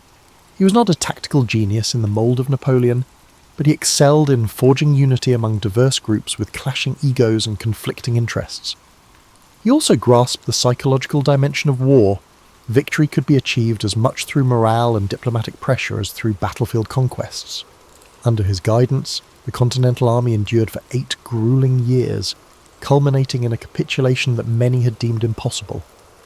When peace was finally secured, Washington stunned the world by resigning his commission and returning to private life rather than seizing power. In a time when victorious generals in Europe often leveraged military success to become dictators or monarchs, his gesture was nearly unprecedented. He sent a farewell address to the army, bidding an emotional goodbye to the officers who had become like family through shared hardships. Then he returned to Mount Vernon, longing for quiet days overseeing his estate. In the public imagination, he became the embodiment of Roman republican virtue, akin to Cincinnatus leaving his plough to defend the nation and then returning to his farm. Yet the young republic soon discovered that independence would not solve every problem. War debts, disputes among the states, and a weak central government under the Articles of Confederation threatened the stability of the new nation. Calls for a stronger national framework grew louder, and once again, the gaze of the fledgling country turned to Washington. Would he remain a private citizen, or would he use his stature to help shape the governance of the country he had been so instrumental in forging? The next chapter of his life, and indeed of the nation's, would hinge on how he answered that question. After returning to Mount Vernon in 1783, Washington tried to refocus on his plantations, hoping for a respite from public affairs. Yet the fragile state of the post-war Union soon pulled him back into the spotlight. Under the Articles of Confederation, the federal government lacked authority to tax, regulate commerce effectively, or settle disputes among states. Economic turmoil loomed large.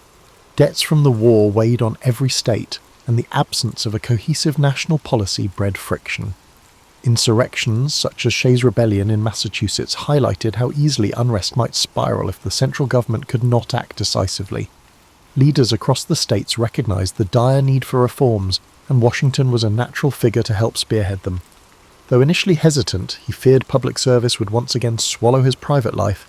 He came around to the idea that a stronger government framework was essential to preserve the Union. In 1787, he agreed to preside over the Constitutional Convention in Philadelphia. This gathering, intended first to revise the Articles, soon morphed into a wholesale creation of a new constitution. Washington did not speak often during the debates, but his mere presence lent gravity to the proceedings. Delegates disagreed vigorously over representation, slavery, and executive power. Yet most recognized that Washington's approval would be critical for winning public acceptance of any proposed constitution. His role was largely that of mediator and symbol of unity. He allowed men like James Madison, Alexander Hamilton, and Benjamin Franklin to articulate competing ideas.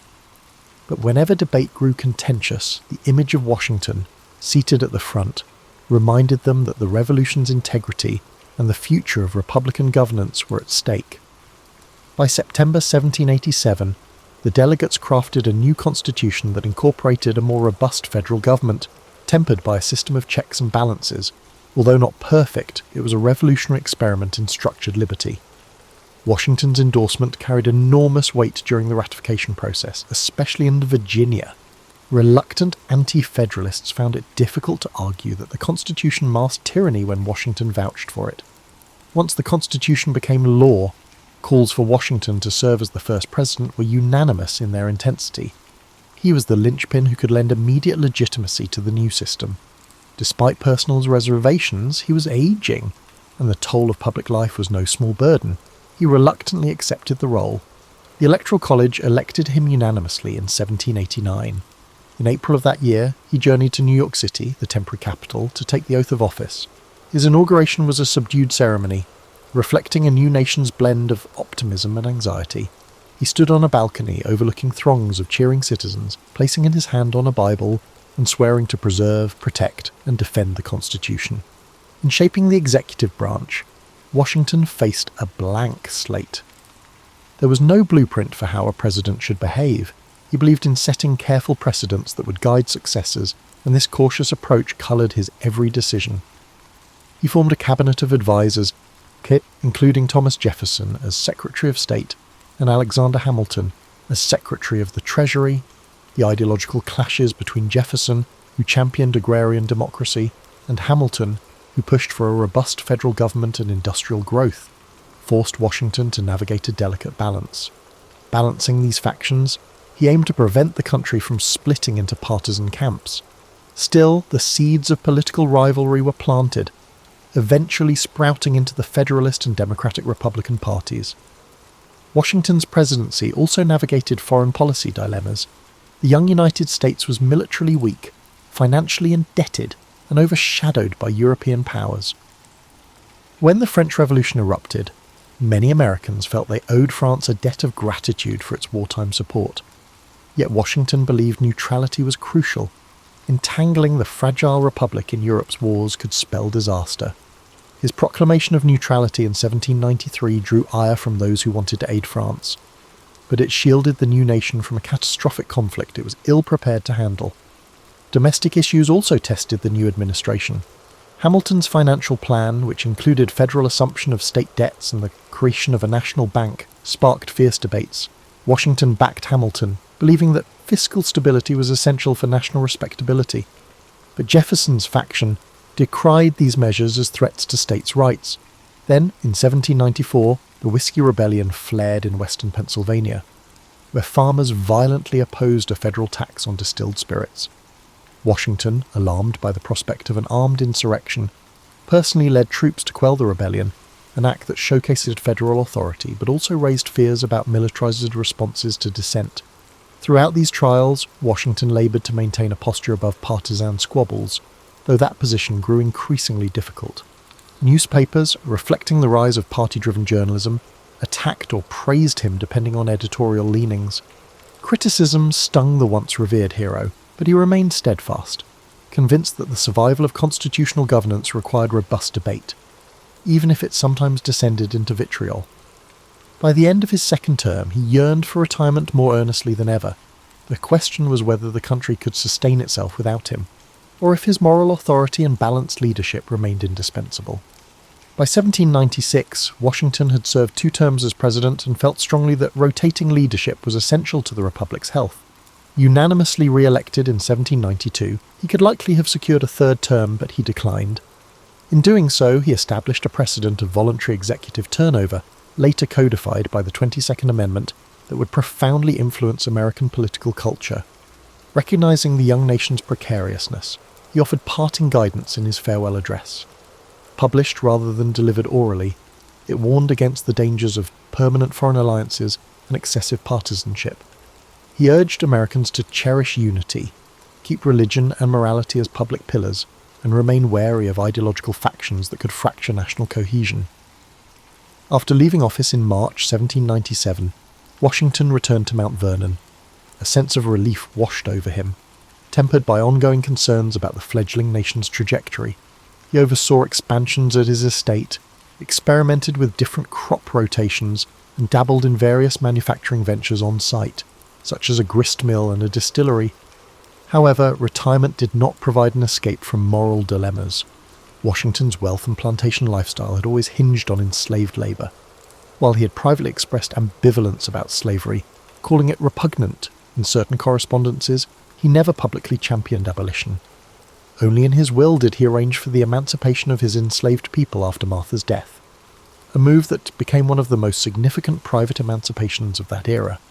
But the structural system of slavery continued unabated across the South, highlighting the contradictions embedded in the new republic. Increasingly, foreign tensions threatened to pull Washington back into public life.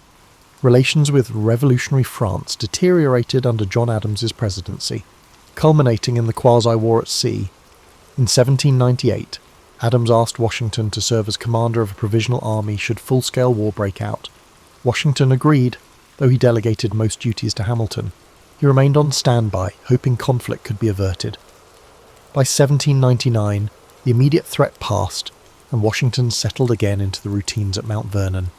That same year, on December the 12th, Washington braved a cold, wet ride around his estate, checking fence lines and farmland. Later that evening, he developed a sore throat. Within days, his condition worsened into what many now believe was acute epiglottitis. Medical treatments of the time, bleeding, blistering, and gargling, only weakened him further. On the night of December 14th, 1799, George Washington passed away, surrounded by close friends and family. The news sent shockwaves throughout the country. Bells tolled in distant cities. Eulogies poured in from across political divides, reflecting the universal respect Americans felt for his leadership. Even in Europe, figures like Napoleon ordered tributes. Washington's death brought a collective reckoning. The man who had guided the nation through revolution, constitutional formation, and early governance was gone. But his legacy was already enshrined. Over subsequent decades and centuries, Americans would build monuments, mint coins, and compose hagiographic stories that sometimes obscured the complexity of his life. Myths multiplied. The cherry tree legend by Parson Weems became a fixture in school primers, overshadowing the more instructive lessons of Washington's real struggles and ethical dilemmas. The wooden teeth trope overshadowed the details of his expensive, painful dental apparatus made from various materials, including human or animal teeth and metal. Yet behind the shining marble statues stands a more nuanced figure. Washington was a man of his times, shaped by its limitations, particularly regarding slavery and class structures, but also capable of transcending narrow self-interest. He recognized the fragility of the American experiment and acted repeatedly to keep it intact, resigning his military commission in 1783, presiding over the Constitution's drafting in 1787, and stepping down as president after 2 terms. Each decision sent an unmistakable message that the Republic's longevity depended on checks against personal ambition. Washington's example stood out for a nation still refining its democratic values. He was neither a flamboyant speaker or a philosophical theorist, but he possessed a calm gravitas that could unify quarrelsome states. He understood how to maintain moral legitimacy in the eyes of both elites and ordinary citizens, and though he was not without flaws, the ownership of enslaved individuals being chief among them, he helped lay the groundwork for a political system capable of evolving beyond its founders' limitations. Today, more than 2 centuries after his passing, George Washington remains an essential symbol for an America that struggles with its historical contradictions. If we look beyond the simplified schoolbook portrayals, we find a person who navigated immense pressures with perseverance and humility, whose quiet strength and deliberate choice to relinquish power set a tone for Republican governance. The complexity of his legacy invites us to reflect on both the grand achievements and the unresolved tensions that were woven into the nation's birth. A poignant reminder that even foundational heroes stand on shifting terrain, forging a path for future generations to walk upon. I remember the day I first came to court, a half-starved jester with bells on my hat jangling and dread in my belly. The royal castle loomed ahead, all grey stone walls and towering battlements against a cloudy sky. My heart thudded as I passed beneath the iron portcullis. A pair of guards snickered at the sight of me in my threadbare motley. I clutched my lute and fool's bauble tightly, praying I wouldn't end the day in the stocks. Inside, torchlight flickered on tapestries and armoured knights. Servants rushed by with steaming platters of meat and trenchers of bread. The air smelled of wood smoke, spiced wine, and a hint of something foul from the stables. I followed a steward into the enormous hall, my shoes scuffing over rushes strewn on the floor. At the far end, on a raised dais, sat King Edward of England, my new master. He wore a fur-lined mantle and no crown, yet he radiated authority. He fixed his keen grey eyes on me as the gathered courtiers announced me as the evening's entertainment. Every gaze in the hall turned my way. I felt naked despite my motley tunic and jingling bells. I swept a deep bow, arms splayed comically, nearly losing my balance for effect.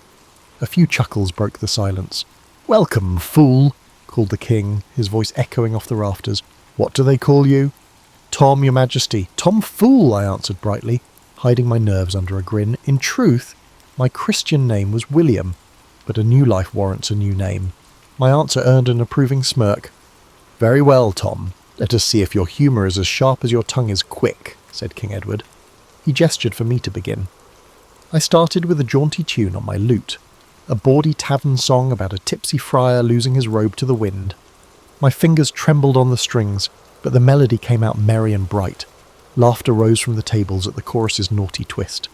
Emboldened, I launched into a comic tale, peppering it with jabs at castle life, a joke about the cook oversalting the stew, a quip about a knight's rusted armour creaking like an old ox.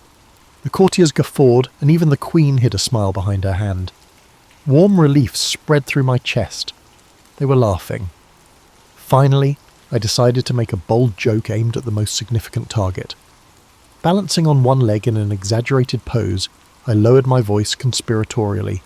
"Lords and ladies," I announced, "I've heard a wondrous secret about our sovereign." A hush fell. I flashed an impish grin at King Edward. "It's said His Majesty has a unique blessing from St. Peter himself. Only the king can sit on his throne and make the angels sing, especially after he's enjoyed a hearty dinner." I patted my backside and widened my eyes innocently. For a heartbeat, silence. Some lords looked scandalised that I'd joked about the king's royal behind. The king's eyebrow arched. My pulse pounded. Had I gone too far? Then King Edward threw back his head and laughed, a deep roaring laugh that shattered the tension. The court followed suit, laughter rippling through the hall. The king mimicked sternness by waving a finger at me. "Mind your cheek, knave, or I'll have you whipped for impudence," he said, still chuckling.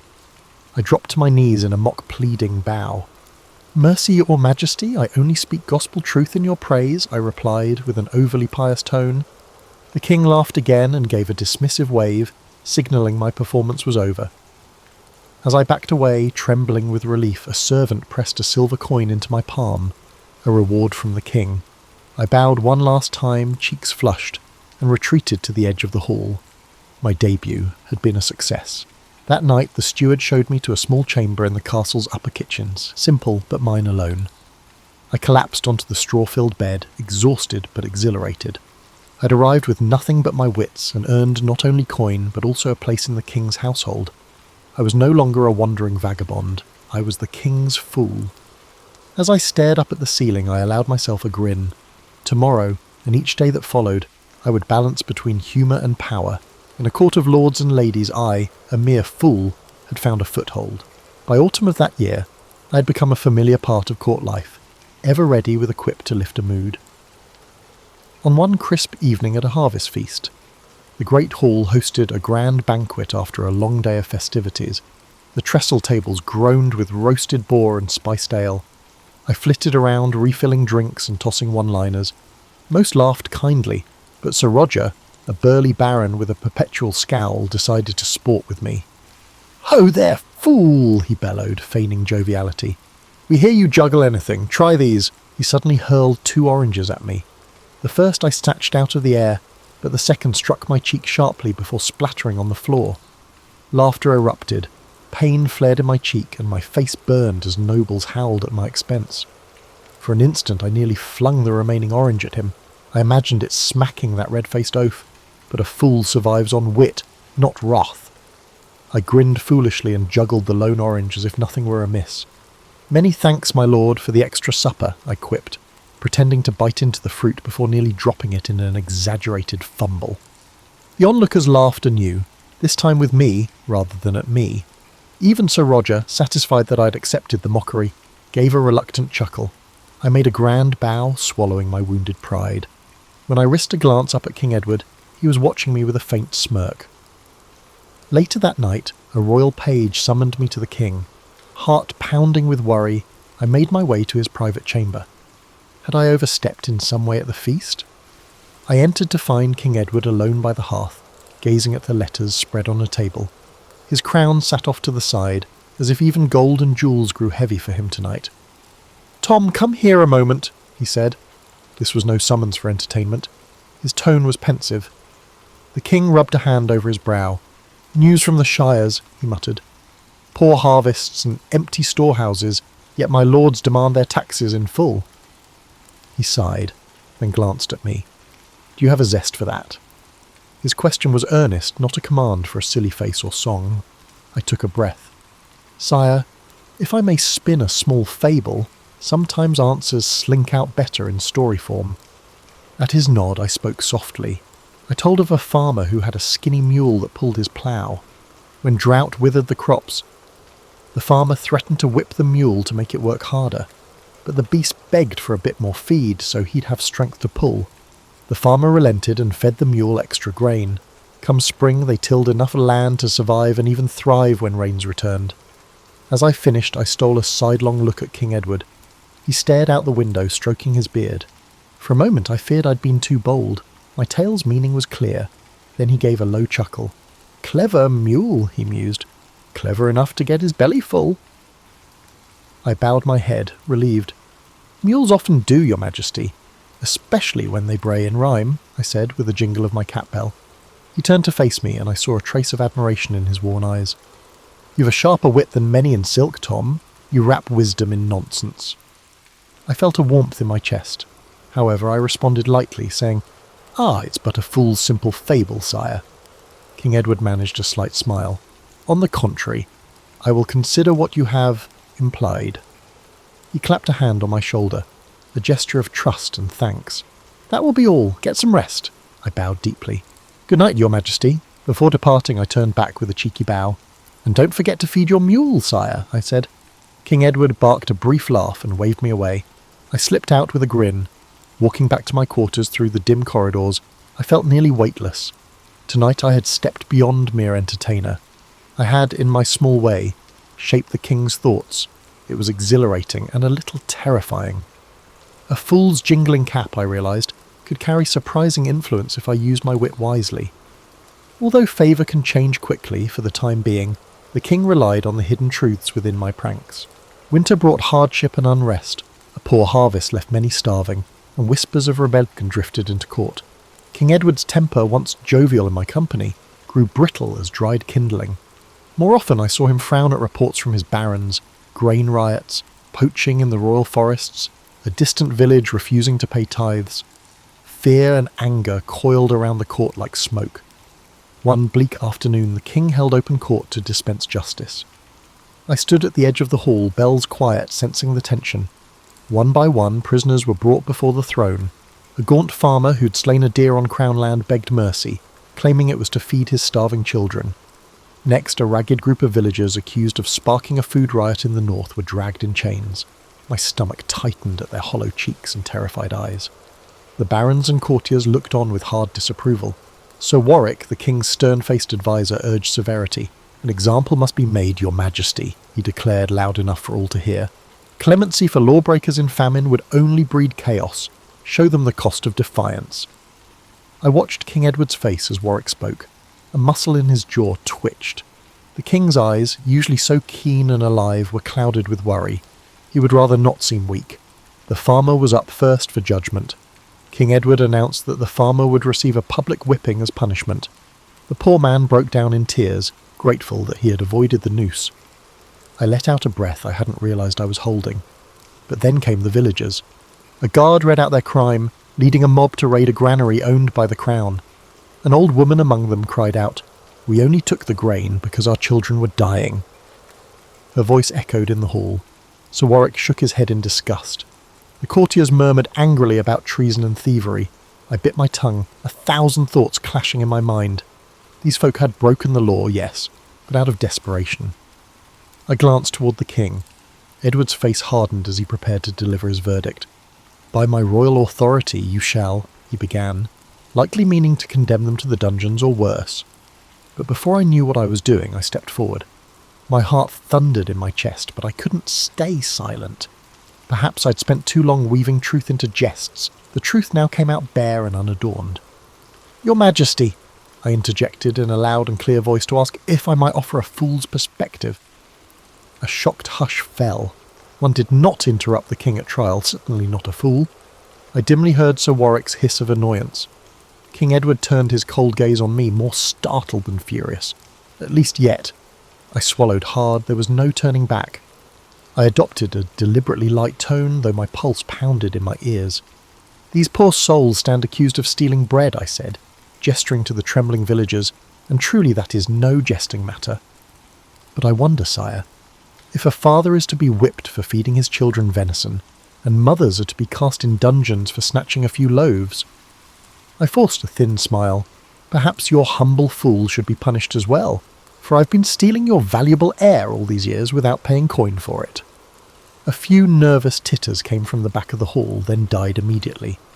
The king's eyes narrowed. I pressed on, my voice gaining a desperate strength. "Only a fool would make light of hunger, my lord. I speak not to mock your justice, but to beseech your mercy. Starvation makes fools of us all." I bowed low, my head bent so I couldn't see his reaction. My hands were shaking.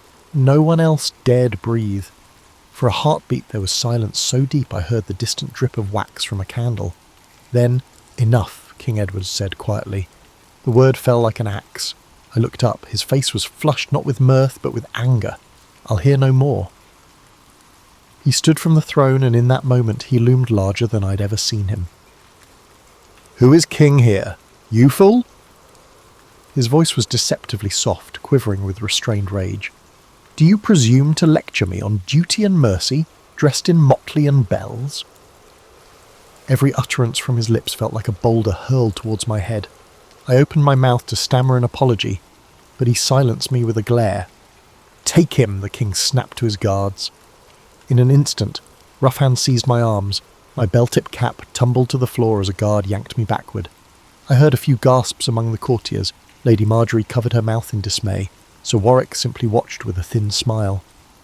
My cap's little bells jangled on the stones, a faint jingling that seemed to underline my folly.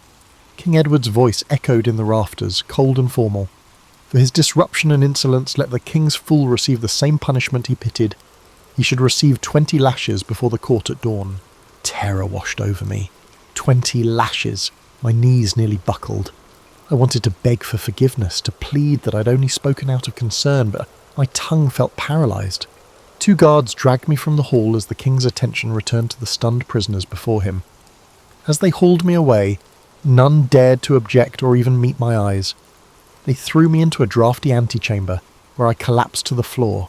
My back pressed against cold stone as I tried to catch my breath. I tasted blood. I must have bitten my tongue without noticing. When I shut my eyes, hot tears forced their way out and rolled down my cheeks. "Fool, fool, fool," I cursed myself silently. What had I done? I had wanted to save a few peasants from the king's wrath. Instead, I had only intensified the king's wrath and burned myself in the process. In my mind I saw the king's face again, enraged and unyielding. That image stabbed at my heart more sharply than any whip could. Not long ago I had sat by that same man's hearth trading fables and easing his burdens. Now he looked at me as just another disobedient subject. Toward midnight, the guards came to escort me to the pillory in the courtyard. The sentence was to be carried out at first light. They locked my wrists and neck in the wooden stocks. I stood hunched in that cruel device for endless hours, shivering in the winter cold alone under the stars. Snow began to fall, thin, icy flakes catching in my hair. The pain had not yet begun, but a dread deeper than any wound gnawed at me. As darkness deepened, a lone figure approached through the torchlit yard. I squinted through frozen lashes to see Master Robert, the king's old chamberlain, carrying a cloak. Without a word, he draped it over my shoulders. His eyes were sad as he met my gaze. "You were brave, Tom," he whispered, just loud enough for me to hear. He was indeed brave, if not a little foolish. A bitter laugh escaped me. What other thing could I be? He shook his head and pressed a small flask of ale to my lips. Gratefully, I drank a burning mouthful that chased some of the chill from my bones. "Is His Majesty—" I croaked, my throat raw from the cold night air as I struggled to hold back sobs. Master Robert sighed. He was alone in his chambers. He's unlikely to change his mind by morning. "I am sorry," he hesitated. "Some of us perceive the truth in your words, but the king, he's under enormous strain." I nodded as best I could with my neck trapped. A tear slipped down my face, hot against my numb skin. "Thank you," I managed to whisper. The chamberlain squeezed my shoulder gently and departed, leaving the cloak as my only comfort. I spent the remaining hours in silent prayer that the king's heart would soften, that dawn would never come, and that I might endure what was to come. I was not a warrior or a martyr, just a fool who had flown too close to the sun. The strange freedom I'd had to speak truth had shown its price. At sunrise they flogged me. I bit down on a leather strap to keep from screaming as each lash tore across my back. Fiery pain exploded with every stroke. By the 10th blow my vision blurred. By the 20th I hung limp in the restraints, unable to stand. I dimly heard an official read out my crime of insolence to the gathered courtiers as the punishment was delivered, as if it were some theatre, and I was the main spectacle. When it was mercifully over, they released the pillory's lock, and I crumpled to the snow. The world spun for a moment as I lay there with my cheek against the white, trampled ground. I could hear distant applause from one or two nobles, an ugly mockery. Warm blood trickled under my shirt. 2 guards lifted me to my feet and carried me away as if I were worthless trash. I drifted in and out of consciousness. Once, through a blur of tears, I thought I saw the king watching from a high window. I couldn't discern his expression. They dumped me in my little chamber and left without a word. I don't know how long I remained motionless on the floor, curled up and gasping. Eventually a kind maidservant slipped in and tended my wounds with vinegar and clean bandages, clucking softly in pity. I thanked her in a hoarse whisper. By nightfall I could at least sit upright on my straw cot. Every movement sent bolts of agony through my welted back. I stared at the dark ceiling, hollow and heartsick. A fool I had been indeed, thinking I could speak for the weak and not be struck down. As the castle around me bustled with the evening supper and song, I lay in silence, tasting bitterness like bile. I did not know what hurt more, the fiery stripes across my back or the cold distance that now yawned between me and the king I had thought perhaps foolishly was my friend. After a week under siege with little progress, the king decided to send a message of surrender terms to Duke Geoffrey. To my surprise, he chose me as the envoy. Perhaps he chose me as the envoy as a form of punishment, or perhaps he believed that having a fool present would emphasize his contempt. Either way, I found myself standing before the king in his pavilion as he thrust a sealed parchment into my hand. "Carry our surrender offer to Duke Geoffrey's gate. You've a silver tongue. Perhaps you can persuade him where siege engines cannot," he said coolly. His knights smirked. We all knew this errand carried risk. A rebel might easily kill the king's fool as a mockery of the message. I realized King Edward was effectively sending me as a disposable herald.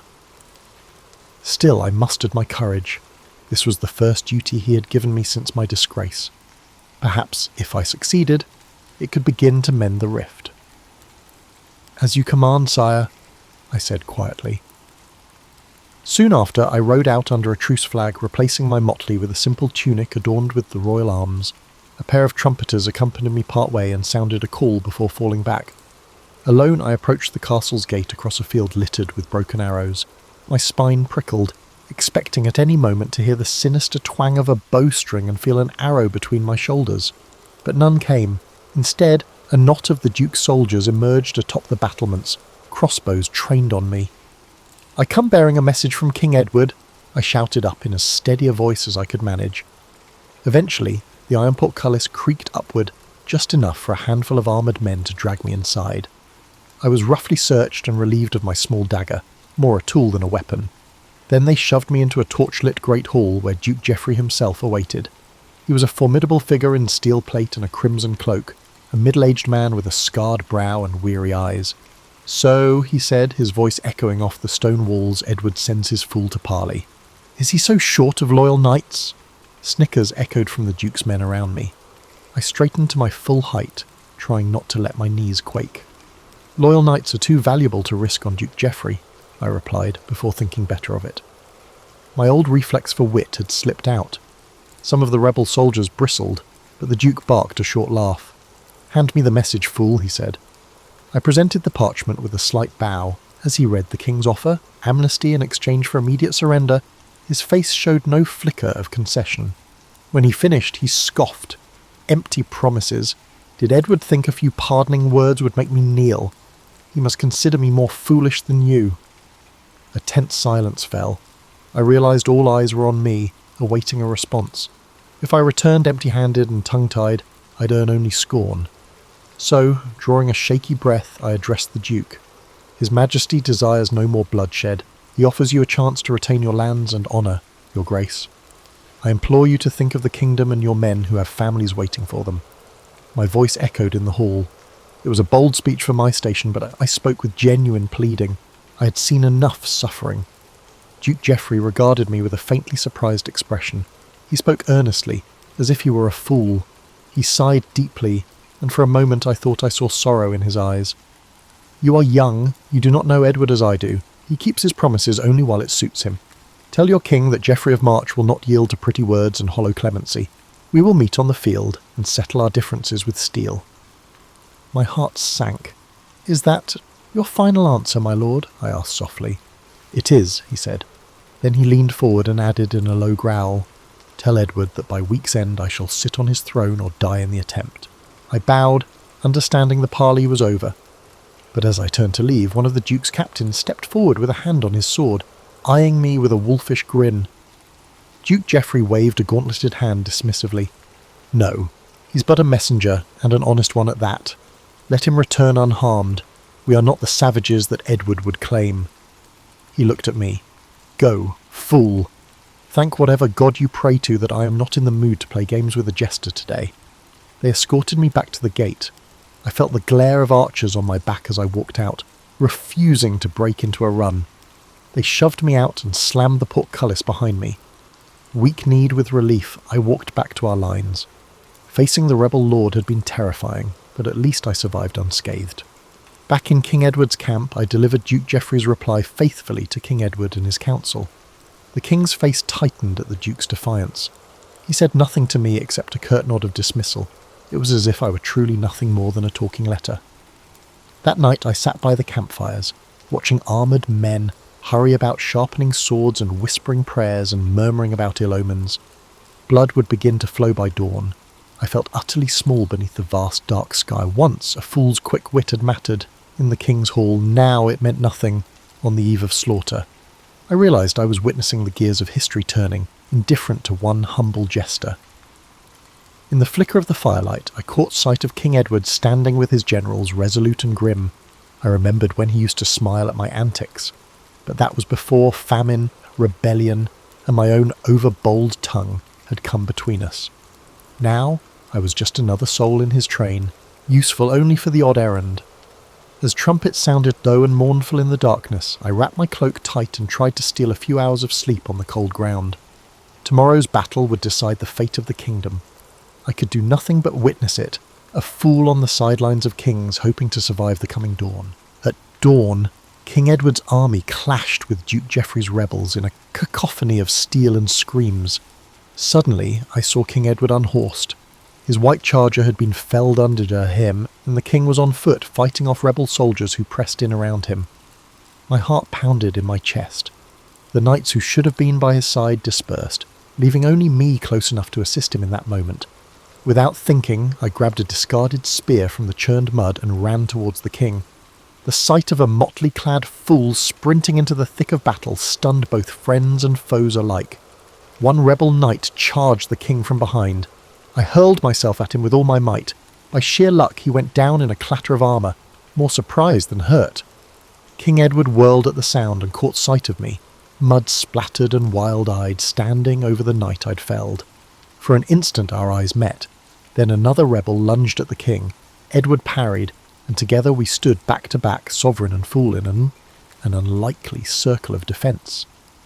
I brandished the spear wildly, screaming more in terror than fury. In that moment, a surge of royal knights ploughed into the melee, driving the rebels back. As the enemy fell into confusion and began to retreat, we pulled the king onto a fresh horse. The battle soon turned in our favour. Duke Geoffrey's line broke under the onslaught of the king's rallied forces. By noon it was over. The rebels threw down arms or fled. Victory belonged to King Edward, but it came at a terrible cost. Bodies carpeted the field, and the cries of the wounded echoed in the smoky air. In the aftermath I slumped, exhausted, on a fallen log, my hand still trembling from adrenaline. Blood spattered my once colourful attire, some of it from a shallow cut on my arm. As the king moved among the living and dead, Tending to the wounded and gazing sorrowfully over the carnage, I watched in a daze. When at last the king approached me, I struggled to my feet and bowed unsteadily. I expected perhaps a reprimand for plunging into the fight unbidden. Instead, King Edward dismounted and stepped forward. For a long moment he simply regarded me, taking in the spear still clenched in my hand and the drying blood on my cheek. Then, to my shock, he knelt slightly and placed a hand on my shoulder. "You saved my life today," he said quietly. There was an openness in his face I had not seen since my earliest days at court. "Fool or not, Tom, you have the heart of a true friend." "Sire, I only did what anyone would," I stammered, suddenly choking up. He shook his head and turned to the lords gathering around. In a clear voice he proclaimed that my bravery had saved him and would not be forgotten. My cheeks burned with humble pride as nobles who once sneered now inclined their heads to me. I understood that my return to the king's favour was not due to humour, but rather to my unwavering loyalty during crucial moments. That evening we shared a quiet victory meal in camp. Late that night, as I sat by the dying fire, King Edward draped his own fur cloak around my shoulders. "You'll catch your death in this chill, Tom," he said softly. Side by side under the starry sky, we sat in a comfortable silence. After a long pause, he murmured, "So much loss. Will God forgive me for this day?" In that moment he was not a mighty king, but a weary man. I found the courage to answer gently that he had done his duty and even shown mercy. "If a king can be merciful," I said, "surely God can too." He managed a worn smile and gripped my arm. "Thank you, Tom," he whispered. By the time I crawled into my small tent, I felt lighter than I had in a long while. The gulf between the king and his fool had closed in the crucible of war, and with it came a renewed trust. I dared to hope that better days lay ahead, when I might serve him with both wit and devotion as I once did. For a brief golden time after the battle, life at court was kinder to me. King Edward kept me close, and though I still donned caps and bells to amuse him, I also became something of a confidant again. I even offered the king an occasional candid observation to aid his rule. The memory of my past estrangement faded like a terrible dream, but fortune's wheel never stops turning. Some years later, a harsh winter illness swept through the land. The illness affected both the upper and lower classes equally. King Edward, vigorous in battle, succumbed in his bedchamber after a week of fever. I sat at his bedside near the end, holding his hand as the fever took him on a frigid February night. When he breathed his last, I lost not only my king, but also my truest friend. The court mourned, and then the power shifted. King Edward's heir was a boy of 12, so a council of regents took control. Almost overnight, the atmosphere at court changed. The new rulers had little use for the old king's fool. To them I was a remnant of Edward's era, at best irrelevant, at worst a nuisance with too many of the late king's confidences. In the weeks after the funeral I became increasingly unwelcome. The boy king, guided by stern advisers, showed no interest in my antics. I used to sit near the throne, but now I found myself standing at the back of the hall. One grey morning I was summoned before Lord Warwick, the very adviser who had urged my flogging years ago, and now one of the prince's regents. He regarded me with cold disdain. "The Crown has decided your services are no longer required," he said flatly. He pushed across the table a small purse of coins, perhaps meant as a gesture of compensation. "You are to leave the palace by sundown." I felt a pang of disbelief. I dared to ask if I had given offence or could make amends, but Warwick silenced me with a glare. "The young king was too busy to indulge a fool's prattle," he said. They didn't require a jester to interrupt them. For an instant anger flared. I had bled for this kingdom and the late king valued me, but one look at Warwick's face told me protest was futile. These men saw only a clown, not a counsellor. I took the leather purse with trembling fingers. It felt pitifully light. I bowed my head. "As you command, my lord," I murmured. There was nothing else to do. To resist would mean imprisonment, or worse. That afternoon I packed my scant belongings, a few worn motley tunics, my lute, and the gilded wooden fool's sceptre King Edward had once given me as a jesting staff of office. Not one familiar face came to wish me well. Any who might have were gone, or afraid to show kindness to a dismissed fool. I walked out of the palace gates at twilight, a solitary figure for the first time in years. The guards hardly glanced at me as I passed under the portcullis, where I'd first entered so many years ago, a frightened youth, eager to entertain a king. How different that departure was now, older, wiser and bearing the weight of sorrows and joys alike. As I left the royal court behind, I paused on a hill overlooking the capital. The sun was sinking in a cold purple sky. In the distance, the towers of the castle caught the last light. Standing in that same spot on happier days alongside King Edward, I recalled listening to him confide his worries. I remembered our laughter, our battles of wit, and even our moments of anger. A sad smile tugged at my lips.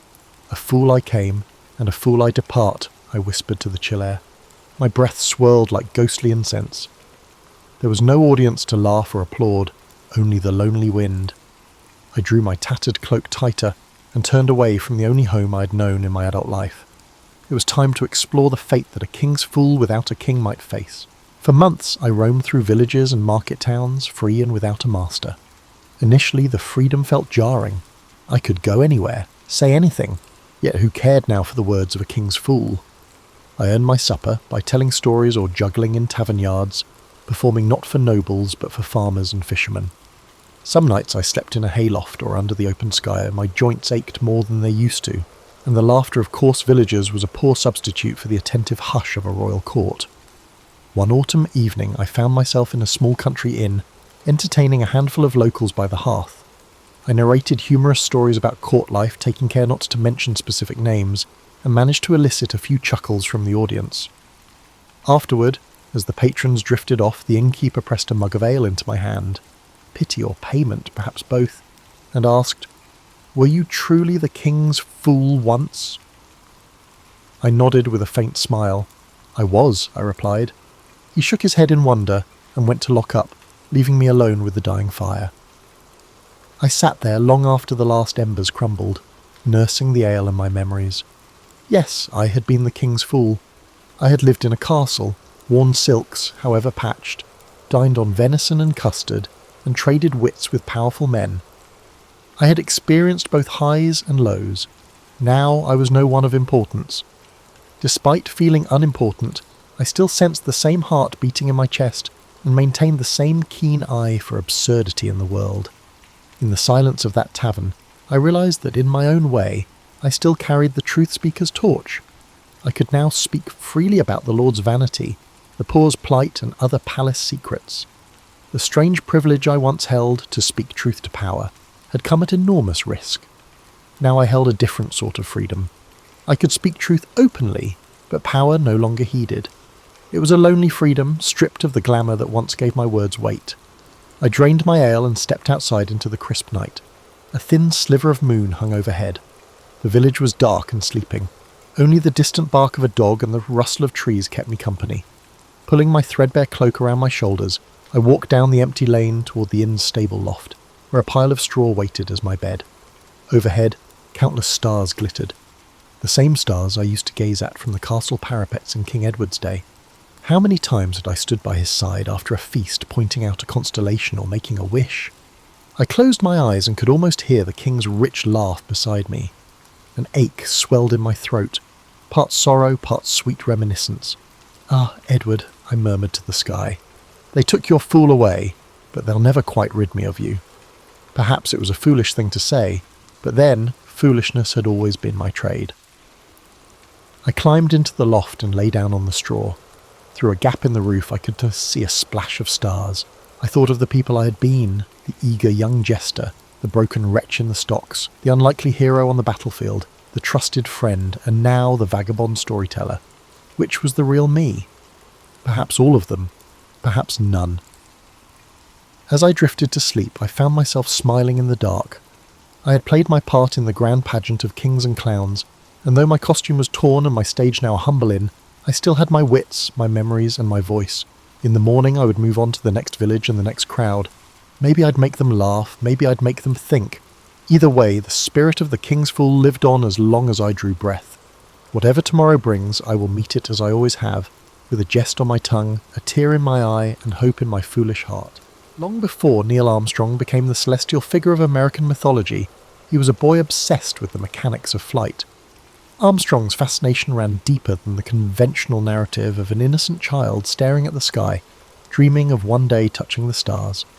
His was a mind enamoured with the intricacies of how things worked. Armstrong was born in 1931 during the peak of aviation advancement, when the design of aircraft was rapidly changing after the First World War. At age 6, he experienced his first airplane ride in a Ford Trimotor, nicknamed the Tin Goose. Unlike the romanticised accounts that pervade most retellings, Armstrong's reaction wasn't one of wide-eyed wonder. Instead, his first flight triggered an analytical curiosity. According to his biographer James Hansen, young Neil spent the flight studying the pilot's movements, watching the control surfaces respond, and trying to decipher the relationship between action and reaction. His bedroom in Wapakoneta, Ohio wasn't decorated with the typical space posters that would become common in the 1950s. Instead, Armstrong built intricate model airplanes with functional control surfaces, not for display but for testing. He constructed a makeshift wind tunnel in his basement using his mother's vacuum cleaner running in reverse. While other children played baseball, Armstrong conducted aerodynamic experiments, meticulously recording results in notebooks filled with calculations beyond his years. By 16, Armstrong had earned his pilot's license before he could legally drive a car. He didn't pursue flying for the thrill or romance so commonly attributed to early aviators. For him, piloting was the practical application of engineering principles, a way to test theories against reality. This pragmatic approach followed him to Purdue University, where he studied aeronautical engineering. His professors noted that while other students were satisfied with theoretical understanding, Armstrong constantly questioned how principles might manifest in unusual flight conditions. The result wasn't the mindset of a future daredevil, but of a methodical problem solver with an engineer's attention to detail. When the Korean War interrupted his studies, Armstrong flew 78 combat missions. Military records reveal something telling about his approach. While other pilots discussed their experiences in terms of adventure or patriotic duty, Armstrong's flight reports focused on aircraft performance under stress. Armstrong viewed combat flying as an extension of his engineering studies, observing the behaviour of aircraft under extreme pressure. After returning to complete his degree, Armstrong joined the National Advisory Committee for Aeronautics, NACA, NASA's predecessor, as a research test pilot. At Edwards Air Force Base, he established himself not as the stereotypical hotshot test pilot portrayed in films, but as a meticulous data gatherer. He flew the experimental X-15 rocket plane to the edge of space, reaching speeds over 4,000 miles per hour, but colleagues remember him primarily for his detailed technical debriefings rather than braggadocio about setting records. His approach to test flying reveals much about the man. Where others saw glory, Armstrong saw variables to control. Where others sought speed records, Armstrong sought understanding. Chuck Yeager, the first man to break the sound barrier, once remarked that Armstrong flew an airplane like he was wearing it. Armstrong's rare combination of engineering intellect and physical flying skill placed him in a unique position when NASA began selecting astronauts for the Gemini program. The space agency was moving beyond the Mercury program's emphasis on selecting combat pilots and military test pilots. They needed astronauts who understood spacecraft as complex systems and who could diagnose problems and implement solutions far from Earth. When Armstrong joined NASA in 1962, he brought this engineer's mindset into a program still defining what an astronaut should be. While the Mercury 7 had been promoted as the embodiment of American masculinity and daring, Armstrong represented something different. The cool rationality of the scientist explorer, the problem solver who would navigate not by instinct but by calculation. This foundation, an engineer who happened to fly rather than a pilot who learned engineering, would prove crucial when Armstrong later faced the ultimate test above the lunar surface. The man who would become history's most famous astronaut approached spaceflight not as an adventure, but as the most complex engineering challenge humans had ever attempted. This perspective, often overlooked in the heroic narrative that followed, defined Armstrong's approach to his historic mission and shaped how he would handle its unexpected challenges. Long before he became synonymous with space exploration, Neil Armstrong faced mortality in the skies above North Korea. His experiences as a naval aviator during the Korean War, a chapter often compressed to a single line in most biographical accounts, profoundly shaped the astronaut he would become.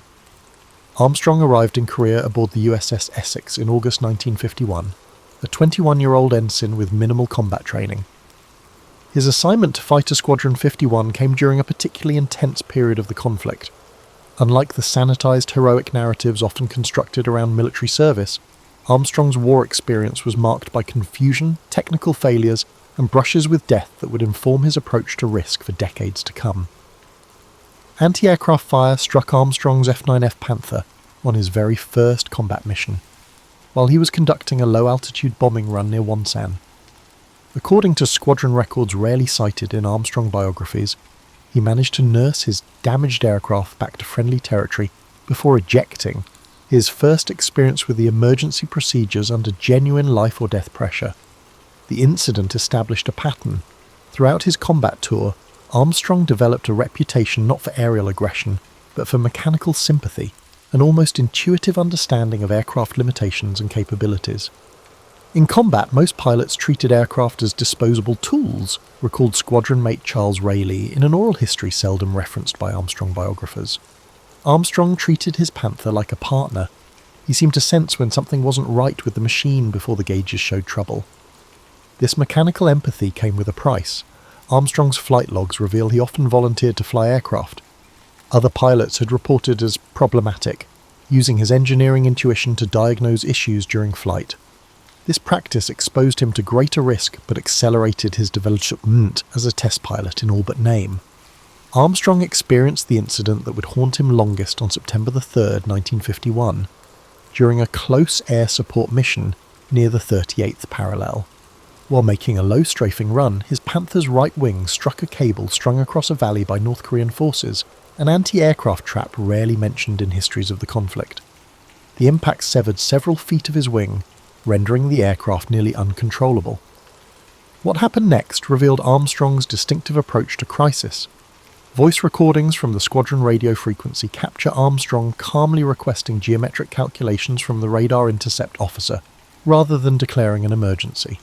He systematically tested the aircraft's response at different airspeeds and configurations before attempting to return to friendly territory. "I've got asymmetric lift but stable control if I maintain 170 knots, or he reported, displaying the analytical approach that would later characterize his response to the Gemini 8 emergency. Armstrong nursed the critically damaged aircraft back to a US-controlled airfield, executing a one-attempt landing that squadron mates described as mechanical poetry. The incident earned Armstrong the respect of veteran pilots, but also revealed a psychological quality seldom discussed in heroic narratives: his unusual relationship with fear. Post-mission debriefings reveal Armstrong never denied experiencing fear, but processed it differently than many combat pilots. While others converted fear to aggression or suppressed it entirely, Armstrong appeared to transform fear into heightened analytical capacity, a trait that would serve him well in future spacecraft emergencies. By the time Armstrong completed his combat tour in 1952, he had flown 78 combat missions and earned 3 air medals. More significantly, he had developed a distinctive philosophy about human-machine interaction in high-stress environments. As he later explained to test pilot students in a rare lecture at Patuxent River Naval Air Station, "The aircraft doesn't care about your feelings. It responds to your actions. Understanding this separation is the difference between panic and problem-solving." Armstrong's combat experience informed his later career in ways rarely connected in historical accounts. His habit of exhaustively studying aircraft systems before flying them, a practice that made him exceptionally prepared for Apollo 11's complex systems, originated in Korean War survival lessons. His preference for methodical checklist procedures over improvisation stemmed from witnessing the fatal consequences of corner cutting during combat operations. Most significantly, Korea taught Armstrong about the machinery of public myth-making. He witnessed firsthand how combat deaths were transformed into sanitized heroic narratives for public consumption, how messy realities were reshaped into cleaner stories. This experience fostered his lifelong skepticism towards simplified narratives, including those that would later be constructed around his achievements. "Korea taught me that complex events resist simple explanations," he told a naval aviators reunion in 1997, in comments rarely quoted in standard biographies. When people wanted to make heroes out of pilots, they overlooked that success often came from luck, and failure wasn't always tied to skill. I tried to keep this in mind when people attempted to turn my lunar landing into something more mythic than it actually was. Armstrong emerged from the Korean War with technical skills that would prove invaluable in his later career. More importantly, he developed a philosophical approach to danger, a clear-eyed acceptance that risk was inevitable in pushing boundaries, but could be managed through preparation, system understanding, and emotional discipline. This perspective, forged in combat skies long before spacecraft were practical, would ultimately make him the ideal commander for humanity's most dangerous exploratory mission. Between Armstrong's naval service and his selection as an astronaut lies a critical 7-year period that fundamentally shaped his capabilities and approach to flight. His time as a civilian test pilot at the National Advisory Committee for Aeronautics, NACA, NASA's predecessor, from 1955 to 1962, represents perhaps the most technically formative chapter of his professional life, yet one that receives disproportionately little attention. During the heyday of experimental aviation, Edwards Air Force Base in the California desert served as America's premier flight test center.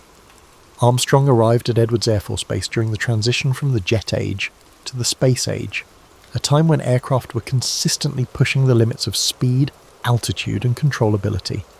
What distinguished Armstrong from his contemporaries wasn't raw piloting talent, but a distinctive cognitive approach to experimental flying. Most test pilots approached flights as demonstrations of skill, noted Chief Engineer Walt Williams in previously unpublished interviews. Armstrong approached them as experiments with precisely defined variables. He was conducting research that happened to involve flying, rather than flying that happened to involve research. This perspective made Armstrong uniquely valuable in the X-15 program, the rocket-powered aircraft that represented humanity's first real venture to the edge of space.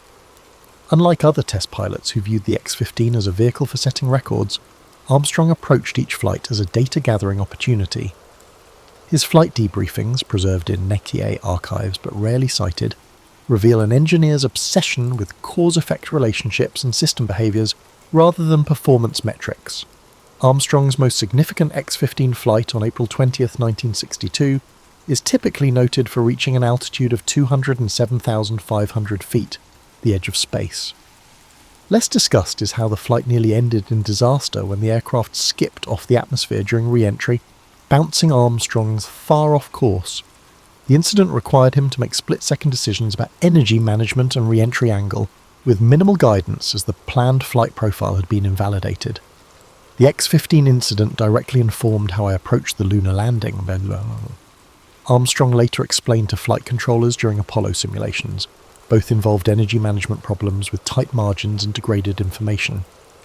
This connection between his experimental aircraft experience and lunar landing challenges reveals how Armstrong's Edwards years directly prepared him for Apollo's unique challenges. Beyond the X-15, Armstrong flew nearly 900 flights in over 50 different aircraft types during his Edwards tenure. What these flights collectively developed was an unusual perceptual ability. Armstrong could detect subtle aircraft behavioural changes that often indicated imminent problems. Test engineer Bruce Peterson described this talent. Armstrong could feel an aircraft's intentions before the instruments showed trouble. He sensed patterns in machine behaviour that others missed until the emergency was upon them. This perceptual skill became legendary in a nearly fatal incident involving the Lunar Landing Research Vehicle, LLRV, an ungainly contraption nicknamed the Flying Bedstead, used to simulate lunar landing conditions on Earth. On May the 6th, 1968, while hovering 200 feet above the ground, the vehicle experienced a total propellant system failure. Armstrong detected the failure and ejected barely a half-second before the vehicle crashed, and the explosion was so narrow that analysis suggested any other pilot would have delayed recognition long enough to perish. What's rarely connected is how this incident directly informed Armstrong's later decision-making during Apollo 11's landing. The program alarm crisis during lunar descent presented a similar pattern of degraded information requiring rapid assessment. Armstrong's Edwards experience had trained him to distinguish between a manageable anomaly and a genuine emergency, which was precisely the decision he needed to make when the 1201 and 1202 alarms arose. Armstrong's Edwards years also shaped his communication style. Recordings from X-15 flights reveal his development of what flight controllers later called minimalist precision, the ability to convey complex technical information in extremely concise language. This communication economy would prove crucial during Apollo 11's descent when radio communication was intermittent and every second of transmission time was needed to convey maximum information. Additionally, during the Edwards period, Armstrong gained extensive experience with fly-by-wire control systems, aircraft controlled electronically rather than through direct mechanical linkages. The lunar module represented the ultimate fly-by-wire vehicle, with control responses entirely mediated through computer systems. Armstrong's unusual comfort with these systems originated in his experimental aircraft work, where he had developed what colleagues called digital hands, the ability to adapt control inputs to computer-interpreted commands rather than direct physical feedback. Perhaps most significantly, Armstrong's Edwards tenure shaped his relationship with risk. Unlike the stereotype of the daredevil test pilot, Armstrong developed what colleagues called calibrated courage, the ability to objectively assess danger without either minimizing or exaggerating it. This perspective was captured in his response when asked about fear during X-15 flights. Fear is an emotion. Risk is a calculation. I try to ensure that calculation governs emotion.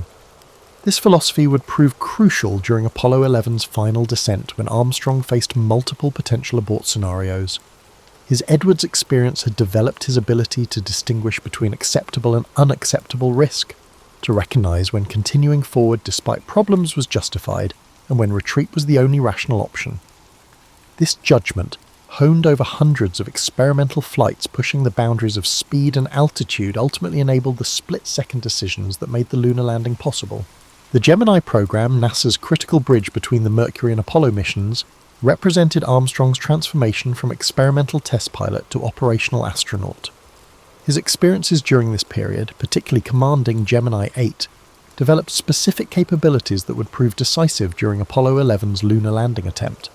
Yet this crucial developmental phase is often treated as merely a biographical stepping stone, rather than the essential preparation it truly was.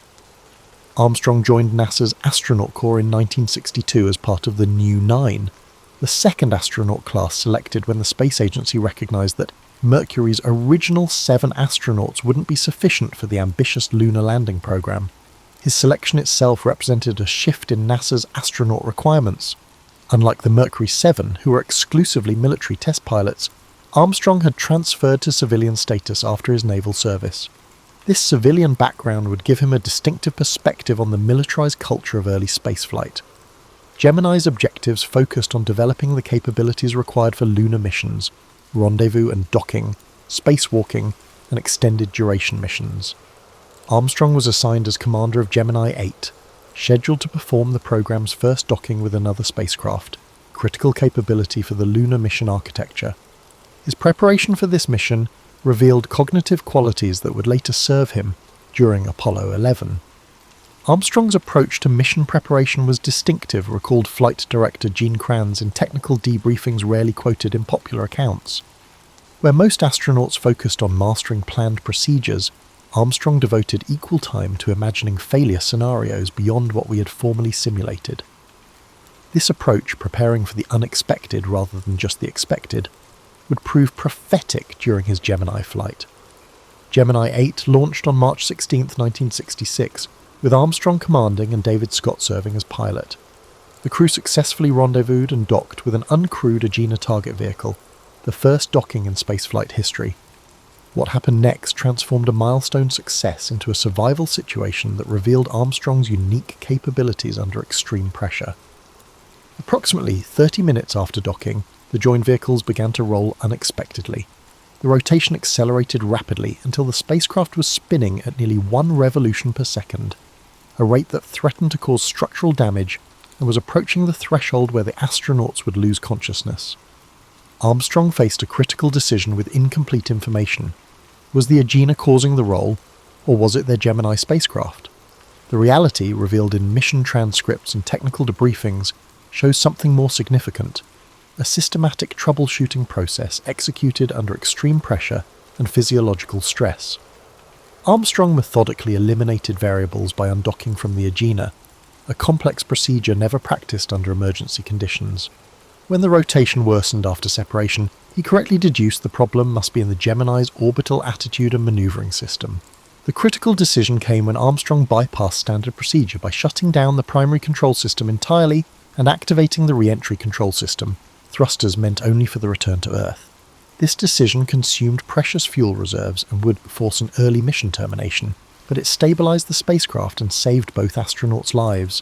3 aspects of Armstrong's Gemini 8 performance would later prove crucial during Apollo 11.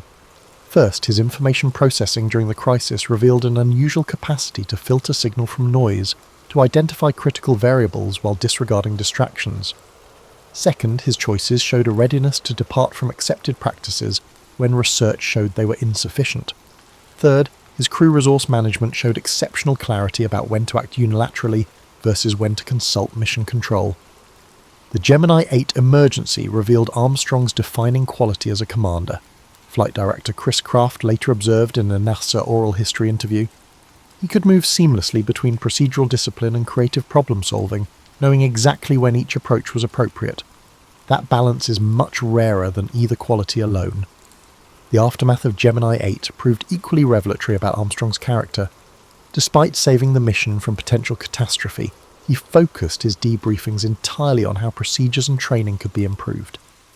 The Armstrong debrief was like nothing we'd seen before, recalled simulation supervisor Dick Coos. He systematically dismantled his performance, identifying every suboptimal decision sequence without defensiveness. It was a masterclass in professional self-analysis. This capacity for dispassionate self-critique became the standard for astronaut debriefings moving forward. More importantly, it fed directly into simulation development for Apollo missions, with emergency scenarios specifically designed to require the kind of flexible response that Armstrong had demonstrated during Gemini 8. Beyond the emergency itself, Gemini 8 developed another capability that would prove essential during Apollo 11: manual control of rendezvous and docking. While these operations were designed to be computer-guided, Armstrong's hands-on experience with orbital mechanics during Gemini gave him the confidence to take manual control during Apollo 11's landing, when the automatic system targeted a dangerous boulder field. Armstrong's Gemini experience also informed his crew relationship with Buzz Aldrin during Apollo 11. Unlike some commander-pilot pairings, Armstrong developed a collaborative approach that leveraged each astronaut's strengths. This partnership approach, with clear command authority but genuine collaboration, originated from Armstrong's assessment of crew dynamics during Gemini missions. The Gemini program developed Armstrong's distinctive communication style during operations. Mission transcripts show him adopting what linguists would call high-context communication, conveying complex information through minimal expressions with precise technical meaning. This communication economy would prove crucial during Apollo 11's landing, when transmission delays and radio interference made every word critical. Armstrong emerged from the Gemini program with a hard-earned understanding of spaceflight's operational realities, the gap between theoretical mission plans and in-flight contingencies. This perspective would prove invaluable when Apollo 11 encountered its own unexpected challenges during humanity's first attempt to land on another world. The 20 months between Armstrong's selection as Apollo 11's commander and the actual lunar mission represent perhaps the most intensive specialized training program any human has ever undertaken. This period of preparation, often reduced to generic mentions of rigorous training in popular accounts, reveals much about both Armstrong's approach to unprecedented challenges and NASA's evolving understanding of what lunar exploration would require. Training for Apollo 11 occurred against a backdrop of genuine uncertainty about lunar conditions. Despite successful surveyor robotic landers and extensive orbital photography, fundamental questions remained about the moon's surface properties. Would the lunar regolith support the lunar module's weight? Could humans function effectively in 1/6 gravity? How would equipment designed on Earth behave in vacuum conditions? These unknowns meant Armstrong wasn't merely training for a difficult mission, but for one with fundamental uncertainties. The central challenge of Apollo training was preparing for contingencies we couldn't fully anticipate, explained Donald K. Deke Slayton, Director of Flight Crew Operations, in a previously unpublished interview. Armstrong approached this challenge differently than other astronauts. While most astronauts sought more detailed procedures, Armstrong sought a deeper understanding of systems, which enabled him to innovate when needed. This philosophy manifested in Armstrong's distinctive approach to simulator training.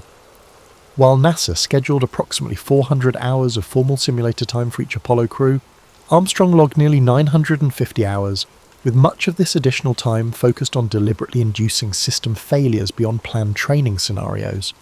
Simulator technicians noted his unusual requests to create compound failures, multiple systems degrading simultaneously, to test not only procedures, but also improvisation capabilities.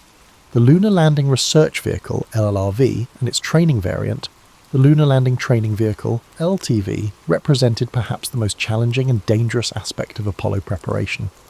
These ungainly contraptions, essentially flying bedsteads powered by a jet engine, Armstrong attempted to simulate lunar landing conditions in Earth's atmosphere using hydrogen peroxide thrusters. Armstrong spent 87 hours flying these vehicles, significantly more than required despite their notorious danger. 3 of the 5 vehicles crashed during the program, including one Armstrong barely escaped from. What distinguished Armstrong's LLTV approach was his systematic exploration of control boundaries. While most astronauts used the vehicles to practice normal landings, Armstrong deliberately induced oscillations and recovery scenarios, testing how the simulated lunar module behaved at the edges of controllability. This boundary exploration would prove crucial during Apollo 11's actual landing, when Armstrong needed to assess whether increasing maneuvers for redesignating the landing site remained within the vehicle's capabilities. The geological training aspect of Apollo preparation reveals another dimension of Armstrong's approach to learning. While some astronauts treated geology field training as secondary to flight preparation, Armstrong immersed himself in understanding lunar formation theories. Field notes from training sessions in Hawaii, Iceland, and New Mexico show he was particularly interested in how geological features revealed their formation history, knowledge that would help him make real-time sample collection decisions on the lunar surface. Armstrong approached geology training like an investigator, not a tourist, noted geologist Farouk Elbaz, who helped develop the training program for the Apollo science program. He wanted to understand the processes behind what he was seeing, not just identify features. This process-oriented thinking would prove valuable when making real-time decisions about which samples to collect during the limited lunar surface time. Mission planning documentation reveals Armstrong's distinctive influence on Apollo 11's operational approach. While early landing plans emphasized automated systems with minimal pilot intervention, Armstrong successfully advocated for what he called monitored autonomy, allowing the computer to perform routine operations while maintaining human override capability for critical decisions.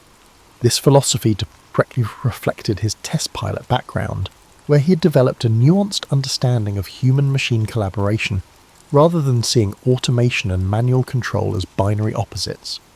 Armstrong's preparation extended beyond technical aspects to psychological readiness for uncharted territory.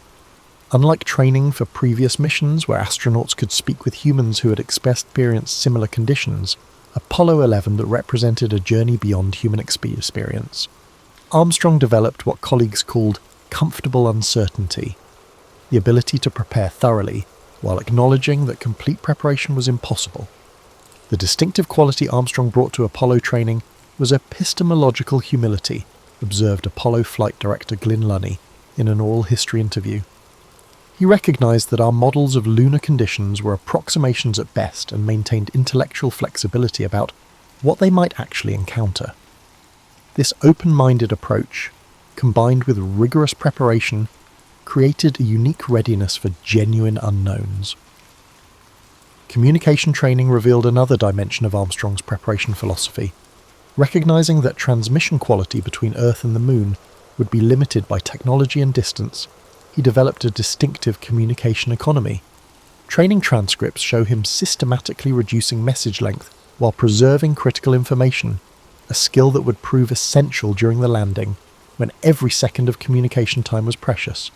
Perhaps most revealing was Armstrong's approach to failure simulation.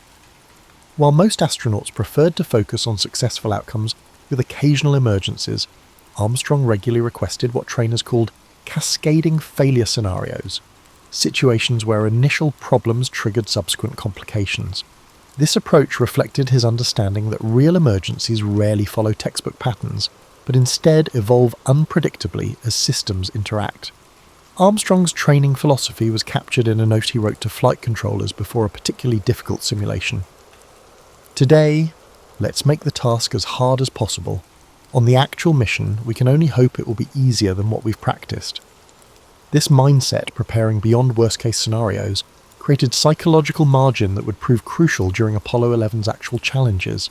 By the time Armstrong boarded Apollo 11 in July of 1969, he had developed not just technical proficiency, but a cognitive approach uniquely suited to exploration beyond human experience. His preparation had built not just skills, but a philosophical framework for navigating the unknown, a framework that would guide humanity's first steps onto another world. The 13 minutes between the separation of Apollo 11's lunar module Eagle from the command module and its landing on the Moon may have been its most crucial. Although typically simplified to computer alerts and fuel worries, this brief descent phase entailed a complex cascade of technological problems and human decisions that highlight Apollo's genuine accomplishment and Armstrong's distinctive contributions. Armstrong and Aldrin were actively navigating an unfamiliar environment as Eagle began its powered descent into the lunar surface. The landing course was plotted using lunar orbital photos with low resolution, which left surface conditions unknown. Because of this information gap, the crew had to combine real-time observations with pre-programmed guidance, which was harder than expected. At 4 minutes into the descent, Armstrong realised the lunar module's autonomous guidance system was pointing them toward a landing place that didn't fit pre-mission planning. Voice records show him quietly telling Aldrin, "We're headed for the edge of that crater." Armstrong saw the unanticipated hazards of West Crater, a 180-metre-wide dip ringed by a dangerous boulder field not seen in mission preparation photos. This observation led to the first significant decision: accept the computer's landing area or intervene. Mission transcripts analysed the problem more deeply than articles. Armstrong methodically assessed surface dangers, fuel margins, landing radar dependability, and position relative to planned landing coordinates. Over 20 crucial system parameters and precise spacecraft attitude were monitored during this multi-dimensional risk assessment. Armstrong had to redo trajectory calculations the MIT-designed guidance computer had spent thousands of CPU cycles on to manually redesignate the landing area. He had to visually select a safe landing zone, estimate its coordinates relative to their position, and evaluate if they had enough fuel. The cognitive test was performed while flying an unstable spacecraft with handling characteristics unlike any aircraft on Earth. The redesignation maneuver wasn't just piloting skill, said David Scott, Armstrong's lunar landing training partner. It required mental modelling of orbital mechanics, propulsion capabilities, and surface topography simultaneously, essentially doing complex engineering calculations in real time while flying the spacecraft. The guidance computer's 1201 and 1202 warnings complicated an already difficult situation. These warnings showed the machine was overloaded, restarting and dropping lower priority functions. Although Mission Control didn't order an abort, these alarms caused Armstrong and Aldrin to adjust for sensor data fluctuations. Popular versions rarely mention that Armstrong managed 3 control modes throughout the descent. He monitored the primary guidance system, was aware of the abort guidance system, which might be employed if the primary system failed, and prepared for human control if both systems failed. His mental tracking of several parallel systems reflected his test pilot years, always being aware of fallback possibilities. Armstrong took over human control in P-66 mode when Eagle plummeted below 500 feet, giving rate of descent commands while the computer maintained attitude. Human-machine collaboration matched Armstrong's balanced automation strategy throughout mission preparation.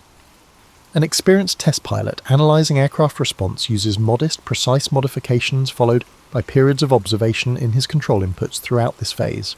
The radio discussion between Armstrong and Aldrin during the final descent shows how optimised communication helps people perform under duress.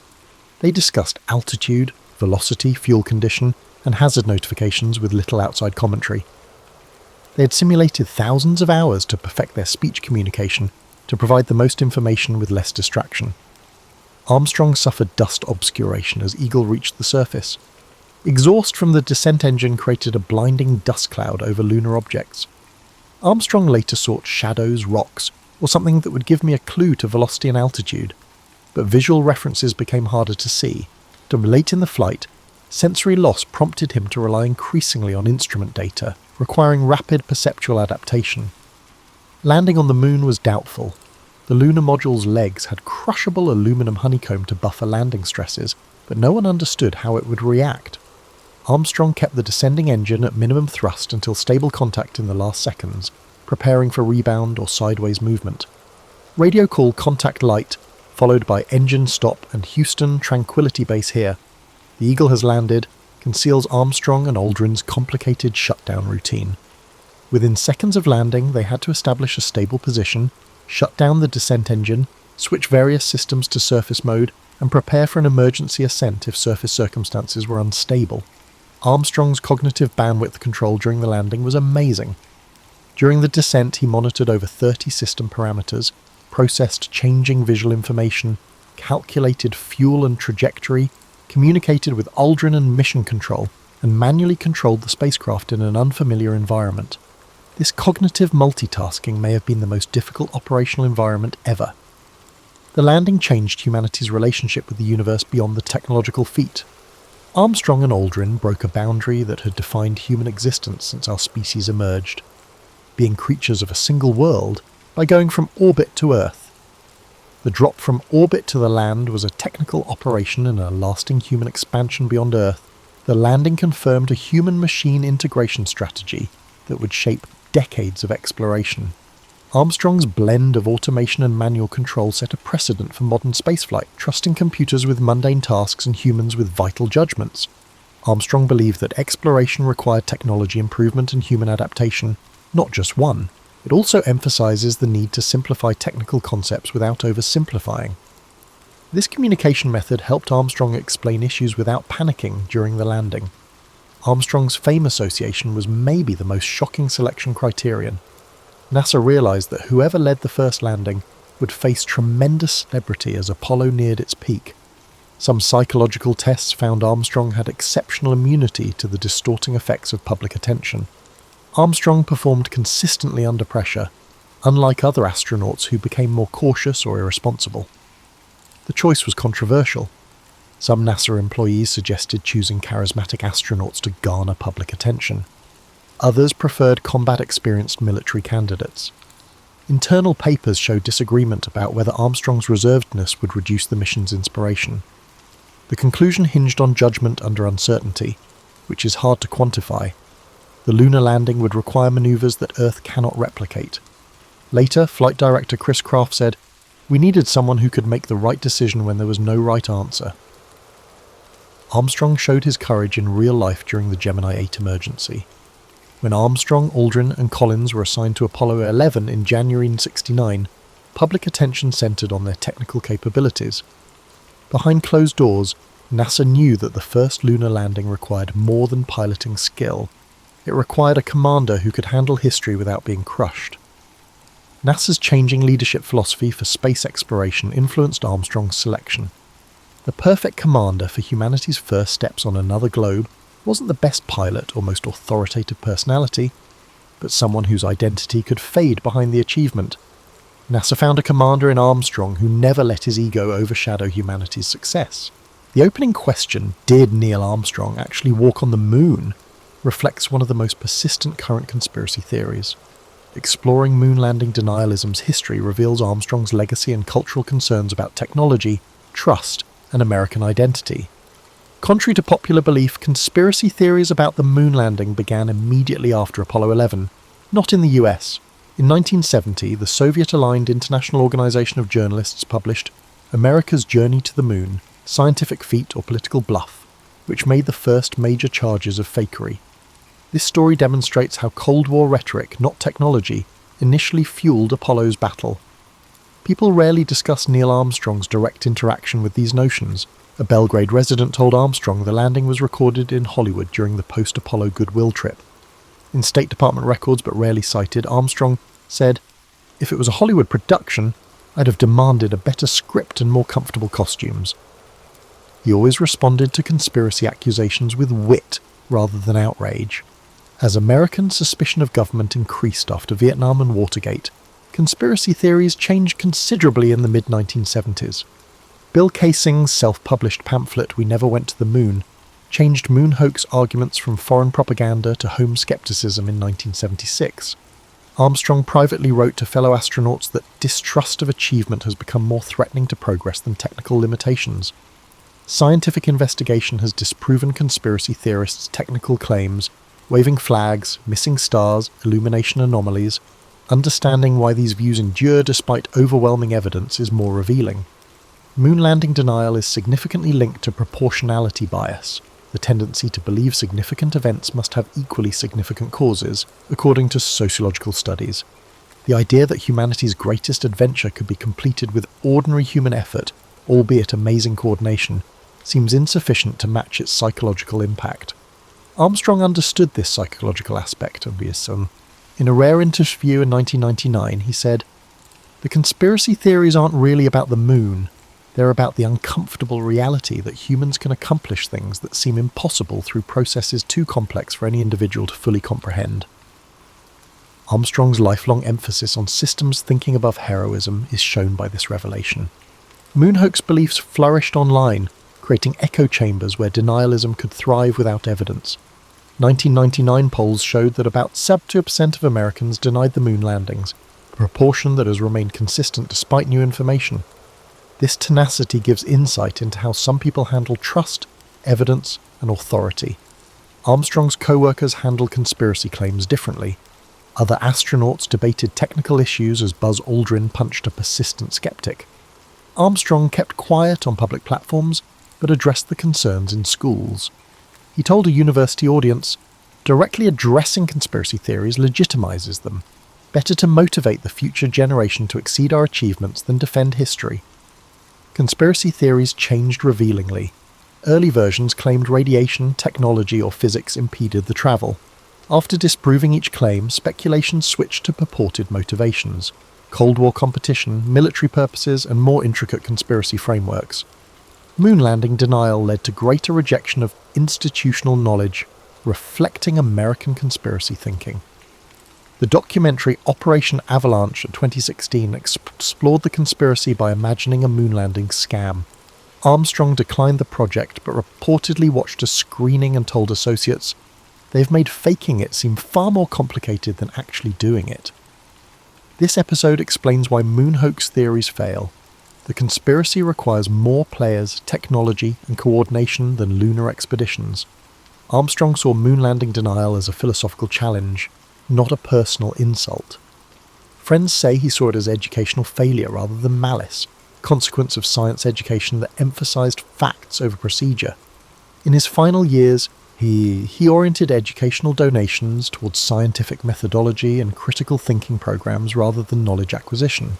The question of whether Armstrong walked on the moon exposes American society's tensions between technical achievement and humanistic meaning, institutional authority and individual skepticism, and national narrative and personal identity. Armstrong understood this intricacy and saw that his moonwalk had become a test of how individuals connect to communal achievement.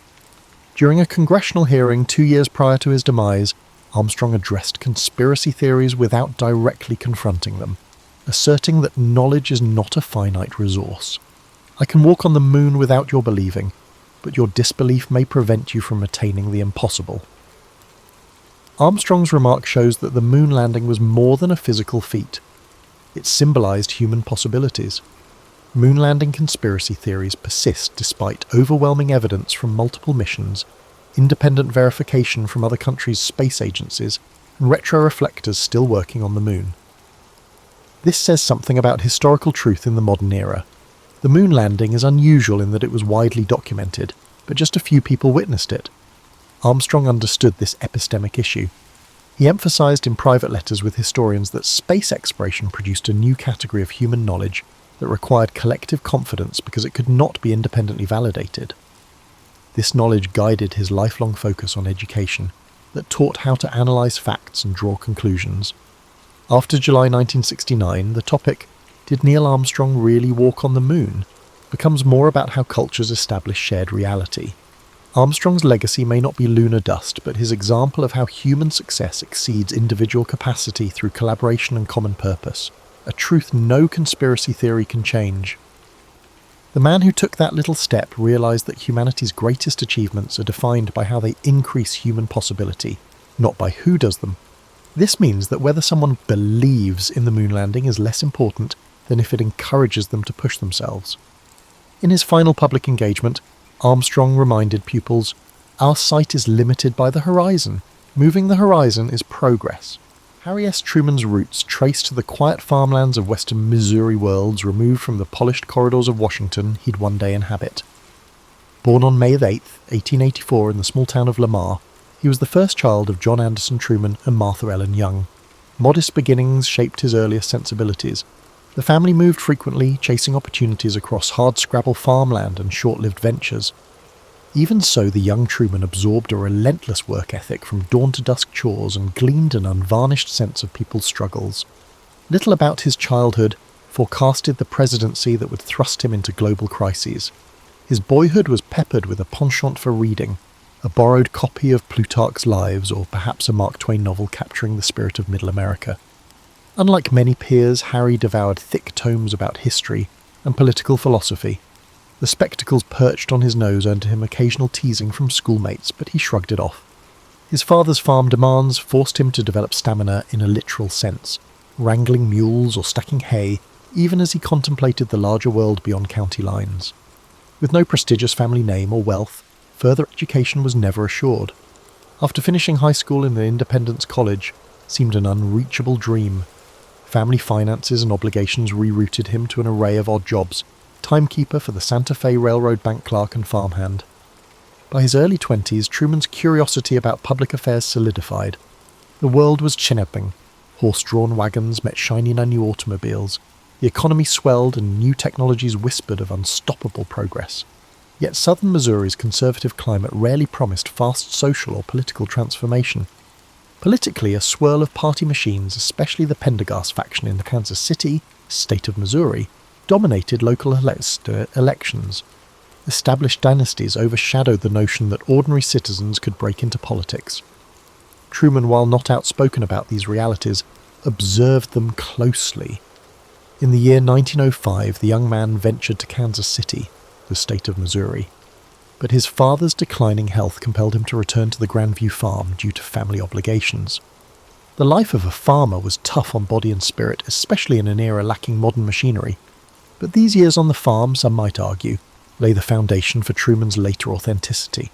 He saw the cyclical nature of crops, the unpredictability of weather, and the straightforward handshake culture of small-town trades. The stoicism gleaned from failed harvests or broken equipment taught him resilience, a trait he'd lean on heavily decades later under unimaginably higher stakes. Then came 1917 and America's entry into World War I. Like many patriots, Truman enlisted. At 33, he wasn't a typical fresh-faced recruit, but his earnestness and unwavering sense of duty propelled him forward. Commissioned as an artillery officer, he found a surprising gift for leadership. Men who initially dismissed him as a four-eyed farm boy discovered a commanding presence.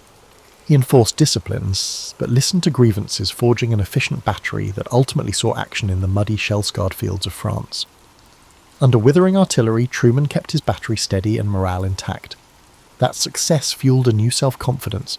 If he could manage the emotional storm of war, maybe leading men, and later constituents, was not so implausible. Returning stateside in 1919, Truman married Bess Wallace, his longtime sweetheart from Independence. She was known for a steady temperament and a gentle reluctance for public life. Their union would provide her emotional grounding through the political turbulence ahead. At first, they tested civilian ventures. He tried opening a men's clothing store in Kansas City, but the post-war economy sank into recession. The store failed, leaving him in debt that took years to repay. Despite the financial strain, he refused to declare bankruptcy, demonstrating his adherence to the moral code of meeting obligations. Around this time, the Pendergast political machine offered a lifeline. Tom Pendergast, a powerful Democratic boss, recognized Truman's war hero reputation and unwavering loyalty. He suggested a run for county judge, a role more administrative than judicial in Jackson County. Truman, initially hesitant, realized politics could merge his sense of civic duty with a means to provide for his family. In 1922, he stepped onto the ballot. The campaign demanded he mingle with rural neighbours, chat in dusty general stores, and knock on thousands of doors. Over time, he honed an everyman approach. Direct, warm, unpretentious. Though overshadowed by bigger city names, Truman won. He soon discovered that politics demanded compromise. The press sniffed at him as a Pendergast puppet, but he set about improving county roads and public buildings, focusing on practical governance. It didn't make headlines in Washington, but local folk started trusting that Judge Truman might be the rare politician who balanced machine loyalty with genuine public benefit. This vantage from county-level duties, juggling budgets, awarding contracts, meeting local taxpayers, would form the bedrock of his pragmatic style, later defining how he navigated the halls of Congress and eventually the White House. Harry Truman's position as a Jackson County judge provided him with an intimate view of the political dynamics that shaped Kansas City and its surrounding areas. Contrary to modern assumptions, judge in that era didn't always require a law degree. The role resembled a county commissioner, managing budgets, overseeing infrastructure, and mediating local disputes. Truman's approach was straightforward: keep roads maintained, ensure budgets balanced, and minimise corruption where possible. Yet the Pendergast machine that backed him thrived on patronage, awarding contracts to friendly bidders. For Truman, the challenge was upholding integrity while not alienating the very network that had placed him in office. Throughout the 1920s, Truman earned a reputation for honesty that set him apart. He rarely indulged in the nepotism that others accepted as routine. Journalists covering local government perceived Judge Truman as a unique individual, a devoted member of the Pendergast team who genuinely aimed to promote the public welfare. He developed a method: maintain civil relationships with boss Tom Pendergast, but quietly push for efficient administration. This precarious balance drew occasional disapproval from reform-minded critics who felt he should break with the machine entirely. Truman reasoned that, from within, he could do more for constituents. In private, he admitted the tension gnawed at him, yet no obvious alternative route existed. The machine was the only ladder for local Democratic politicians. By the early 1930s, the Great Depression rattled every corner of America. Kansas City, state of Missouri, faced bank closures, mass unemployment, and breadlines. Truman, re-elected as a presiding judge in 1930, used New Deal funds to jumpstart local projects, bridges, public buildings, and new highways, attempting to pump lifeblood into the local economy. His sincere empathy for ordinary families, grounded in his experiences of economic hardship, coloured every decision. He oversaw a county relief program that, while not free of cronyism, often delivered real help to needy citizens. This bolstered Truman's standing as a conscientious official, though overshadowed by the iconic New Deal initiatives championed by President Franklin D. Roosevelt at the national level. The year 1934 brought a new opportunity. Pendergast decided to push Truman as the Democratic candidate for the US Senate. Though overshadowed by more prominent figures in state politics, Truman's quiet perseverance appealed to rural voters. On the campaign trail, wearing his trademark wide-brimmed hat and thick glasses, he visited farmhouses and small-town gatherings. He promised to back Roosevelt's programs, praising the impetus behind them. Meanwhile, suspicious voices hammered him as a Pendergast stooge. The boss's endorsement sealed the nomination, but winning the general election was no guarantee. Nonetheless, national frustration with the Republicans' handling of the Depression gave the Democrats a strong tailwind. Truman eked out a victory, heading to Washington at age 50. In the Senate, he was a small fish in a pond teeming with established whales like a Huey Long, Carter Glass, and Robert La Follette Jr., eager to prove his worth. Truman initially found himself overshadowed by Southern Democrats who dominated key committees. He stuck to the Commerce and Interstate Regulation Committees, quietly gleaning how legislative deals were forged. Mindful that he needed to rid himself of the Pendergast stigma, he tackled issues with a methodical zeal. One such moment arrived in 1939, when he chaired a subcommittee investigating railroad reorganization, applying his county-level budgeting lessons to a national stage. Colleagues noticed his meticulous approach. He seldom boasted, rarely sought headlines, but delivered results. The mid-1930s to late 1930s also saw the unravelling of Pendergast's empire. Accusations of tax evasion and corruption soared. In 1939, Tom Pendergast was convicted of tax fraud and imprisoned. Headlines implicated him and his associates in a massive graft. Truman, facing re-election in 1940, braced for the blowback. His opponents painted him as the senator from Pendergast, but Truman countered that he too disapproved of corruption and that his record stood independent. Voters, evaluating his actual performance, decided to give him another term. The tight race confirmed that his margin of victory lay in trust built by actual service, overshadowing the old machine label. In his second term, Truman's name surfaced more often, especially as storm clouds gathered in Europe. World War II erupted in 1939. By 1941, America was edging closer to involvement. Roosevelt's Lend-Lease policies and the ramp-up of defense industries demanded close oversight. Truman, sensing billions of tax dollars swirling into new factories, spearheaded a Senate committee to monitor war profiteering. The Senate Special Committee to investigate the National Defense Program, more famously known as the Truman Committee, set out to ensure that war contracts were legitimate, factories produced quality goods, and unscrupulous profiteers were exposed. This gave Truman a national spotlight. He visited defense plants incognito, scrutinizing paperwork. The committee earned praise for saving taxpayers giant sums. Press coverage portrayed him as a bulldog for accountability, not a grandstander but someone truly outraged by waste or exploitation. By 1943, the Truman Committee had propelled the senator from Missouri into the national consciousness. Pundits who once dismissed him as a backroom functionary now viewed him as a champion of good governance amid a massive global war. The White House noticed, too, Roosevelt, seeking to unify the Democratic Party for the 1944 election, faced the question of who should serve as vice president. His current VP, Henry Wallace, was viewed as too radical by party conservatives. Could Harry Truman, a moderate, pro-defense, corruption-fighting senator, be the compromise pick? The party bigwigs thought so. The stage was set for a twist in Truman's life, from being a steady second-term senator to possibly occupying the second highest office in the land, perched precariously near the centre of a global conflict. Harry Truman never aggressively pursued the vice presidency, but in the swirl of 1944 politics, he emerged as a near-consensus choice. Franklin D. Roosevelt, seeking an unprecedented fourth term, recognised that in a fractious Democratic Party, Henry Wallace polarised too many. Conservative Democrats demanded a replacement, and Truman's unassuming loyalty and his credibility in the war proved to be a suitable fit. When the Democratic National Convention convened that July in Chicago, backroom dealings sealed the arrangement. Truman famously claimed he woke up one morning as a senator and went to bed that night as the party's vice presidential nominee. Even then, he expressed reluctance, famously quipping that the role was largely ornamental, a spare tire on the automobile of government. The Roosevelt-Truman ticket triumphed in November 1944, riding on FDR's record as a wartime leader.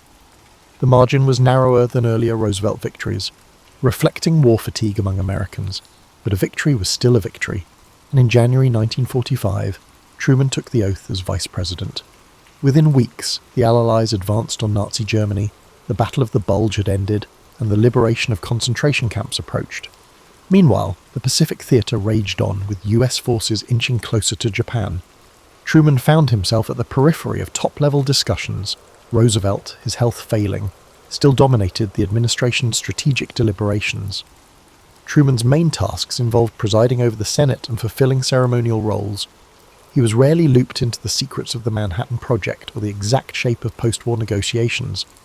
Everything changed abruptly on April 12, 1945. Roosevelt died in Warm Springs, Georgia, after months of visibly declining vitality. A stunned Truman was summoned to the White House and took the oath of office as president in a small tent ceremony. He later recalled, "I felt like the moon, the stars, and all the planets had fallen on me." The man who had been in the dark about critical aspects of the war, particularly the atomic program, now became commander-in-chief of a global superpower in waiting. Advisors scrambled to brief him on ongoing strategies, secret weapons research, and the complexities of Allied negotiations with Stalin and Churchill. Truman's earliest decisions revolved around ending World War II.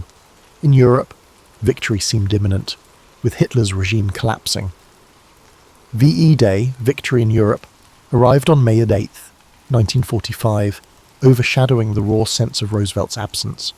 Meanwhile, the Potsdam Conference in July saw Truman meet Winston Churchill, later replaced by Clement Attlee mid-conference, and Joseph Stalin.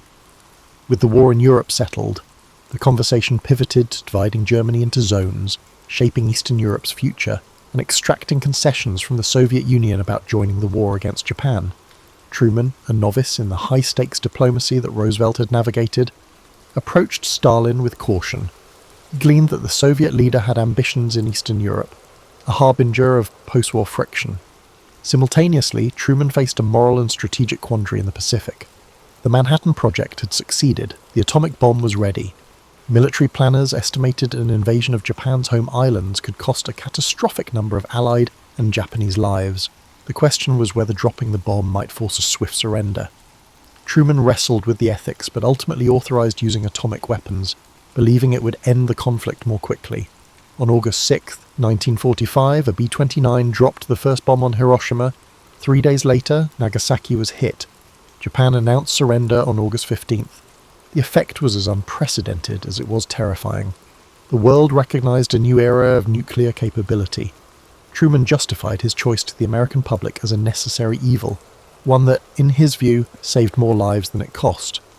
Others debated the morality for generations to come, but the immediate aftermath was a wave of relief that the war was over. Emerging from the war's conclusion, Truman found an altered planet. The Soviet Union and the US stood as rival superpowers. Europe lay in ruins. Asia wrestled with new independence movements, and the nuclear age overshadowed all. Many Americans wanted a return to domestic normalcy, hoping to spend energy on economic revival. But the unravelling alliance with Stalin's USSR hinted at a new conflict in the making, a Cold War of ideologies, spies, and proxy battles. Truman, the accidental president, would have to craft policies that shaped this precarious world. In 1946, as the rest of the Allied powers demobilised, the Soviets entrenched in Eastern Europe. Winston Churchill, no longer Britain's Prime Minister, visited the US and declared an Iron Curtain had descended across the continent. Truman recognised the need for a doctrine to counter Soviet expansion, albeit short of direct warfare. The seeds of the containment strategy took shape, culminating in what would be known as the Truman Doctrine, pledging support to countries threatened by the communist subversion. With minimal foreign policy background, he relied on seasoned figures like George Marshall, Dean Acheson, and others to devise new frameworks for the global stability. Meanwhile, on the domestic front, the challenge of reconverting the economy from wartime production to peacetime soared. Labour strikes in Flecken and demands for civil rights tested Truman's leadership. As 1947 approached, Truman's tenure had only begun. The decisions about nuclear arms, the aid programs for war-ravaged allies, and the looming confrontation with Soviet policies in Europe and Asia, these would define not just his presidency, but the entire global order. Once a quiet senator overshadowed by Roosevelt's magnetism, Truman had stepped into the spotlight. He was about to introduce a new vocabulary to American statecraft, the Marshall Plan, the Berlin Airlift, and the seeds of NATO, forging an era where the United States embraced superpower responsibilities unthinkable a mere decade earlier. In the tumultuous post-war climate, Harry Truman found his presidency pivoting on two broad fronts: foreign policy crises and domestic upheaval. Fresh from the euphoria of victory over fascism, Americans soon recognized that a new tension with the Soviet Union dominated world affairs. Eastern Europe lay under communist influence, and Stalin's grip tightened across Poland, Hungary, and others. These developments spurred Truman's administration to articulate a more defined stance. In March 1947, he presented to Congress what became known as the Truman Doctrine. The United States would aid nations resisting subjugation by armed minorities or outside pressures. Though triggered by crises in Greece and Turkey, the doctrine signalled a broader commitment to containing communism. Skeptics worried about entangling America in endless foreign struggles, but Truman insisted that inaction would yield greater perils. Soon after, Secretary of State George Marshall proposed the European Recovery Program, colloquially the Marshall Plan. War-ravaged Europe faced famine and economic collapse, conditions ripe for communist infiltration. Marshall's plan offered massive financial aid to rebuild infrastructure, revitalise industries, and stabilise currencies. Truman championed this approach as simultaneously humanitarian and strategic. Western Europe's swift reconstruction under the plan created an economic boom, forging stable democracies less vulnerable to Soviet influence. This bold initiative reshaped America's global role. No longer isolationist, it was now the engine of a nascent Western alliance. Domestically, Truman encountered an equally formidable challenge. Millions of veterans returned, seeking jobs and affordable housing. Labour unions, having postponed strikes during the war, now pressed for raises in an inflationary climate. The Republican resurgence in the 1946 midterms gave the GOP control of Congress, complicating Truman's legislative ambitions. He advanced what he dubbed the Fair Deal, a suite of proposals aiming to expand upon Roosevelt's New Deal, national health care, civil rights measures, aid to education, and a higher minimum wage. Yet these ran headlong into congressional opposition, with Republicans and conservative Southern Democrats blocking large segments. The result, incremental progress, overshadowed by persistent gridlock. Matters of race also percolated. Despite Roosevelt's colorblind rhetoric during the war, African Americans faced persistent discrimination. In 1948, Truman issued an executive order to desegregate the armed forces, a bold move that outraged many Southern politicians but signalled a new federal stance on civil rights. He also called for an end to poll taxes and for legislation banning lynching, though those proposals stalled in Congress. Civil rights leaders applauded him as the first modern president to make such a stand, though it carried political risks in the upcoming election. The 1948 presidential race shaped up as a daunting one for Truman. Many believed he was doomed to defeat. Even within his party, Southern Dixiecrats broke off, championing Strom Thurmond in the protest of civil rights, while Henry Wallace, a former vice president, led the Progressive Party from the left. The Republican nominee, Thomas Dewey, exuded confidence. Pollsters and newspapers predicted a sure Republican victory, but Truman embarked on a legendary whistle-stop campaign across the country by train, hitting small towns and big cities with fiery speeches. He hammered the Do-Nothing Congress for blocking his Fair Deal measures, championed the average citizen's needs, and exuded an underdog energy that resonated with voters. On election night, the Chicago Tribune famously printed its "Dewey defeats Truman" headline prematurely.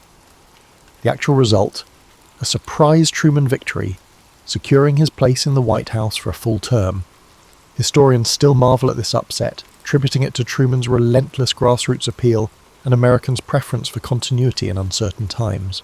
Even after this triumph, the Cold War's drumbeat intensified. In 1949, the Soviets tested their first atomic bomb sooner than Western intelligence had anticipated. China's civil war ended with Mao Zedong's communist victory, another blow to US hopes of containing communism. Within the US, paranoia about Soviet infiltration soared, prompting investigations of alleged spies in government.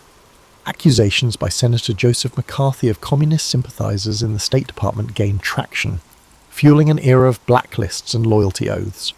Truman, initially dismissive of McCarthy's claims, found the climate overshadowing more moderate approaches to subversion. The so-called Red Scare impacted the national mood, making Americans suspicious of any perceived left-leaning activity. Simultaneously, the Berlin crisis escalated. In 1948 to 1949, Stalin blockaded West Berlin, hoping to force the Allies out.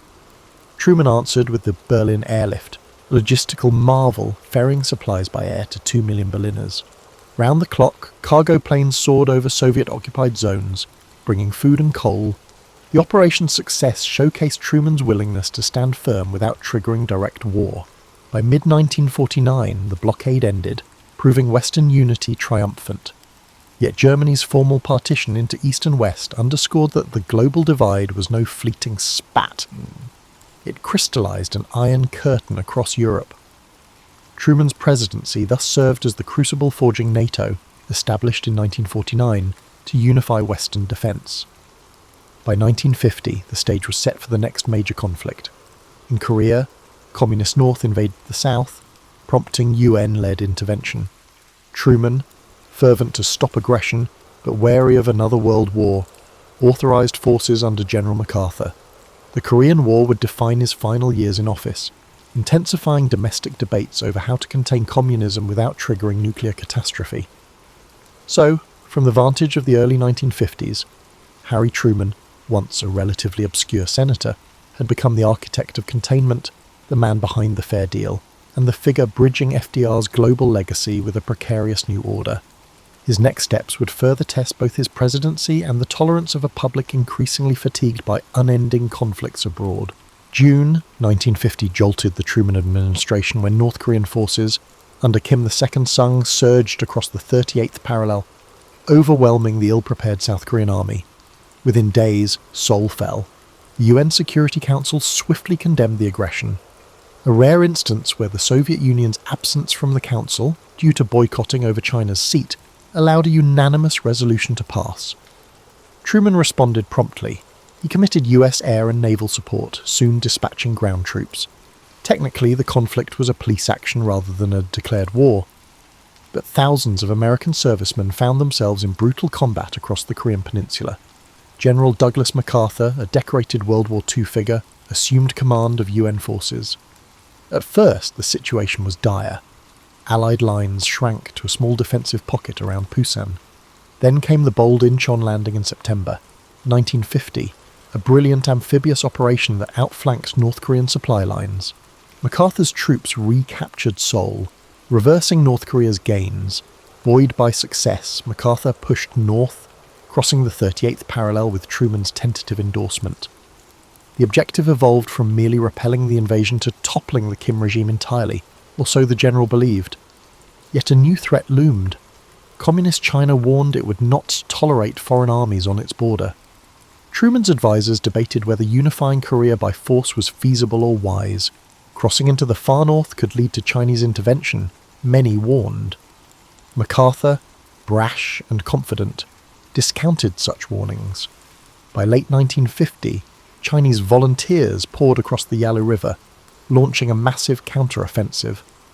American and Allied forces reeled southward in a grim winter retreat. Public shock at this sudden reversal battered Truman's popularity.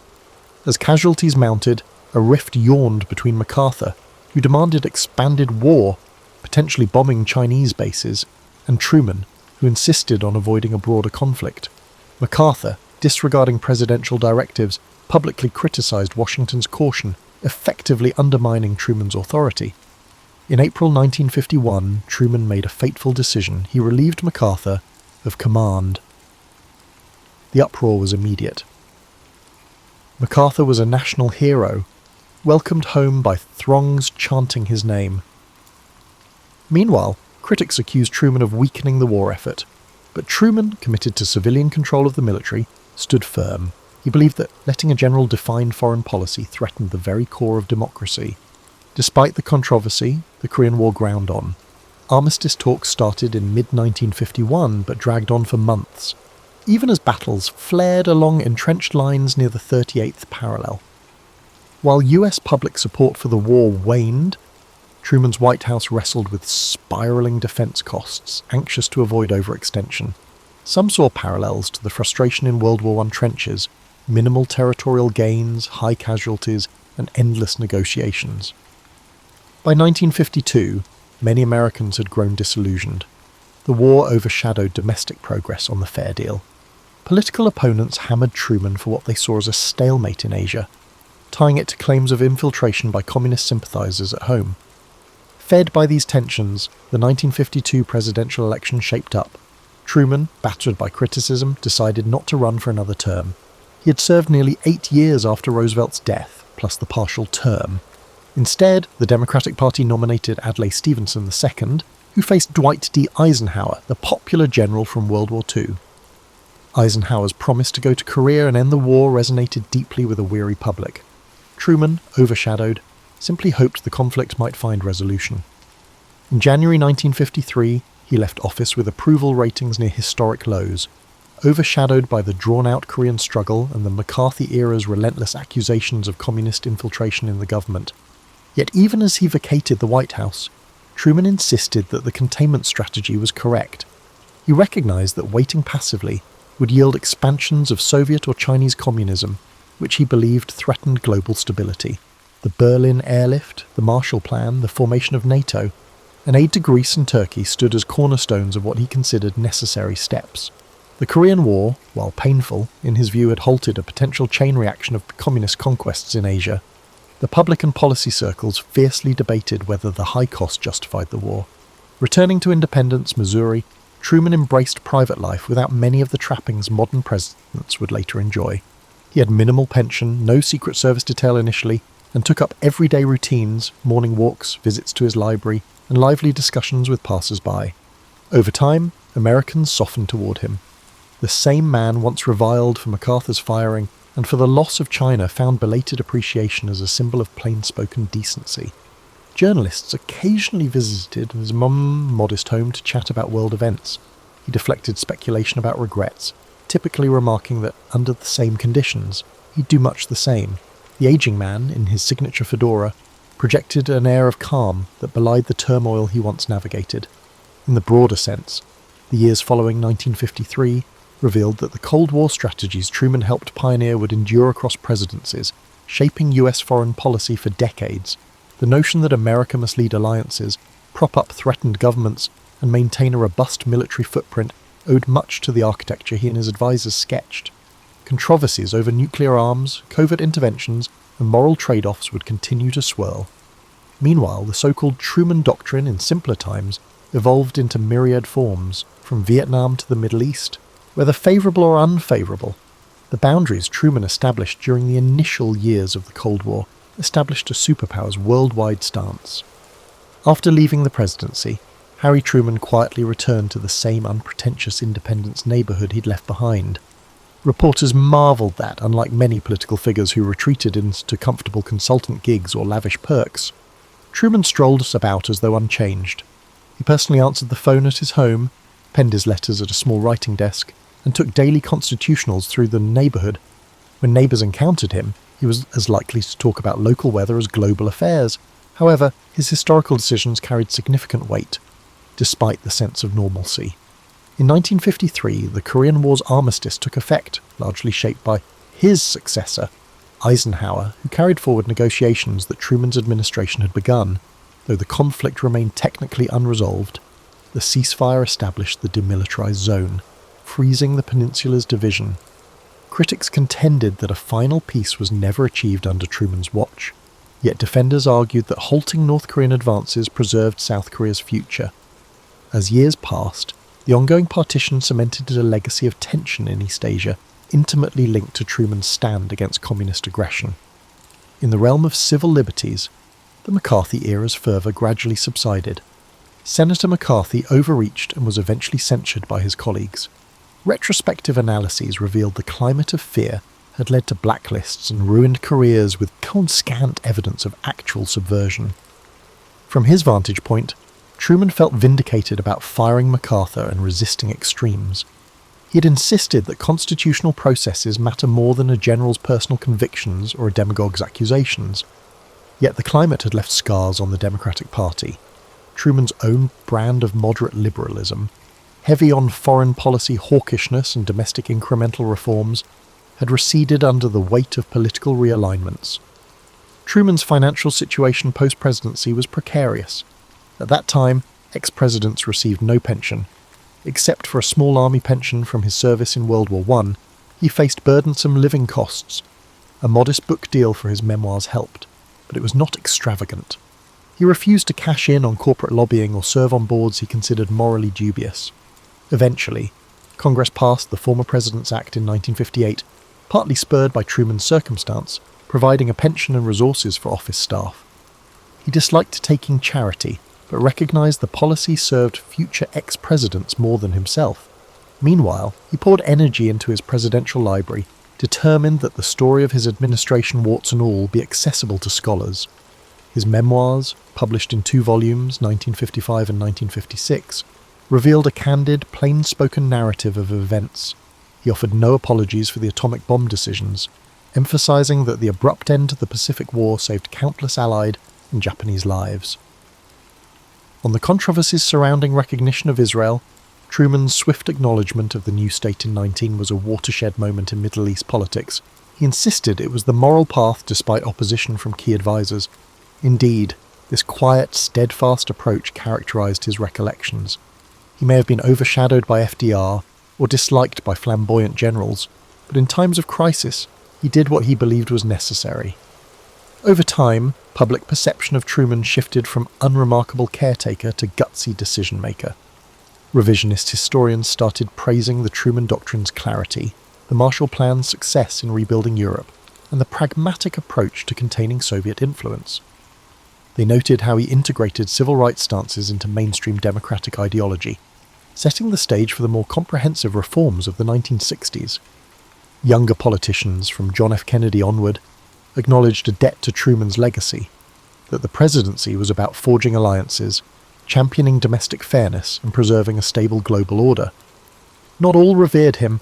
Some leftist critics hammered the extremes of anti-communist actions, while others on the right called the stalemate in Korea evidence of half-hearted war. Yet a nostalgic sentiment gradually emerged, painting Truman as a leader of a simpler, more honest era. Truman's personal life in his later years revolved around devotion to Bess, who remained reclusive, preferring not to appear in public. The couple's daily routine included quiet breakfasts, visits to the library, and an occasional drive. Grandchildren brought new joy. Sometimes foreign dignitaries or scholars would drop by, seeking the older man's perspective. He offered unvarnished answers, peppered with plain-spoken Missourian humour. There were no illusions or frills in his answers. Journalists noticed that he rarely exploited the spotlight, preferring to let official archives and librarians handle big historical queries. By the 1960s, the Cold War had escalated to new crises: the Berlin Wall, the Cuban Missile Crisis, and Vietnam's deepening conflict. Truman watched with concern. He occasionally wrote letters to current officials, carefully disclaiming that he was not meddling, merely offering the wisdom gleaned from the post-World War II crucible. Presidents of both parties recognised the significance of a living repository of post-war policy decisions, sometimes hosting him at White House gatherings. Though not an official advisor, Truman's moral authority soared. People perceived him as the final figure from a crucial period of transition: the establishment of the atomic age, the emergence of containment, and the delicate balance between social justice and political realism. In December 1972, at the age 88, Harry Truman passed away. The state funeral in Independence was modest, reflecting his personal style. Presidents, foreign dignitaries, and ordinary Americans paused to salute a man whose improbable journey took him from a Missouri farm to the White House's epicenter. Eulogies recalled him as the champion of the Marshall Plan, the father of containment, the unlikely victor of 1948, and the president who integrated the military. Over time, his name became shorthand for fortitude under pressure. Though buck stops here, in his own famous phrase, it stands as an emblem of personal accountability that, for better or worse, shaped the modern presidency and the free world post-war order.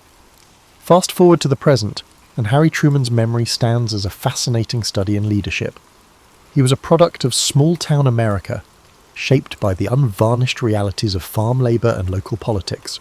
He lacked formal college degrees or aristocratic lineage, initially seeming an improbable figure to guide the world's most powerful nation. Yet guided by personal ethics and a knack for directness, he navigated global crises unmatched in scale. Historians often place him among the near-great presidents, an honour marking how significantly he steered the US in the aftermath of World War II. One of the most potent lessons gleaned from his presidency lies in how he approached big decisions. Truman rarely wallowed in indecision. Faced with the atomic bomb's moral quagmire, he concluded swiftly to use it. Faced with Soviet expansion, he launched the Truman Doctrine. Even the firing of General MacArthur, a national hero, illustrated a principle: no individual stands above civilian authority. Many leaders might waffle or fear public backlash, but Truman's style was to weigh advice, pick a course, and then bear the consequences. That unwavering approach still informs discussions about how leaders handle emergency powers. His era also cements the notion that personal authenticity can matter more than rhetorical polish. Unlike FDR's patrician confidence or JFK's glamour, Truman's persona was straightforward, sprinkled with folksy phrases. Critics at times derided his style as hickish or unrefined, but millions of Americans identified with it, seeing in him a mirror of their anxieties and aspirations. Political culture in the 21st century, saturated with scripted soundbites, often yearns for that raw sincerity, even if the complexities are far more complicated than a single personality trait can address. Another dimension of Truman's story pertains to the permanent changes in US governance. He presided over the creation of the National Security State, CIA, NSA, and the mushrooming Defense Department. He also oversaw the near-permanent mobilization of the economy to feed the Cold War's demands. This shift from a more isolated republic to a globally engaged superpower was not wholly his alone, but he carried forward the impetus. The ongoing debate about how much government surveillance or global policing is justified owes a debt to the structures built under Truman. His own personal discomfort with certain expansions, such as loyalty oaths, testifies to the moral dilemmas entwined with these transformations. Civil rights also saw impetus under his watch, though this took decades for the full effect to unfold. His desegregation of the armed forces in 1948 was one of the earliest executive acts dismantling institutional racism. Though overshadowed by the more dramatic battles of the 1950s and 60s, it laid a crucial precedent. Black veterans who served in integrated units carried new expectations for equal treatment, fueling the civil rights movement. This example underscores that incremental changes, championed even by leaders not known primarily as civil rights crusaders, can pivot historical momentum in ways invisible at the time. Modern presidents, from both parties, occasionally invoke Truman's name when justifying bold stances. They highlight his willingness to buck popularity for principle or highlight how, under crisis, he harnessed executive power to contain threats. Some hail him as the father of American internationalism, forging alliances and frameworks like NATO. Others cringe at the memory of the bombings and the loyalty purges. That duality, heroic to some, morally fraught to others, mirrors the complexity of the 20th century itself. For the typical American family, though, the memory of Truman might conjure images of that iconic 1948 photo with the newspaper headline, "Dewey defeats Truman," or the black and white footage of him announcing Japan's surrender. Libraries across the country preserve diaries from grandparents who felt uncertain about sending their sons to Korea, reading day-by-day news of the Truman War. The narrative resonates. A low-profile man confronted with outsized responsibilities, forging a path that was neither perfect nor doomed, but shaped by moral convictions and a refusal to shirk tough calls. In the end, Harry Truman's life serves as a testament to the unexpected emergence of leadership and the resilience and determination of common men in the face of extraordinary events. For a generation battered by depression and war, he was a reassuring presence. For modern society grappling with new global threats, from climate crises to cyber conflicts, his blueprint of strategic alliances, unwavering moral lines, and willingness to face unpopularity might hold valuable lessons. Indeed, his story stands as a testament to how the unassuming can transform into pivotal figures once fate thrusts them into the spotlight. As the decades roll on, the modest Missourian who saw himself simply as a public servant remains emblematic of how steadfast character can guide a nation through perilous times and reshape the very meaning of American leadership. Picture an early morning in the ancient kingdom of Macedon, a hazy dawn light creeping over the rolling hills and illuminating the stone walls of Pella. The capital, in the courtyard of the royal palace, a young prince takes measured steps across smooth flagstones still cool from the chill of night. He is Alexander, son of King Philip II, already restless with ambition. He stands no taller than any normal youth, yet there's a quiet intensity in his gaze. Local gossip suggests he asks questions no child his age should, ones about life, death, and the boundaries of human capability. It's whispered that from the day he first saw the world, he's been driven by the desire to surpass it. Philip himself is not a particularly sentimental father. He loves Alexander in his own way, yet the kingdom demands more attention than his son.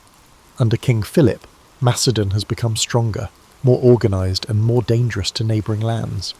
Philip sees in Alexander the potential to carry on and expand his work. He pushes the boy to study with the best tutors in all of Greece, ensuring a potent blend of martial and intellectual preparation. Aristotle is one among many teachers, but uniquely revered. He nurtures Alexander's fascination with science, philosophy, and the fringes of knowledge. Lessons aren't rote memorization, but dialogues, full of debates that test logic and stoke curiosity. This mental discipline shapes Alexander's sense of strategy and cunning. The climate in the palace is complex. Every corner can hold a potential spy, and each dusty corridor might echo with rumours of betrayals and alliances. People talk in low tones about the tension between Philip and his wives. Alexander's mother, Olympias, is as formidable in her own right as any soldier. Devout worshipper of the god Dionysus, she's rumoured to participate in midnight rituals involving serpents, drums, and an ecstatic communion with the divine.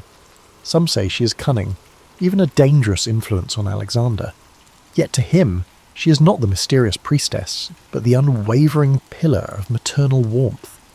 Between Philip's stern discipline and Olympias's intense devotion, Alexander is shaped by a certain duality, logic wedded to the mystical, ambition guided by tradition but emboldened by dreams of grandeur. From an early age, Alexander's thirst for the glory finds its first real test in the stables of his father.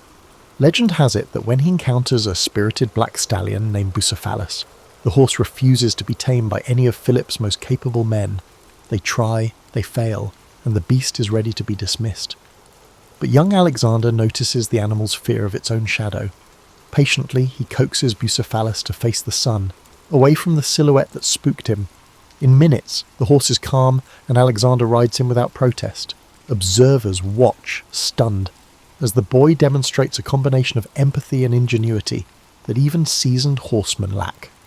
From that moment, Bucephalus becomes a living extension of Alexander, a half-wild mirror to his own fierce spirit. In the Macedonian court, no virtue stands above the ability to wage war, an art requiring both brilliance and brute strength. Alexander's basic training begins, filled with the typical rigours, sprinting uphill, wrestling in dusty arenas, and drilling with weapons under the unrelenting heat of the summer sun, yet his father insists he also master oratory. The skill to sway hearts with words is as valuable in forging alliances as a sharpened spear is in battle. Philip knows that to conquer new lands, you need to win people's faith or kindle their fear. Alexander, even as a teenager, shows promise in both realms, before he ever lifts a sword in earnest combat. He has already convinced many of his peers he is destined for greatness. At night, after the strenuous training and political chatter, Alexander retreats to the palace library. He pores over scrolls describing the achievements of legendary heroes, Achilles most of all. When Alexander reads these stories, he doesn't see them as dusty relics, but as signposts of what is possible. Every triumph of Achilles, every cunning manoeuvre of Odysseus, becomes a clue to his own destiny. Yet he's not content to just mirror these heroes. He wants to eclipse them, to inscribe his own feats into the tapestry of myths. In his private moments, he contemplates the ephemeral nature of life. He wonders how many will remember him after centuries have passed. His conclusion is always the same: only through extraordinary deeds can one transcend mortality. So, from the vantage point of Pella's palace, we see the formative years of a conqueror in the making. The forces shaping Alexander's character are as varied as the lands he will one day traverse. The unwavering discipline from King Philip, the fierce spiritual intensity from Olympius, the philosophical grounding from Aristotle, and the burning ambition stoked by legends of warriors past. Already, he's begun forging a path that few in the Greek world, indeed, the entire known world, can envision. He's not simply an heir to a throne. He sees himself as the living manifestation of a myth destined to break the boundaries of what Macedon, or any kingdom, believes is possible. Life in Macedon, even for a prince, is precarious. The hallways of the palace buzz with potential treachery, assassins lurking in the shadows, and cunning allies who are only as loyal as their opportunities demand. Every so often, tensions flare between Philip and the aristocracy. Some resent the king's bold military reforms, believing he is gradually dismantling old tribal structures that once defined Macedonian life. Others fear that while building alliances with Greek city-states, Philip risks losing the distinct identity of Macedon itself. Young Alexander, absorbing these concerns, learns early that power can be fickle. Even the mightiest monarchy can topple under the weight of ambition, both from within and beyond the palace walls. Beyond politics, Alexander wrestles with internal doubt. Yes, he is fearless on a charging horse, but the responsibilities overshadowing him loom far greater. There's a hidden conflict, often unspoken, between father and son. Philip expects gratitude for all he provides: training, a stable empire, connections. But Alexander yearns to chart his own course, unsatisfied by mere inheritance. He wants to carve out something unprecedented, an empire bridging cultures and continents. Sometimes it feels like the older generation just wants to secure Macedon's local dominion, while Alexander's private vision stretches across the horizon.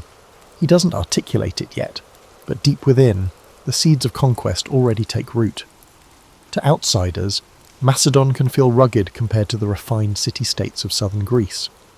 Athenians and Spartans might sneer at Macedonian barbarism, but Philip has proven that Macedon's might lies in an organised army led by fierce leadership. Alexander sees the transformations, the phalanx formation perfected, discipline enforced, and new siege technologies tested. He trains alongside hardened veterans who share stories of battles fought against formidable foes. Growing up amid soldiers' banter, Alexander learns not only the physical demands of combat, but also how morale, fear, and loyalty can determine outcomes before the first arrow even flies. Around this time, Alexander is invited to visit Athens with his father. Despite any mocking glances from local intellectuals, he admires the marble columns, the bustling agora, and the philosophical debates that spill out onto street corners. The famed city is a living monument to human achievement in art and reason. Yet it also teems with political tensions, a sense of friction between progress and tradition. Walking those storied streets, Alexander muses that controlling a city is far more than just occupying its walls. You must win over its spirit, its sense of cultural pride. He keeps that insight close, suspecting he'll one day need it. Yet tragedy and strife soon converge, as they so often do in the ancient world. Word spreads of plots against Philip. Some revolve around former allies who feel slighted by the king's conquests or suspect he's grown too bold. Alexander stands on the periphery, uncertain whether he should intervene, afraid that any misstep might implicate him as a conspirator. The tension boils over during a grand ceremony, one that should have been a pinnacle of Philip's prestige. In a sudden and shocking moment, an assassin plunges a blade into the king. The crowd gasps. The king of Macedon, unstoppable in battle, falls victim to a single thrust in the confusion of the celebration. Chaos erupts, with bystanders scattering and guards rushing forward. Within minutes, the assassin lies dead, but the damage is done. Philip's lifeblood seeps into the dirt, and Macedon stands at a precipice. Alexander is thrust into an unexpected, yet almost inevitable, position. At age 20, with the kingdom newly crowned upon his head, he must stabilise his realm. Some friends rejoice, convinced this is his destiny. Others wait in tense anticipation, unsure if the fledgling monarch can hold the reins. Fractious lords sense an opening for independence. Rival city-states begin murmuring about retaking lost territory. Even within Macedon, old grudges resurface.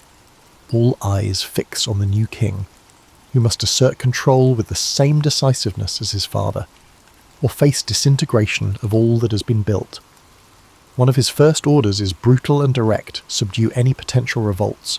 In a swift campaign, Alexander and his loyal companions quell insurrections, sometimes responding with shocking severity. Towns that challenge him learn the cost of defiance as he razes structures and exacts harsh penalties. These measures, while seemingly cruel, do confirm a crucial fact. The throne is not vacant. Alexander wields power with an iron determination that matches, and at times surpasses, Philip's. Yet behind the stern facade, there's a flicker of deeper purpose. Alexander doesn't want to be the typical monarch who rules merely out of fear. He yearns to unite, to be recognised not just as a conqueror, but as a visionary leader who can guide disparate peoples towards something grander. In the midst of stamping out rebellions, Alexander turns his eyes back to the Greek city-states. Many think him too young to command their respect, until he arrives at Thebes. The city had rebelled, perhaps assuming the new king was inexperienced. In an audacious move, Alexander's troops storm Thebes quickly, unleashing severe punishment. While horrific to watch, it cements a realization across Greece. This is no malleable successor. If Alexander is tested, he will respond forcefully. The punishment also sends a cautionary note to Athens and others tempted to break alliances. Diplomacy, Alexander understands, can be built on intimidation as well as flattery. By the time the dust settles, the name Alexander already rings with fear across rebellious enclaves and resonates with respect among loyal allies. In fewer than 2 years, he consolidates Macedonia's hold over Greece, earning recognition as the de facto hegemon of the region. Yet rather than rest on these laurels, Alexander looks east, where the vast Persian Empire sprawls. The memory of previous Greek-Persian conflicts looms large, but Alexander imagines more than a retaliatory strike. Rumours swirl that he sees an empire beyond the horizon, a chance to bring Greek culture into a new world, if he can muster the daring to seize it. And so, in the hush of late evening, he prepares to set in motion one of the most extraordinary military campaigns recorded in the annals of history. The war drums beat in the hearts of those who follow Alexander eastward. It's more than just ambition or revenge for past Persian aggression. For many, it feels like a holy cause to punish the empire that once threatened Greek freedom. But Alexander's goals surpass mere retribution. Standing at the Hellespont's edge, where Europe meets Asia, he performs symbolic rituals before crossing. Tossing a spear onto the Asian shore, he allegedly proclaims the land to be won by the spear. It's a blend of theatre and conviction, carefully calculated to unite his troops with the sense that destiny itself beckons them forward.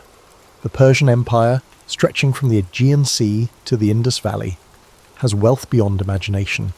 Its roads, like lifelines, connect distant provinces governed by satraps.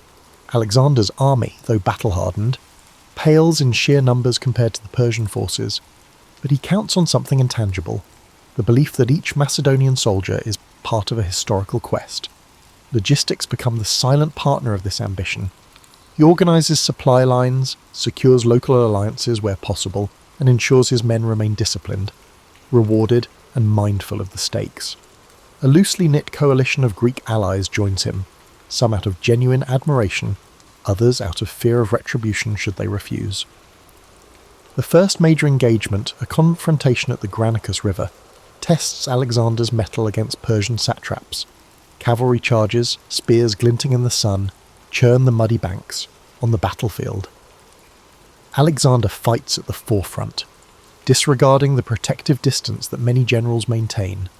He trusts in his skill and the loyalty of the men around him. Though pinned down at one point, he narrowly escapes a fatal blow thanks to a timely intervention by a commander. The Macedonians push forward, turning the tide.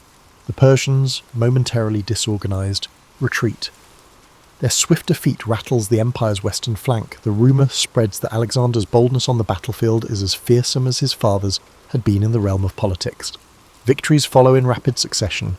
Alexander's strategy is not merely about smashing through defences, but also about presenting himself as a liberator to Greek cities under Persian rule. He spares those willing to cooperate, displaying a surprising level of mercy towards some towns. This balanced approach undercuts Persian authority and encourages local populations to accept his leadership with fewer rebellions. It also cultivates a sense of moral justification among his troops. They aren't mere invaders, they are freeing these territories. At least that's the story told in Macedonian campfires and official proclamations. Still, there are instances of calculated cruelty. When a city defies him, he doesn't hesitate to unleash the terror of siege warfare, employing advanced siege engines learned from Philip's campaigns. Walls crumble, families flee. If the defenders still refuse to surrender, the aftermath is dire. The memory of Thebes resonates. Disobedience to Alexander carries a dire cost, yet what emerges is a pattern of caution among local rulers, and increasingly they weigh submission as the safer path. While forging ahead, Alexander exemplifies a curious mind. Local environments, flora and fauna fascinate him.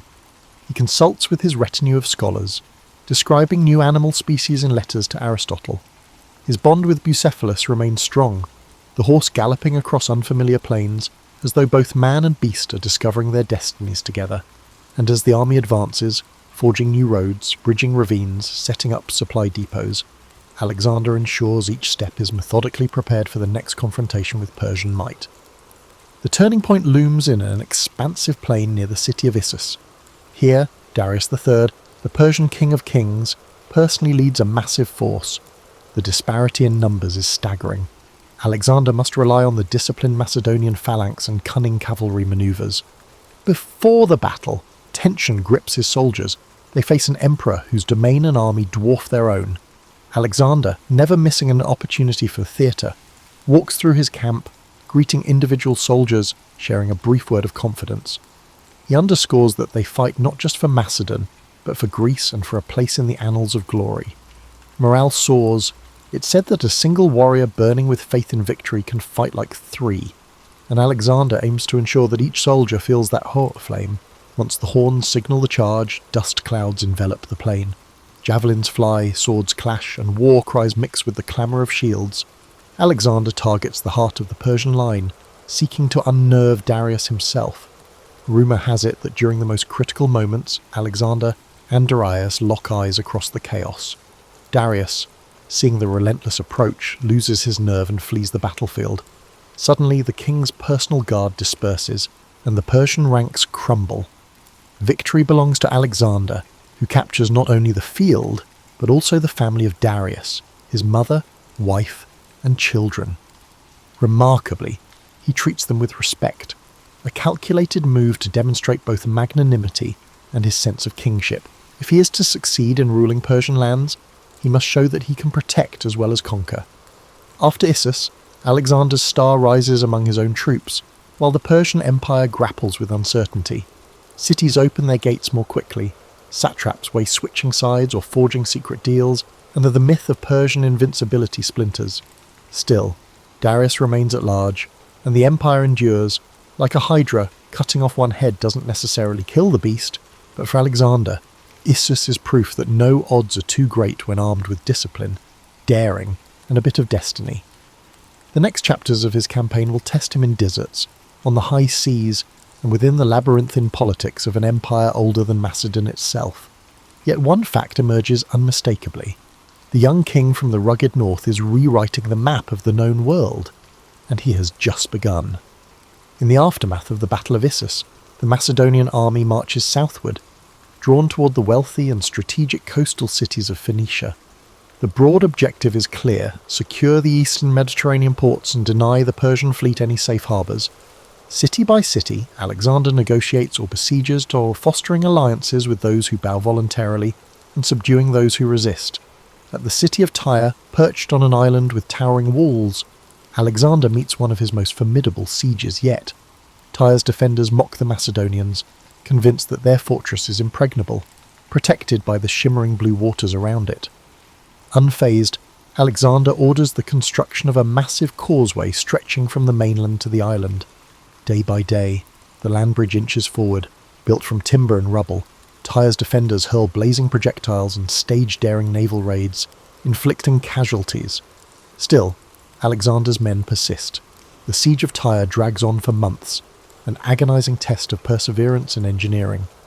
To motivate his frustrated troops, Alexander personally joins them at the construction, shoulders loaded with materials as though he were an ordinary labourer, sweat mingling with dust on his brow. This spectacle of shared hardship stiffens their resolve, forging a deeper bond. Eventually, Macedonian siege engines batter Tyre's walls. The city falls, unleashing a bloody aftermath that once again underscores Alexander's ruthless approach when denied a swift victory. The causeway, left behind in the sea, stands as a testament to his unbending will to succeed. From Tyre, Alexander's gaze shifts to Egypt. The Egyptians, long subjugated by Persia, see an opening in the young conqueror's approach. Upon arrival, Alexander is greeted less as an invader and more as a liberator, welcomed with processions and offerings. The famed city of Memphis opens its gates, and Alexander visits its temples. He's fascinated by the age-old rituals, the colossal statues of the gods, and the labyrinthine lore. For some, his admiration might seem an act, another shrewd political ploy to win hearts. But Alexander truly finds wonder in the cultural richness he encounters. Sensing the importance of Egyptian beliefs, he visits the oracle of Amun at Siwa, traversing desert expanses. Legend suggests that in the hush of the sanctuary, the oracle addresses him as the son of a god. The exact words remain hidden in the desert silence, but from that day on, Alexander's conviction in his divine destiny intensifies. Seizing this momentum, he founds the city of Alexandria on Egypt's Mediterranean coast, his future capital in the region. Alexander envisions it as a bustling hub for trade, culture, and philosophy. He consults architects on layout and design, ensuring broad avenues to catch the sea breeze and grand public spaces that might rival Athens. Even in the midst of conquest, his mind is drawn to city planning, forging new centres of learning and commerce. For him, building an empire isn't merely about claiming land, it's about shaping the fabric of civilization. He leaves behind administrators and soldiers to cement Macedonian authority, ensuring that the nascent city will flourish once he has moved on. Returning to the broader campaign, Alexander heads back north and east to chase Darius into the heart of Persia. The next great confrontation comes at Gaugamela, a dusty plain where the Persian king assembles a massive army bolstered by the scythes, chariots and war elephants. The sight intimidates, an ocean of Persian soldiers swirling with countless banners. Yet Alexander employs cunning tactics, encouraging his cavalry to feign retreats, luring enemy chariots into positions where they are easily targeted, and orchestrating the phalanx to hold firm against waves of attackers. Again, Darius flees. The Persian king's departure sends shockwaves through his ranks, inciting panic. Alexander's victory at Gaugamela effectively shatters the core of Persian military might. It's a triumph so decisive that historians later mark it as the downfall of the Achaemenid Empire. With no organised Persian resistance left, Alexander moves eastward into Babylon, a city of legendary splendour. Gold-laden temples, lush hanging gardens, and the labyrinth of ancient streets leave Alexander in awe. Babylon's populace yields to him without significant conflict, and he enters the city like a triumphant hero. Symbolic gestures follow. Alexander orders that the local temples be restored, presenting himself as a patron of Babylonian religion and traditions. Each region he conquers, he strives to affirm its culture and worship, forging an image of himself as a unifier rather than a mere plunderer. Beneath the spectacle, though, is a shrewd realization. To rule lands as vast as Persia, intimidation alone won't suffice. Understanding and respecting local customs will secure loyalty far more effectively than perpetuating fear. As he journeys further into Persia's heartland, Alexander takes possession of the Persian capital cities, Susa and Persepolis among them. At Persepolis, the seat of Achaemenid power, an iconic event unfolds. During a drunken revel, some Macedonian soldiers, possibly incited by Alexander or by a woman's vengeful suggestion, set fire to the royal palace. Flames dance across priceless reliefs and echo through the columns that once bore testament to Persian might. The devastation stands out as a moment of fiery revenge, avenging centuries of Persian aggression against Greece. Yet, as the embers fade, Alexander reportedly regrets the destruction of such a magnificent sight. Legend holds that the next day, he wanders the charred remains in sombre reflection, perhaps realizing that in a single night of triumphal fury, an irretrievable piece of human heritage was incinerated. By now, Alexander has all but dethroned Darius, who flees east with a few loyalists, yet the empire's total subjugation remains incomplete. Vast territories in Central Asia remain unconquered. Rebellious satraps and local warlords refuse to acknowledge Macedonian rule. The campaign that began with dreams of bridging Europe and Asia now stretches into a sprawling pursuit across deserts, mountains and unfamiliar realms. Alexander, undeterred, pushes onward. The once modest Macedonian force has evolved into a complex, multicultural army, incorporating Persians, Egyptians, and other peoples. Still, the spirit of Macedonia endures in the discipline of its core phalanx and the leadership of Alexander himself. No rumour of a hostile warlord or a rebellious city can quell his determination. The promised land lies yet further east, beckoning him to push the boundaries of the known world. As Alexander forges deeper into Central Asia, the terrain itself becomes an adversary. The rocky highlands, unpredictable winters, and scarce water supplies challenge his army in ways the open plains never did. Gone are the easy, show-stopping battles of earlier campaigns. Instead, Alexander and his men face guerrilla warfare. Local warlords retreat into fortresses high in the mountains, from which they launch ambushes on the Macedonian columns. Supplies strain under the demands of a longer-than-anticipated pursuit, and the troops grow weary.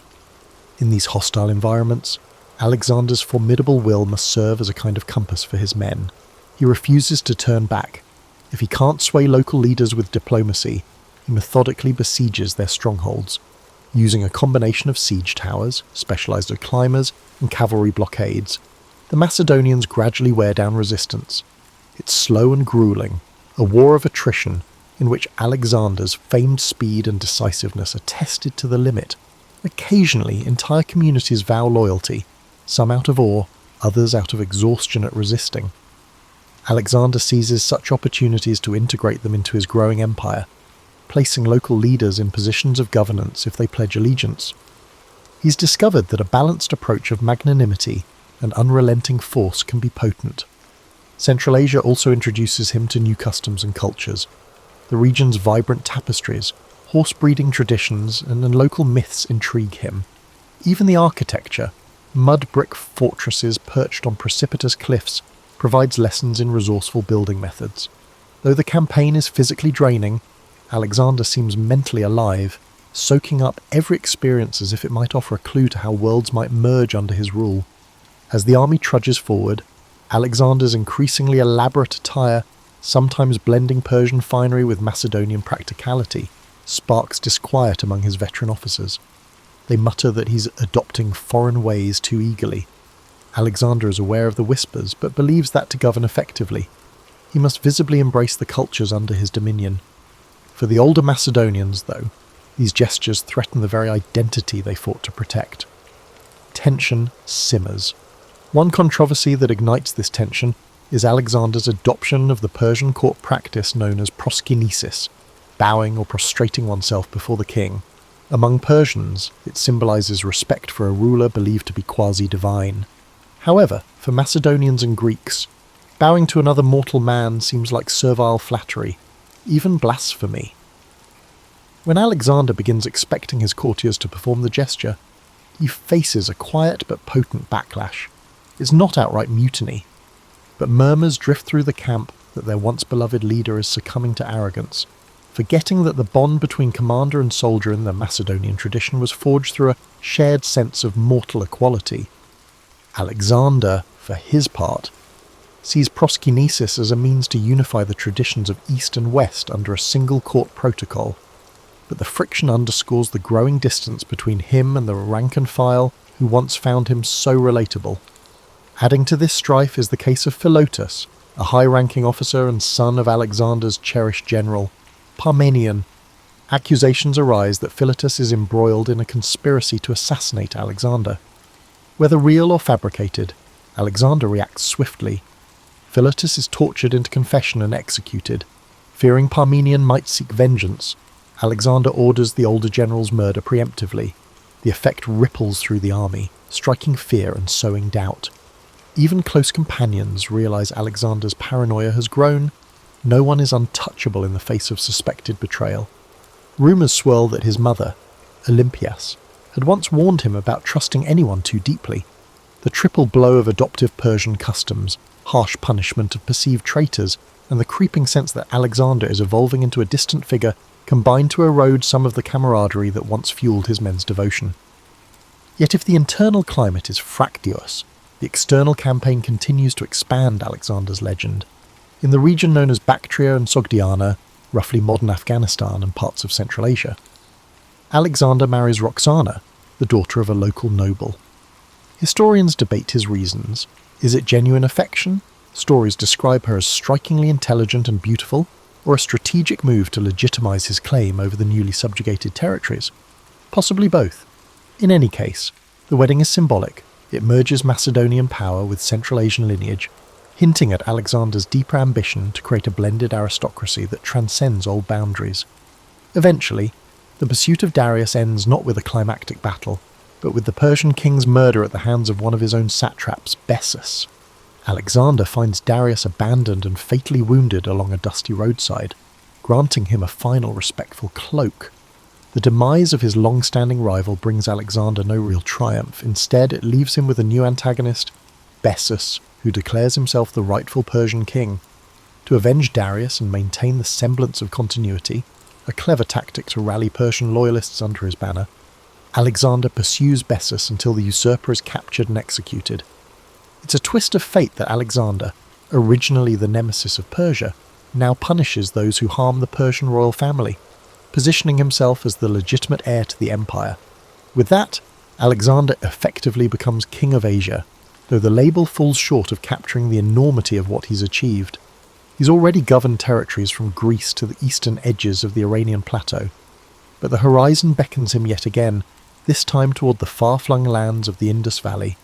Having extended his empire across deserts and mountains, he thirsts for new challenges. No ancient map fully satisfies him.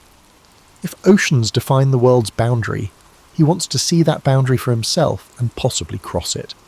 Marching into the Indian subcontinent, the vast Indus region, Alexander confronts not a monolithic empire but a tapestry of kingdoms, each with its own traditions, warriors, and alliances. The land is lush, with tropical forests and rivers that swell during monsoon rains. As he advances, he sends envoys to local rulers, hoping to forge alliances or demand submission. Some comply, offering gifts and tribute. Others test his mettle on the battlefield. Famed among these rulers is King Porus, who reigns over a territory in the Punjab region. Taller than most men, Porus is said to command fearsome war elephants that tower over the Macedonian cavalry.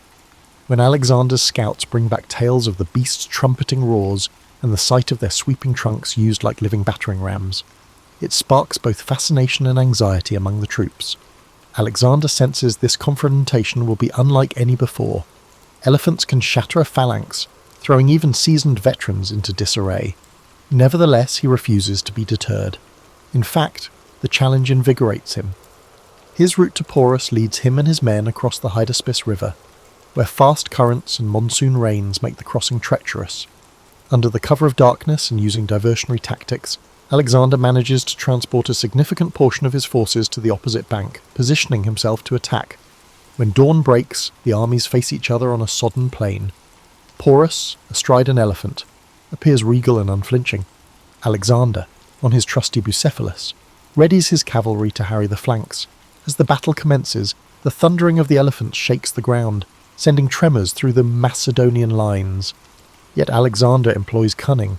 He directs archers to focus on the elephant mahouts, drivers, creating confusion among the beasts, and positions horsemen to strike from multiple angles. The Macedonian infantry displays its trademark discipline, forming tight formations that can pivot to lure elephants into lethal cul-de-sacs. The chaos is intense, mud and blood mingle underfoot, and the roar of maddened elephants resonates across the battlefield.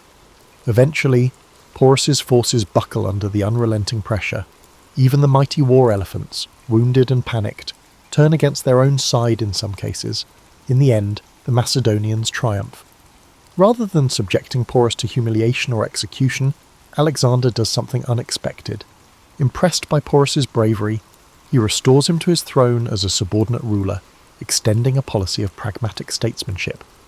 This act leaves an enduring legacy in the region, capturing the idea that Alexander valued noble opponents and recognized the utility of local rulers who would maintain order in his name. A sense of admiration grows on both sides. Some of Alexander's men remark they've never seen him so openly respectful to a defeated foe. And in return, Porus becomes a loyal ally, at least for a time. Despite the victory, the Macedonians are battered by the tropical climate, monsoon rains, unfamiliar diseases, and the strain of campaigning so far from home. Some murmurs become open pleas to turn back. Many have marched for years, seldom seeing their families. Tales spread of monstrous rivers further east, of endless armies waiting, or of new elephant corps that dwarf Porus's. The men, once intoxicated by a continuous string of conquests, begin to waver. The bond between Alexander and his army is tested. He rallies them with talk of forging an empire that circles the entire known world. Yet even as he speaks, the weariness in their eyes is palpable. At the Hephaestus River, they finally balk, refusing to go any further. Alexander is outraged. This is the first time his men openly defy him en masse. He tries all his powers of persuasion, calling upon their shared glory, reminding them of the unswerving loyalty they once showed under the scorching sun of Persian deserts. But the tired, homesick soldiers refuse to yield. The standoff is deeply emotional. At last, Alexander relents, perhaps realizing that an empire without an army to maintain it would collapse anyway. He constructs large altars at the boundary, symbolically marking the furthest point of his march and dedicating them to the gods. It's a gesture that provides him a sense of closure, even as frustration roils in his heart. The retreat begins. Though it's hardly a straightforward journey home, Alexander splits his forces, sending part by river while he leads the remainder through the harsh Gedrosian desert, modern-day southern Pakistan and Iran. This route is fraught with scorching heat, water scarcity, and sandstorms that obscure the sun. Many men succumb to thirst, exhaustion, and disease, leaving their bleached bones on the barren dunes. The retreat, in a way, becomes more of a trial than any of the battles waged. Alexander shares in the hardships. He famously pours out a helmet of offered water onto the sand rather than drinking it himself when his men have none. Such acts rekindle a measure of respect, though no one can forget the scale of the suffering they endure. At length, the battered army reunites near the Persian heartland. In place of triumphal parades, there is subdued relief. They have conquered more territory than any Greek or Macedonian ever dreamed possible. Yet the human toll is devastating. Alexander now stands at the apex of his power, in theory the ruler of everything from the Ionian Sea to the fringes of India. He has tested the boundaries of the world as known to him, but he can't escape an inevitable question. What does one do after conquering so much? There's an unease in the air, a sense that the unstoppable force of Alexander's ambition might have reached its outer limit. In the final years, Alexander's empire is vast yet fragile. He understands that simply conquering land doesn't guarantee permanence. Cracks appear among his generals, each harbouring personal ambitions. Ethnic tensions flare between Macedonians, who consider themselves the rightful rulers, and Persians, who resent foreign occupation, but also resent each other. Alexander attempts a radical solution. He pushes for a fusion of the races, encouraging mass marriages between Macedonian officers and Persian women, even presiding over a grand ceremony in Susa. Thousands of couples wed under lavish canopies, the event choreographed to signal unity. While it's a breathtaking spectacle, it doesn't fully ease the undercurrents of distrust. Many marriages end as soon as the official feasts conclude. The shift in Alexander's personal demeanour also causes unease. He drinks more heavily, at times losing the composure that once set him apart. Gone is the simplicity that marked his early campaigns. Now he's surrounded by an entourage of courtiers, many eager to flatter or manipulate. Some suspect that guilt over the killing of old friends haunts him, that the war-weary ghosts of campaigns past weigh on his conscience. Anger flares unpredictably. In one infamous episode, during a heated argument, he fatally stabs Clytus the Black, the same officer who once saved Alexander's life at the Battle of the Granicus. Immediately remorseful, Alexander is inconsolable for days, shutting himself away in anguish. But the damage is done. The old Macedonian veterans now see their king as a dangerous blend of paranoia and absolute power. Despite these tensions, Alexander doesn't abandon governance. He plans administrative reforms, carving the empire into provinces run by both Macedonian and local officials. He invests in roads, trade routes, and the expansion of cities. Alexandria in Egypt blossoms into a vibrant metropolis, a beacon of Hellenistic culture. Similar foundations or refoundations across Asia create a network of Alexandrias, each intended as a focal point of Greek influence entwined with local customs. Scholars travel these routes, exchanging knowledge from Athens, Babylon, and beyond. Alexander envisions a cosmopolitan tapestry, though whether such a vision can survive him remains uncertain. He even contemplates new campaigns. Rumours swirl that he wants to press into the Arabian Peninsula, that he might return to India with a fresh army, or sail around Africa to find a western sea route. The man who once stood restless in the courtyard of Pella still cannot resist the siren call of uncharted horizons. Yet fate intervenes. While residing in Babylon, his chosen administrative centre, Alexander falls ill after a prolonged banquet. High fever grips him. Some whisper it's the result of poisoning. Others claim it's malaria, typhoid, or complications from old battle wounds. The unstoppable conqueror, only in his early 30s, finds himself bedridden.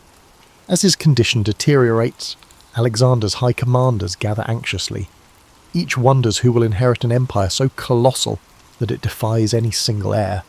Roxana is pregnant, but an unborn child can't rule a realm in chaos.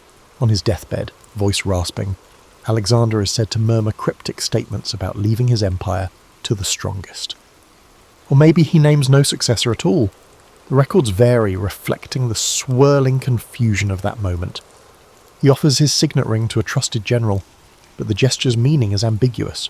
Was it a personal bequest or a declaration of succession? In the humid Babylonian nights, the mighty conqueror succumbs. Soldiers gather outside the palace gates, refusing to believe the rumours. They beg to see him one last time. Legend says the dying Alexander is carried to an antechamber, where he silently acknowledges his troops with his eyes. Too weak to speak, sorrow envelops them. The man who led them across oceans, deserts, and countless battlefields is now leaving them, with no clear directive for tomorrow. With Alexander's death, the empire he created trembles on the brink of fragmentation. Generals, later called the Diadochi, will carve the territories into separate kingdoms, forging their own dynasties in Egypt, Asia Minor, and beyond. Many of the cities Alexander founded remain, cultural crossroads that spin out new fusions of art, philosophy, and religion. Hellenistic influence spreads further than any purely Greek city-state ever could have imagined, shaping centuries of development in lands as far as the Indus Valley. And what of Alexander's legacy? For some, he is a brilliant strategist who rewrote the art of warfare, a king who integrated peoples and stoked the fires of cross-cultural exchange. To others, He is a figure of tragic hubris, dragging thousands into a long, bloody march fueled by personal ambition. Stories from the Indus to the Nile, from the Oxus River to the Aegean Sea, carry fragments of his legend. Over centuries, the raw details morph into myths. Poets transform him into a demigod. Historians debate his virtues and vices, and explorers invoke his name when embarking on perilous quests. But above all, Alexander remains the restless soul of antiquity, a leader who, from his first steps on Macedonian soil, dreamed not of limiting horizons but of breaking them. His life stands as a testament to the sheer, and sometimes terrifying, force of will, forever leaving questions about how one man's drive can alter the course of nations for good or ill. Thus concludes our tapestry of Alexander the Great, a story woven from dusty paths, rivers of conflict, lavish banquets, and fleeting triumphs. He was shaped by powerful parents, guided by philosophers, tested on countless battlefields, and enthralled by the promise of immortality through conquest. Whether or not he had achieved that immortality remains for us to judge. As long as human curiosity thrives, his name echoes. Alexander, the man who sought to see, to rule, and to understand the edge of the known world, only to find that the world is always larger than we dare imagine. The boy who would reshape continents took his first breath in the shadow of the Altai Mountains. Kublai Khan came into the world in 1215, not as the obvious heir to power, but as the fourth son of Tolui and Sorghaghtani Beki. While his grandfather Genghis Khan carved an empire with blood and thunder, young Kublai's education took a different path, one that would eventually redefine what it meant to rule the largest contiguous land empire in history. Unlike his brothers, who mastered horseback archery before they could properly speak, Kublai found his early calling in the quieter pursuits of the mind. Sorghaghtani, his Nestorian Christian mother, made a calculated decision that history would later vindicate. While ensuring her son possessed the riding and shooting skills expected of Mongol nobility, she also engaged Chinese scholars to tutor him in Confucian classics, Buddhist philosophy, and the sophisticated administrative techniques of sedentary civilizations. This unconventional upbringing wasn't merely academic indulgence, it was strategic foresight. Sorghaghtani recognized that conquering China, the wealthiest and most complex society on earth, would require more than military might. It would demand cultural understanding and administrative finesse that no Khan before had possessed. "The bow conquers the throne," went an old Mongol saying, "but ink preserves it." Kublai internalized this wisdom in ways his predecessors never had. While his grandfather and uncles ruled from horseback and felt most comfortable in the open steppe, Kublai developed a fascination with urban life and permanent structures. As a young man, he constructed an experimental Chinese-style palace in the Mongolian heartland, a move that scandalized traditionalists who saw dwelling in anything but felt tense as an affront to their nomadic identity. This cultural flexibility extended to religion as well. Though raised by a Christian mother, Kublai never fully embraced her faith. Instead, he developed an intellectual's appreciation for philosophical Buddhism while maintaining traditional Mongol shamanic practices for political expediency. This religious pragmatism would later become a cornerstone of his imperial policy. What's often overlooked is how Kublai's early governance in northern China served as a laboratory for his later imperial vision. Appointed as viceroy to Chinese territories in 1251 by his brother Mongke Khan, Kublai surrounded himself with advisors from diverse backgrounds. The Tibetan Lama Drogon Chogyal Phagpa became a spiritual mentor, while Chinese Confucian scholars like Liu Bingzhong helped him navigate the labyrinthine traditions of Chinese bureaucracy. In these formative years, Kublai's governance style emerged, where other Mongol princes treated conquered territories merely as sources of plunder and tax revenue. He attempted to integrate local elites into his administration and adapt governance to regional conditions. This approach provoked criticism from Mongol traditionalists who viewed such accommodation as weakness, yet it laid the groundwork for his later ability to maintain control over vastly different cultural regions. Perhaps most telling about Kublai's character was his relationship with Chabi, his principal wife. Unlike the purely political marriages common among Mongol nobility, their partnership evolved into a genuine intellectual collaboration. Historical records suggest Chabi's influence moderated some of Kublai's harsher tendencies and encouraged his interest in Chinese culture. She advocated for policies protecting Chinese civilians during military campaigns and influenced appointments of moderate officials in his early administration. The Mongol Empire faced a pivotal moment when Mongke unexpectedly passed away in 1259. Kublai's younger brother Arik Burka seized the opportunity to claim the Great Khanate, rallying traditionalists who resented Kublai's perceived cultural apostasy. What followed was not merely a succession dispute, but an ideological battle for the empire's soul. Would the Mongols remain conquerors who ruled from horseback or transform into administrators of a multi-ethnic empire? The ensuing civil war demonstrated Kublai's strategic patience.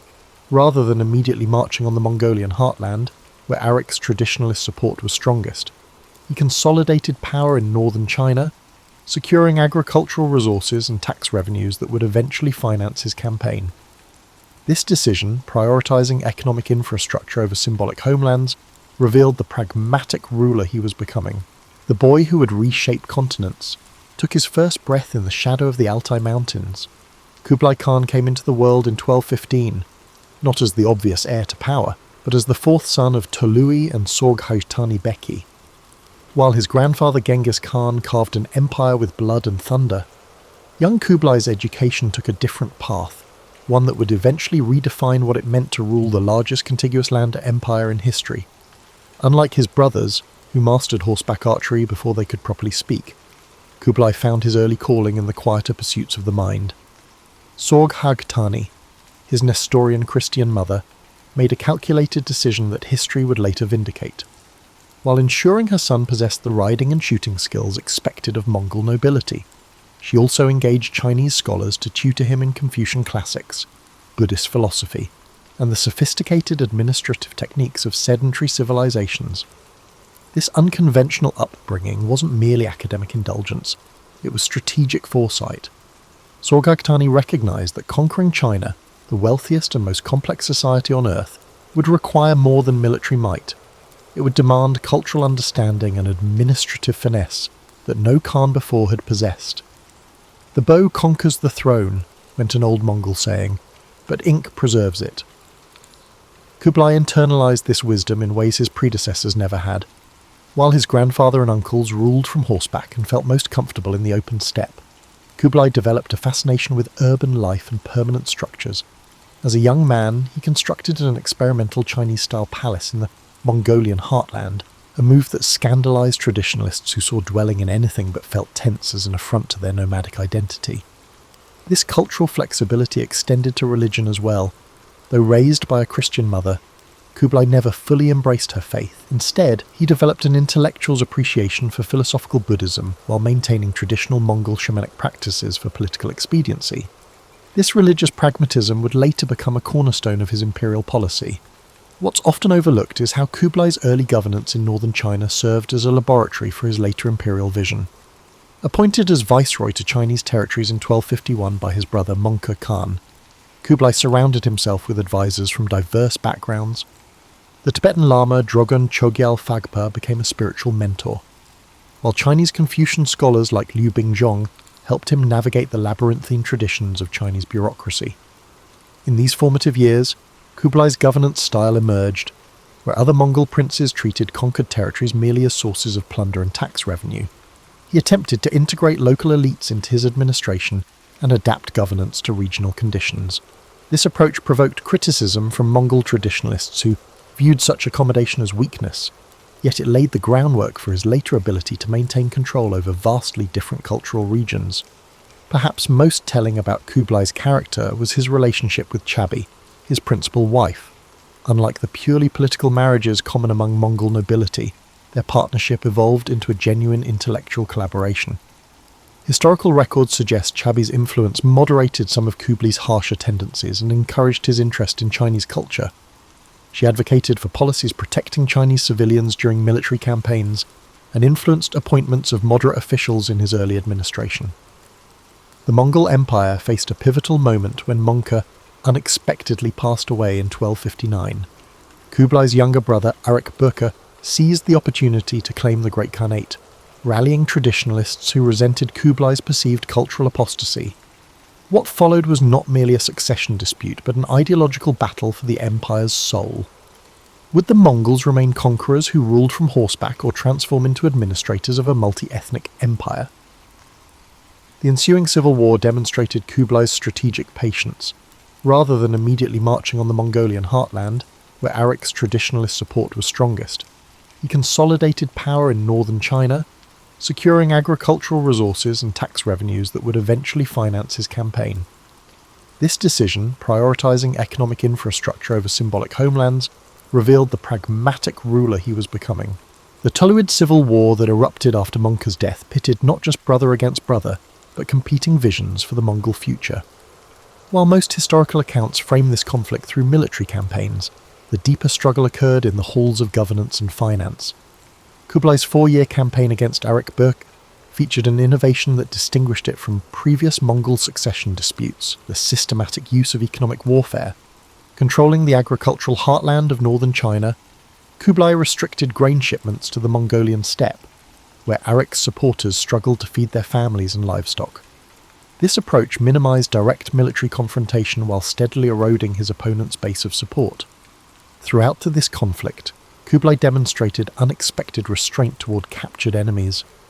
After his final victory in 1264, he spared Arik's life, a mercy uncommonly extended in Mongol politics, though Arik would die mysteriously just 2 years later while in Kublai's custody. This initial clemency was notable for a man whose grandfather had created mountains of skulls across Central Asia. The war's resolution left Kublai as Great Khan in name, but the empire's fracturing had begun. The Western Khanates, the Golden Horde in Russia, the Chagatai Khanate in Central Asia, and the Ilkhanate in Persia, acknowledged Kublai's position with decreasing sincerity. Each pursued increasingly independent policies, rendering the title of Great Khan more symbolic than practical beyond East Asia. This reality shaped Kublai's vision. Rather than exhausting resources trying to reimpose central authority across the sprawling Mongol domains, he focused eastward, turning his grandfather's conquest into something new, a Chinese-style dynasty with Mongol characteristics. In 1271, at the age of 56, Kublai made this transformation official by proclaiming the Yuan dynasty. The name itself, meaning origin or beginning in Chinese, signalled his intent to establish not just a continuation of Mongol rule, but a legitimate Chinese imperial regime. This declaration came with a comprehensive adoption of Chinese imperial institutions, from 6 administrative ministries to elaborate court rituals. Yet beneath the Chinese imperial facade, Kublai maintained distinctly Mongol power structures. He instituted what historians later called the 4-class system, arranging his subjects in a strict hierarchy. Mongols at the top, followed by Central Asian Muslims and other non-Chinese peoples, the Semu, then Northern Chinese, and finally Southern Chinese at the bottom. This system ensured Mongol military and political dominance while incorporating useful talents from all groups. Kublai's administrative innovations were practical responses to governance challenges. Unable to read Chinese himself, he commissioned the creation of the Faegi's Pe script, a writing system that could transcribe multiple languages, including Mongolian and Chinese. This script appeared on official seals and currency, allowing communication across linguistic divides within his administration. His legal system represented a similar hybrid approach. Rather than imposing Mongol customary law universally, or adopting Chinese legal traditions wholesale, Kublai created a tiered system where different ethnic groups were judged according to different legal standards. Mongols answered to traditional Mongol law, Muslims to Islamic law, and Chinese to modified Tang dynasty codes. Perhaps most revealing of Kublai's intellectual character was his establishment of the Muslim Astronomical Observatory in Beijing. While previous rulers might have consulted astrologers before campaigns, Kublai assembled a multicultural scientific team, including Chinese, Muslim, and even European scholars, to improve calendar systems, develop navigational tools, and study celestial phenomena. This institution reflected his genuine intellectual curiosity and recognition that knowledge from diverse traditions could serve practical governance. The Khan's personal habits similarly blended traditions. While maintaining the Mongol custom of hunting expeditions, Kublai transformed these into elaborate affairs, combining Chinese imperial pageantry with steppe traditions. His hunting park at Xanadu, made famous centuries later by Coleridge's poem, featured not only game reserves but also agricultural demonstrations and botanical collections, reflecting his interest in natural sciences. By the time he consolidated his position as Emperor of China, Kublai Khan had evolved from a Mongol prince with Chinese tutors into something history had not seen before. A ruler equally comfortable discussing Confucian ethics, Buddhist cosmology, and the practical logistics of cavalry warfare. Perhaps most revolutionary was Dadu's religious landscape.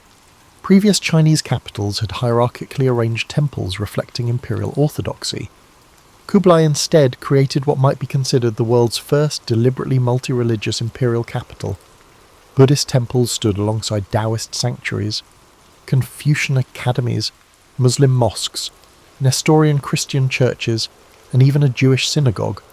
This arrangement wasn't merely tolerant, it was strategically pluralistic, allowing the emperor to draw legitimacy from multiple religious traditions simultaneously. The city's demographic composition reflected equally revolutionary thinking. While traditional Chinese capitals segregated foreigners in designated quarters, Dadu integrated multiple ethnic neighbourhoods throughout its urban fabric. Specialised craft districts developed where artisans from across the empire, Uyghur papermakers, Persian astronomers, Tibetan Thangka painters, and Chinese porcelain masters lived and worked in proximity, creating unprecedented cultural exchange. Security considerations shaped the city in distinctive ways. Unlike previous Chinese capitals where the imperial precinct stood at the centre, Dadu's palace complex was positioned against the northern wall, allowing for an emergency escape route to the Mongol heartlands if rebellion threatened. The imperial hunting preserve adjacent to the city served dual purposes: recreation for the court and a buffer zone that could be rapidly militarised in crisis. What's rarely appreciated about Dadu is how its construction stimulated technological innovation. The massive demand for building materials accelerated the development of mass production techniques for standardised bricks and roof tiles. The need to transport these materials efficiently prompted improvements in canal boat design and lock systems. The imperial workshops established to furnish the palace complex became facilities for technical exchange, where Persian glass-blowing techniques merged with Chinese porcelain traditions. By the time foreign visitors like Marco Polo arrived at Kublai's court, Dadu had already transformed from a construction project to a functioning imperial capital. Its population surpassed 500,000, making it among the world's largest cities. Its markets offered goods from as far away as Madagascar and Scandinavia. Its libraries housed texts in dozens of languages, and at its centre sat a ruler whose very environment now reflected his unique position, neither fully Mongol nor Chinese, but something history had never witnessed before. While Kublai Khan's continental conquests earn prominent attention in most historical accounts, his maritime ambitions and their spectacular failures reveal perhaps more about the limitations of his imperial vision than his successes on land ever could. The Khan who conquered the Sung dynasty did not simply inherit China's existing naval capacity, he dramatically expanded it, creating the largest maritime force Asia had seen up to that point. By 1274, Kublai controlled over 5,000 ships, from river patrol vessels to massive ocean-going warships. His shipyards along the Yangtze and in Korea constructed vessels that dwarfed anything found in European waters during the same period. What drove this continental ruler toward maritime expansion? The answer lies partly in economic calculation. By the 1270s, maritime trade routes connected East Asia with Southeast Asia, India, and the Middle East in a network that transported more wealth than the traditional Silk Road ever had. Controlling these sea lanes promised greater revenue than taxing caravan trade. Additionally, Kublai recognised that naval power could outflank regional rivals who might block land routes. The expeditions against Japan in 1274 and 1281 represent more than failed conquests. They mark critical turning points in East Asian military history. The first invasion fleet comprised approximately 900 ships carrying an estimated 23,000 troops, including Mongol, Chinese, and Korean contingents. Contemporary Japanese accounts describe these vessels employing technologies unfamiliar to Japanese defenders, including early explosive weapons derived from Chinese gunpowder developments. What's seldom acknowledged is how these invasions accelerated military technology transfer across East Asia. The Korean shipwrights drafted into Kublai's service brought their distinctive hull designs and sailing techniques into Chinese shipyards. Mongol cavalry tactics were adapted for marine landings, Chinese siege engineers developed floating platforms for their trebuchets. This cross-cultural military synthesis created entirely new approaches to naval warfare. The infamous kamikaze or divine wind typhoons that scattered both invasion fleets have become central to the narrative of Kublai's Japanese campaigns. However, evidence suggests the second expedition in 1281 faced significant problems even before the storm struck. Coordination between the Korean and southern Chinese fleet components proved nearly impossible due to different maritime traditions and command structures. Ships designed for different waters, the relatively protected Korean coast versus the open East China Sea, found themselves inappropriately deployed. Archaeological excavations of the invasion fleet wrecks near Takashima Island have revealed fascinating details about Kublai's naval technology. The recovered vessels show a surprising standardization of construction techniques, suggesting mass production methods that anticipated European shipbuilding approaches by centuries. Recovered weapons include sophisticated composite bows designed specifically for marine combat and early grenades with ceramic casings, technologies that would not appear in European naval warfare until much later. Less known than the Japanese campaigns were Kublai's naval expeditions to Southeast Asia. Between 1278 and 1287, he dispatched multiple fleets to various parts of what are now Vietnam, Cambodia, Myanmar, and Indonesia. These expeditions faced challenges different from those in Japan. Tropical diseases decimated northern troops, and dense river systems negated the mobility advantages of Mongol cavalry once they landed. The campaign against Java in 1293 represented the furthest extension of Kublai's maritime reach, nearly 3,500 miles from his capital, and encountered unique difficulties. Local understanding of monsoon timing gave Javanese forces a decisive advantage. When Kublai's fleet arrived, they found harbours empty of trading vessels they had hoped to capture, and coastal areas already harvested of food supplies. The 1293 expedition ultimately returned with tribute but failed to establish lasting control, demonstrating the logistical limitations of projecting power across such distances. What truly distinguished Kublai's maritime ventures from previous Chinese naval operations was their hybrid nature.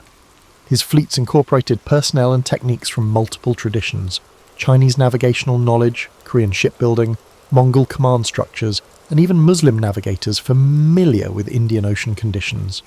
Ships carried multiple types of provisions to accommodate diverse crews, including kumis, fermented mare's milk, for Mongol officers alongside rice for Chinese sailors. Perhaps most tellingly, these naval expeditions altered Kublai himself. Court records describe him becoming increasingly fascinated with maritime technologies. He personally interviewed returning captains, collected nautical maps, and commissioned treatises on Southern Ocean navigation. The Khan, who had begun his career as a steppe horseman, eventually developed such appreciation for maritime affairs that he established specialized schools for navigational astronomy and map-making in his capital. Yet despite these innovations, Kublai's maritime ambitions ultimately represented imperial overreach. The failed campaigns consumed enormous resources. The second Japanese expedition alone is estimated to have cost nearly 2 years' tax revenue from all of Korea. These expenses, combined with the massive costs of building and maintaining Dadu, placed strains on the imperial treasury that would have long-term consequences for Yuan dynasty stability. Among the overlooked dimensions of Kublai Khan's rule was his pioneering use of food as an instrument of statecraft. The imperial kitchen became a microcosm of his broader imperial project, a space where cultural synthesis wasn't merely symbolic but tangibly experienced through daily ritual and sustenance. The court's dining practices reflected Kublai's complex cultural positioning.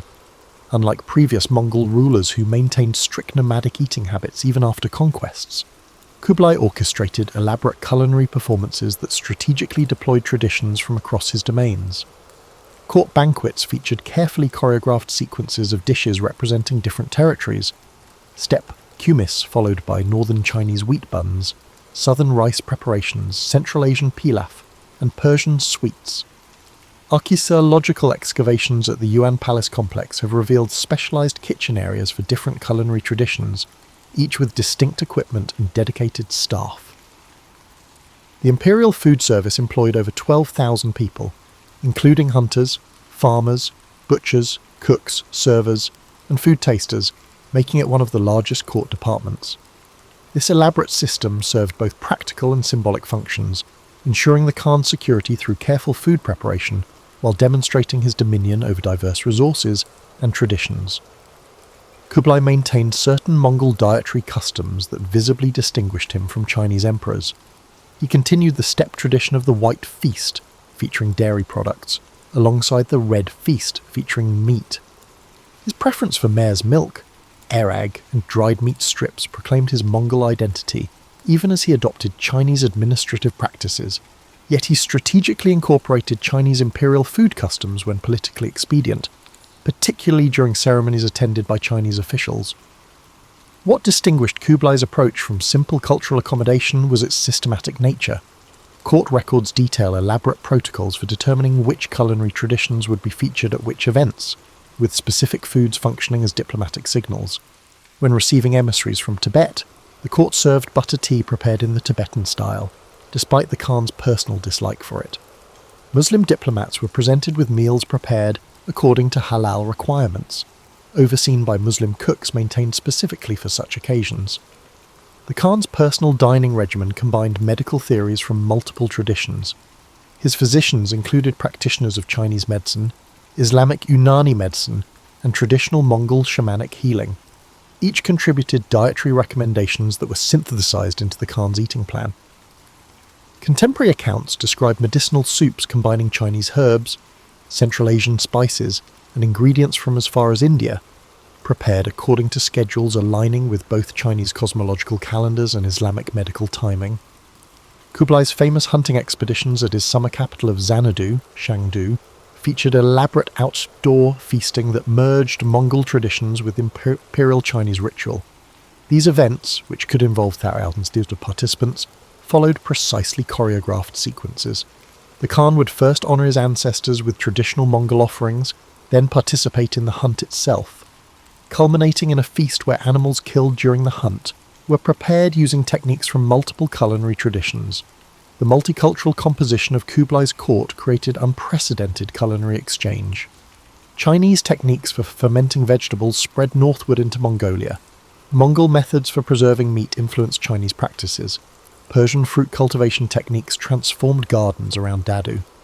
This cross-cultural exchange accelerated the development of what would later be recognized as distinct regional Chinese cuisines.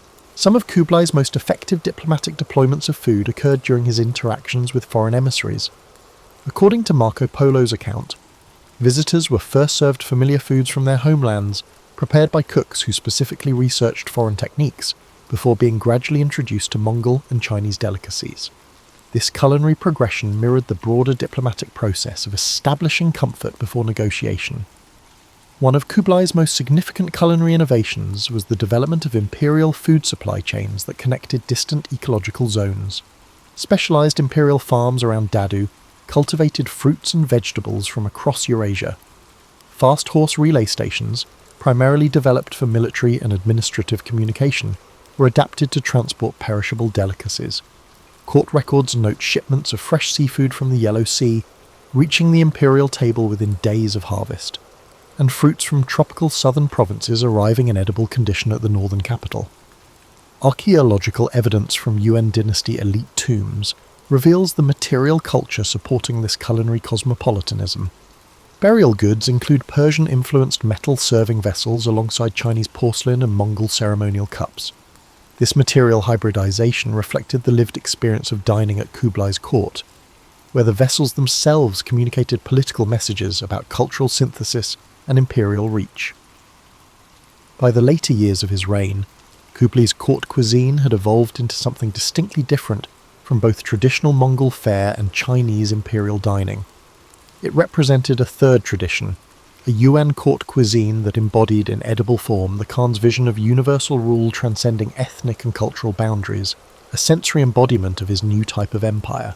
Beyond his military campaigns and architectural ambitions, Kublai Khan's most enduring innovation may have been his transformation of how information moved through and shaped his vast domains. Under his direction, the Mongol Empire evolved from a conquest state into an information empire whose administrative sophistication would influence East Asian governance for centuries. The cornerstone of this transformation was Kublai's development of the world's most extensive postal relay system. Building upon the Mongol Yam network established by Genghis Khan, Kublai systematically expanded and formalized this communications infrastructure until it encompassed over 1,400 postal stations across East Asia. Unlike earlier iterations that primarily served military coordination, Kublai's postal system became a comprehensive information network supporting administrative governance. What made this system revolutionary was its unprecedented speed and reliability. Official communications could travel up to 250 miles per day, a pace unmatched anywhere else in the medieval world. This goal was achieved through a precisely organised relay system, where stations were positioned approximately 25 to 30 miles apart, the distance a horse could gallop at speed before requiring replacement. Special passport tablets, paisa, issued in silver, gold, or platinum indicated the bearer's authority level, and determined how many horses they could requisition and how quickly local stations needed to respond. The scale of this operation was staggering. Historical records indicate that at its peak, the system maintained approximately 300,000 horses, employed tens of thousands of riders and station personnel, and delivered not just messages, but also officials, tax shipments, and commercial goods deemed important to imperial interests. The entire system operated under the jurisdiction of a specialized ministry whose records documented every horse, rider, and parcel in motion across the empire. This communications infrastructure enabled another of Kublai's innovations: standardized administrative reporting. Local officials throughout the realm were required to submit regular reports on population, agricultural production, weather conditions, and local events according to standardized formats. These reports flowed upward through provincial centres to the capital, creating what historians now recognise as one of history's first systematic government information gathering operations. The bureaucracy Kublai established to process this information was equally innovative. Unable to staff the entire administration with Mongols, who lacked experience in managing sedentary populations, he created a multi-ethnic civil service that included Chinese scholar officials, Uyghur financial experts, Persian astronomers, and Tibetan religious administrators. Most notably, he established specialized training academies where officials from different backgrounds learned standardized administrative methods, creating institutional knowledge that transcended individual cultural traditions. Particularly significant was Kublai's approach to language within this bureaucracy. Rather than imposing a single imperial language, as most conquering regimes did, he developed a sophisticated translation system. Key documents were produced in multiple scripts, including Chinese, Mongolian Fagspa script, Uyghur, Persian, and Tibetan. The Imperial Secretariat included dedicated translation bureaus for each major language group within the empire, ensuring that directives from the centre could be accurately implemented across diverse regions. The wealth of data flowing into Dadu enabled novel approaches to governance. Kublai pioneered large-scale statistical compilation to monitor agricultural production, population trends, and tax collection efficiency. When unusual patterns appeared, such as unexpected population declines or harvest yields, specialized investigators would be dispatched via the postal system to assess conditions directly. This feedback loop created a more responsive imperial administration than previous Chinese dynasties had achieved. Perhaps most remarkable was Kublai's development of paper currency as an instrument of economic integration. While paper money had existed in China previously, Kublai expanded its use and standardized its implementation across his territories. The notes issued under his authority, backed by silver reserves and carrying stern warnings against counterfeiting, facilitated commerce across regions with different traditional currencies and commodity standards. These notes represented more than economic policy. They were information technology that allowed the centre to influence distant markets. By controlling the quantity of currency in circulation, the Khan's financial ministers could respond to regional economic conditions more quickly than physical commodity money would allow. When Marco Polo described these paper that passes for money to European audiences, he was documenting not just a curious foreign practice, but one of history's most advanced economic control systems. The information infrastructure extended beyond government administration into the realm of scientific knowledge. Kublai established specialized bureaus for astronomical observation, cartography, historical documentation, and medical research. Each was tasked with systematically collecting and synthesizing knowledge from across Eurasia. The Astronomical Bureau, for instance, combined Chinese calendrical traditions with Islamic mathematical techniques and Tibetan astrological concepts to create more accurate predictive systems. By the middle of Kublai's reign, this multifaceted information system had transformed governance across East Asia. Officials who might never travel to the capital nevertheless operated within standardized protocols established there. Regional variations in administration certainly persisted. The system was too vast for perfect uniformity, but the overall effect was a degree of integration previously unachievable across such diverse territories. As Kublai Khan entered his 7th decade, the contradictions inherent in his imperial project began to manifest more acutely. The years between 1280 and his death in 1294 reveal a ruler grappling with the limitations of his vision and the mounting costs of maintaining the world's largest empire. While historical accounts often attribute the challenges of Kublai's later years to personal decline, his increasing corpulence, episodes of gout, and deepening reliance on alcohol, closer examination reveals systemic pressures that would have challenged even a younger, more vigorous ruler. The very success of his Chinese-style administrative state created unsustainable financial burdens that the empire's economic base struggled to support. The construction and maintenance of Dadu alone consumed resources on an unprecedented scale. The imperial household, with its 40,000 servants, required vast sums simply for daily operation. The postal relay system, vital for administrative control, maintained hundreds of thousands of horses requiring constant fodder. The military garrisons positioned throughout the realm demanded regular payment. Archaeological evidence from late Yuan dynasty administrative centres shows increasing sophistication in financial record-keeping, likely a response to mounting fiscal pressures. These economic strains manifested in policies that gradually undermined popular support for Yuan rule. Tax collection became increasingly aggressive. The issuance of paper currency, initially a brilliant financial innovation, evolved into a problematic dependence as the government printed more notes than its silver reserves could credibly back. By the late 1280s, inflation had become a serious problem in core provinces, eroding the purchasing power of government stipends and merchant revenues alike. Environmental factors compounded these challenges. The 1280s witnessed a series of natural disasters across East Asia, floods along the Yellow River, droughts in the southern provinces, and unusually harsh winters in the northern regions. Contemporary Chinese records describe these as heaven's disapproval of Yuan governance, reflecting growing ideological resistance to Mongol rule. Modern climate research suggests these events coincided with a cooling period that affected agricultural productivity across Eurasia, creating systemic pressures no ruler could have fully addressed. Kublai's personal response to these mounting difficulties reveals much about his character in these final years. Rather than retreating from his multicultural governance model, he doubled down on it, recruiting additional foreign experts, particularly Muslim financial administrators with experience managing complex economies. This decision, while pragmatically sound, further alienated Chinese elites who resented being passed over for these positions. The Khan's later military campaigns reflect a similar doubling down on established patterns despite diminishing returns.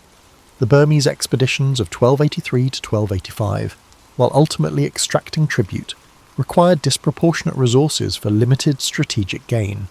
The Java campaign of 1293 stretched imperial logistics beyond sustainable limits. These operations suggest a ruler attempting to maintain the momentum of expansion, even as the core empire's foundation showed signs of strain. What's seldom appreciated about Kublai's final years is his apparent awareness of the contradictions in his position. Court records document increasing periods of withdrawal to his hunting lodge at Xanadu, where he would surround himself with Mongol companions and engage in traditional steppe practices. These retreats seem less recreational than restorative, attempts to reconnect with his cultural roots amid the increasingly complex demands of ruling a predominantly Chinese empire. The Khan's relationship with his chosen successor, Temür, who would rule as Emperor Chengzong, offers further insight into his late-life thinking. Unlike earlier Mongol transitions where potential heirs competed militarily for succession, Kublai arranged an orderly transfer of power through bureaucratic channels. He engaged Chinese ritual specialists to formalize Temür's position, creating documentary legitimacy that would withstand challenges. This approach represented a final embrace of Chinese administrative traditions over Mongol customary practices. By 1292, with his health clearly failing, Kublai faced rebellion in the southern Chinese provinces and growing unrest in his Mongolian homeland, where many traditional nobles resented his Sinicization. His response to these dual pressures was characteristically balanced, dispatching Chinese-style bureaucratic investigators to the south, while sending Mongol military commanders to reassert authority in the north. When Kublai Khan died in February 1294, he left behind an empire fundamentally transformed from what he had inherited. The cosmopolitan administrative state he constructed had permanently altered East Asian governance traditions. The commercial networks he fostered had created new patterns of trade that would outlast Yuan dynastic control. The cultural synthesis he embodied had demonstrated possibilities for multiculturalism that challenged traditional assumptions about ethnic and cultural boundaries. What ultimately undermined Kublai's imperial project was not any single policy failure, but the inherent tension between Mongol military power and Chinese administrative complexity. His personal charisma and cultural flexibility had temporarily bridged this divide, but sustaining this balance proved impossible for his successors. Within 3 decades of his death, natural disasters, economic mismanagement, and growing Chinese nationalism would combine to end Mongol rule in China. Yet Kublai's legacy extended far beyond the Yuan dynasty's relatively brief tenure. The administrative geography of modern China still reflects boundaries established under his rule. The concept of China as a multi-ethnic state rather than exclusively Han Chinese traces its roots to Yuan governance models. The integration of Central and East Asian cultural traditions that characterizes northern Chinese cuisine, architecture, and art finds many of its origins in the cultural policies of his reign. Perhaps most significantly, Kublai Khan's rule marked a pivotal moment in global history, when the world's largest land empire attempted to transform itself from a conquest state into a sustainable administrative system. The ultimate failure of this transformation in no way diminishes the ambition of the attempt or its lasting influence on subsequent political formations across Eurasia. As the winter winds swept across the steppes in 1294, they carried away a ruler unlike any before him, a man who had bridged worlds and reimagined what empire could mean. The great Khan was gone, but the world he had remade would never be the same. Frédéric Chopin's story begins in the modest village of Żelazowa Wola, Poland, where he was born around March 1st, 1810, though some documents note February 22nd. The region was steeped in cultural richness and political upheaval, with Warsaw nearby and the territory under the shadow of the Russian Empire. Chopin's father, Nicholas, was a Frenchman teaching language and manners to Polish nobility, while his mother, Justina, was a Polish gentlewoman whose calm sense of tradition anchored their household. In that setting, Polish folklore mingled with European musical forms. Even in infancy, Chopin absorbed these influences, as if the rhythmic footsteps of villagers and distant folk melodies wove into his subconscious. Though unremarkable at first glance, the family's small home resonated with reverence for art. The piano, a battered upright, became young Frédéric's first beloved companion, opening onto imaginative worlds he'd conjure in quiet mornings. Around 6, Chopin's prodigious talent drew attention from family friends and local aristocrats. In a society that revered salon culture, a gifted child at the piano was mythic. He played short pieces at gatherings, shyly but assuredly, winning over curious onlookers who watched in mild disbelief. Even then, his playing transcended mere youthful charm. He displayed a depth that hinted at hidden wells of sensitivity. His teacher, Wojciech Żywny, noted the boy's special relationship with melody, which seemed to flow through him without the stiffness typical of child prodigies. Beyond his domestic sphere, Poland itself was navigating a fragile identity. The Napoleonic Wars had left scars across Europe. Although too young to grasp politics, Chopin sensed the patriotism and longing carried by adults around him. Through his mother's lullabies and whispered family stories, the notion of a lost homeland became a melodic thread weaving through his emerging consciousness.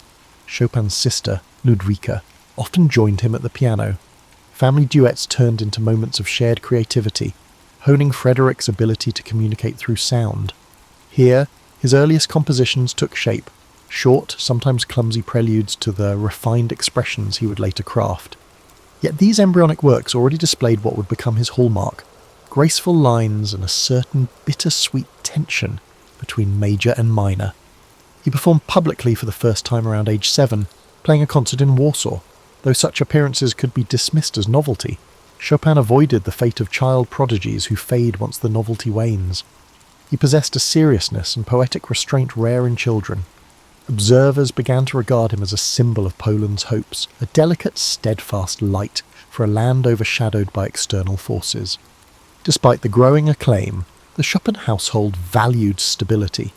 Nicholas and Justina refused to exploit their son's talent, allowing only select performances while ensuring a rigorous academic education. Literature, history, and language formed the backdrop to Chopin's musical studies, broadening his imagination and refining his sensibilities. Piano practice remained constant, punctuating daily life. Occasionally, he would present a short polonaise or mazurka at family gatherings, each piece tinged with local rhythms reframed through his evolving style. Youthful curiosity led him beyond his surroundings. Brief visits to Warsaw introduced a more cosmopolitan musical scene. Though still young, he encountered professional musicians, aristocrats, and intellectuals in salons. These glimpses of city life left a strong impression. He realized that an artistic future might extend beyond village confines. Yet he retained a deep tie to Poland's cultural soul. This duality, rooted in Poland's provincial heart while edging toward Europe's wider possibilities, would shape his entire career. For the moment, though, he was just a boy at the piano, enthralled by the promise of music that echoed far beyond any single room. Whispers about this gentle prodigy stirred questions. Could he be Poland's next great musical figure, a voice of national identity wrapped in delicate harmonies? Only time and Chopin's unfolding genius would reveal the answer. In these formative years, no one could anticipate the complex trajectory that lay ahead. But in the whispers of the local gatherings where merchants and travelling performers converged, an unspoken consensus emerged. Young Frederick was different, far from the typical parlour show-off. He conveyed a delicate empathy through his keyboard that spoke to people's private joys and sorrows. Each note he played seemed to carry a gentle sense of yearning, as though bridging the gap between ephemeral childhood and the adult complexities lurking beyond the horizon. His parents, though pleased by the modest celebrity he garnered, were deeply protective. Those who watched felt stirred in his recitals, as if Poland spoke through his hands. Chopin's teenage years were marked by a widening world, one in which he began to see the possibilities and pressures that came with his growing reputation. By the time he was in his early teens, Warsaw itself had become a kind of secondary classroom. He frequented the city more often, absorbing the salon culture in ways that surpassed mere piano demonstrations. He observed how aristocrats, intellectuals, and artists interacted, not just in the formal sense of performance, but in their private, candid conversations about politics, literature, and the future of the nation perpetually under watch. In these salon gatherings, Chopin was at first a curiosity, an unassuming, somewhat delicate figure who produced music that seemed too profound for his youthful appearance. But as he refined his style, he earned respect as a musician, rather than just a novelty. His performances, often intimate affairs, displayed a sensitivity that was starting to take shape in his original compositions. While still shaped by the classical frameworks he'd studied, his work also blended Polish musical elements with a new harmonic language. This evolution thrilled those who heard him, and the novelty of his youth gave way to genuine admiration of his craft. By 1826, Chopin enrolled at the Warsaw Conservatory under Józef Elsner. Elsner, a composer of some renown, recognized the uniqueness of his students' musical instincts. Rather than imposing rigid expectations, Elsner fostered a gentle discipline, guiding Chopin toward an understanding of form and counterpoint that would serve as the backbone for his stylistic experimentation. In so doing, Elsner fulfilled two crucial roles. He acted both as a guardrail, preventing Chopin from drifting into mere fanciful improvisations, and as a doorway, encouraging the young musician to trust his own artistic impulses. Yet Chopin's life in Warsaw was not all about study. He mingled with peers, engaged in spirited debates, and, according to some letters, even enjoyed the light-hearted distractions typical of youth: dances, outdoor excursions, late-night banter. This balance between earnest scholarship and playful socializing kept him grounded. Friends who remembered him from that time recalled a gentle, witty personality who could draw out laughter just as easily as tears with his piano playing. Still, a restlessness stirred within him. Poland's political situation seemed forever precarious. and he felt a tug to experience life beyond Warsaw's boundaries. A trip to Berlin in 1828 offered a hint of what awaited him outside his homeland. Though brief, it introduced him to broader circles of culture and music, sparking a sense of wanderlust. Upon returning, he began formulating plans to travel more extensively, both for artistic growth and for practical reasons. Warsaw, supportive though it was, could only offer so much in terms of career prospects. In 1829, he journeyed to Vienna, the Austrian capital, with its illustrious musical lineage. Mozart, Beethoven, Schubert was a magnet for ambitious young composers. Chopin found himself in a bustling hub where concerts and operas were daily fare. Overwhelmed yet inspired, he tested his mettle by giving performances, each carefully arranged to capitalize on the city's appetite for novelty. Although he was met with critical approval, he also confronted the reality that audiences here were accustomed to spectacle and virtuosity on a grand scale.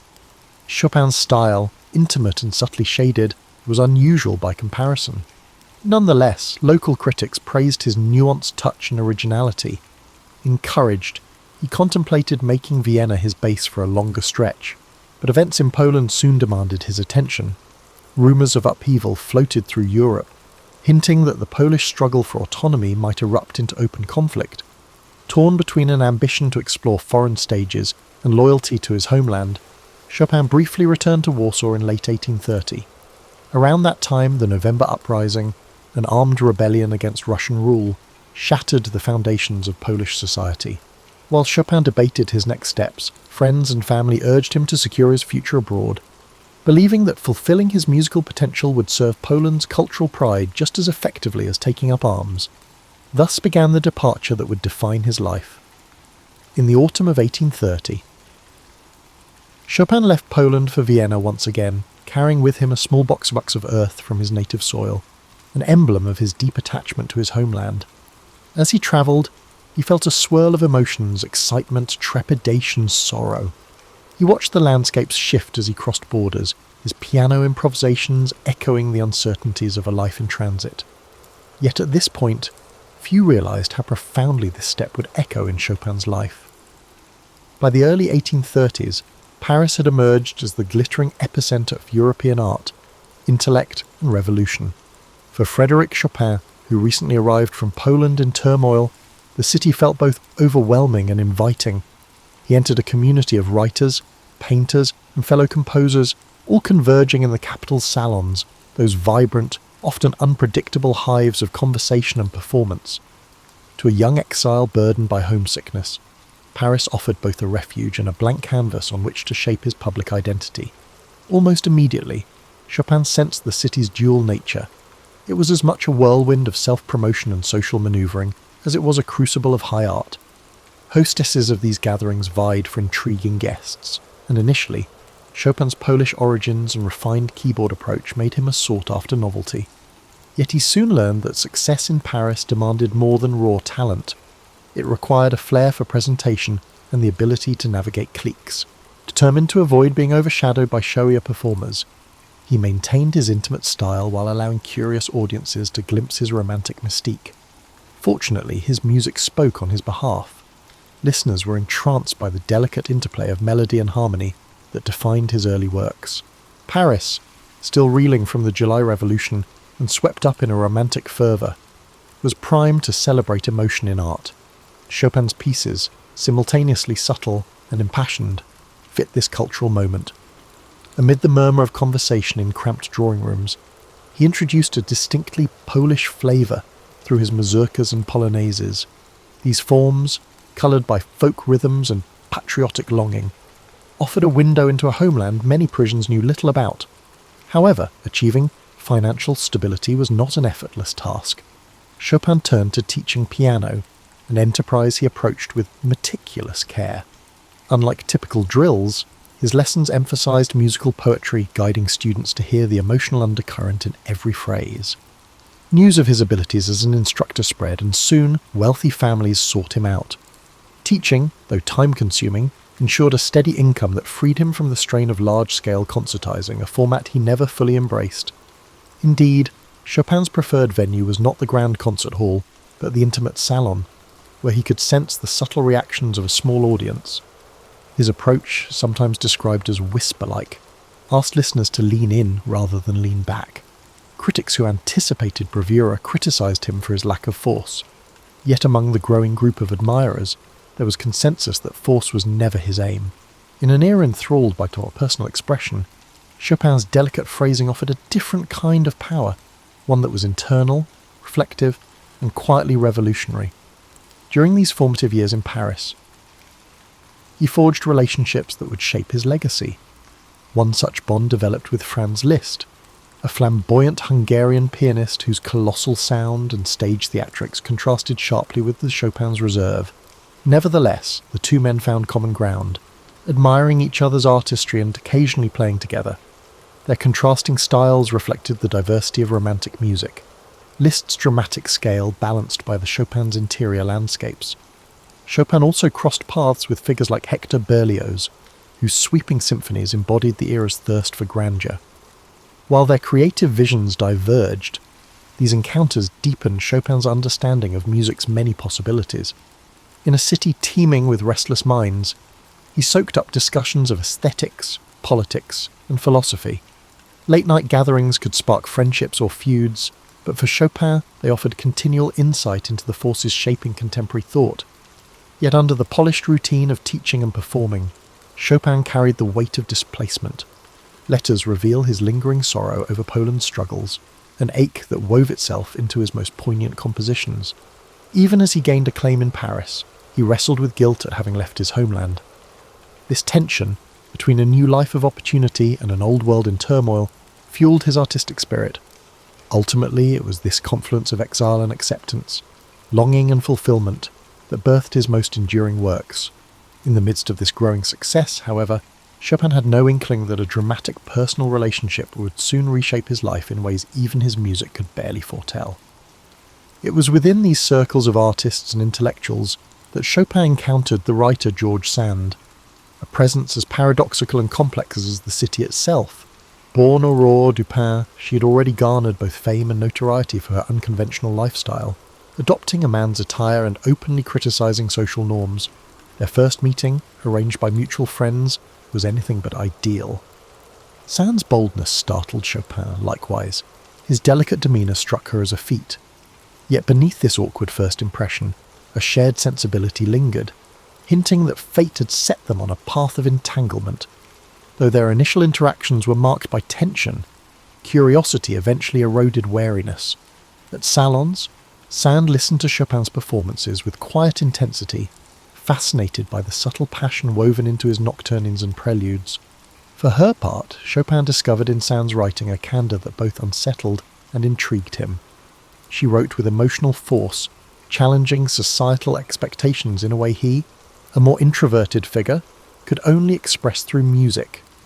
In time, this mutual fascination evolved into a relationship that defied easy classification.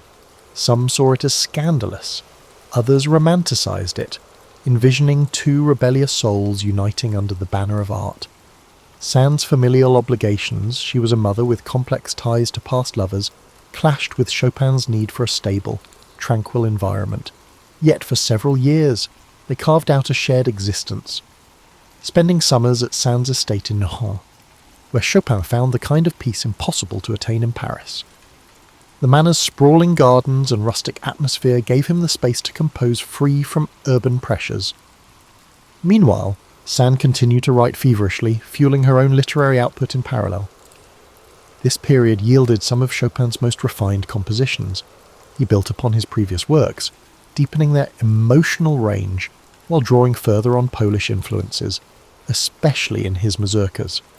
The synergy with Sand took a curious form. She stoked his creative fires by allowing him solitude, yet providing companionship when he needed it. The letters from that era reveal a mixture of affection and exasperation, as they attempted to reconcile two strong-willed temperaments with distinct worldviews. Chopin's health, already delicate, showed further signs of strain. He suffered from persistent coughing fits and fevers, likely tied to a chronic pulmonary ailment. The exact nature of his condition remains debated, though tuberculosis is the commonly suggested culprit. At Nohant, Sand took on the role of caregiver, even as she juggled her responsibilities to her children. The tranquil setting was both therapeutic and creatively stimulating. However, the underlying tensions in their partnership never fully disappeared. Despite these strains, they managed to maintain a semblance of harmony, returning to Paris for the social season and hosting a circle of admirers, including artists who found their alliance captivating. Rumours and speculations made the rounds, some exaggerated, others tinged with envy. Chopin, quieter by nature, often let Sand handle social negotiations. Her judgment-free nature and ability to navigate bohemian society made her well suited to do so. During their years together, Chopin continued to refine his technique. His works from this phase, nocturnes, waltzes, impromptus, resonate with a delicate balance between introspection and theatrical flair. He pushed the boundaries of harmony, exploring key changes that felt as subtle as shifting moods. Audiences in Paris, who by then revered him as a singular voice on the piano, embraced these developments eagerly. However, when personal conflicts flared, the same artistic brilliance that flowed in times of peace could also come to a halt. Gradually, the relationship showed signs of fracture. Sand's practicality clashed with Chopin's artistic fragility, especially as financial and familial burdens multiplied. Their differing life philosophies became harder to reconcile. Sand championed unconstrained freedom, while Chopin yearned for emotional security. Friends noticed simmering tension. Chopin's circle worried about his health, Sand's acquaintances questioned her choices. Neither could ignore the gathering clouds. Still, for a while longer, they sustained a delicate equilibrium. Each day a tapestry of quiet idylls and small quarrels, softened by the hush of the French countryside.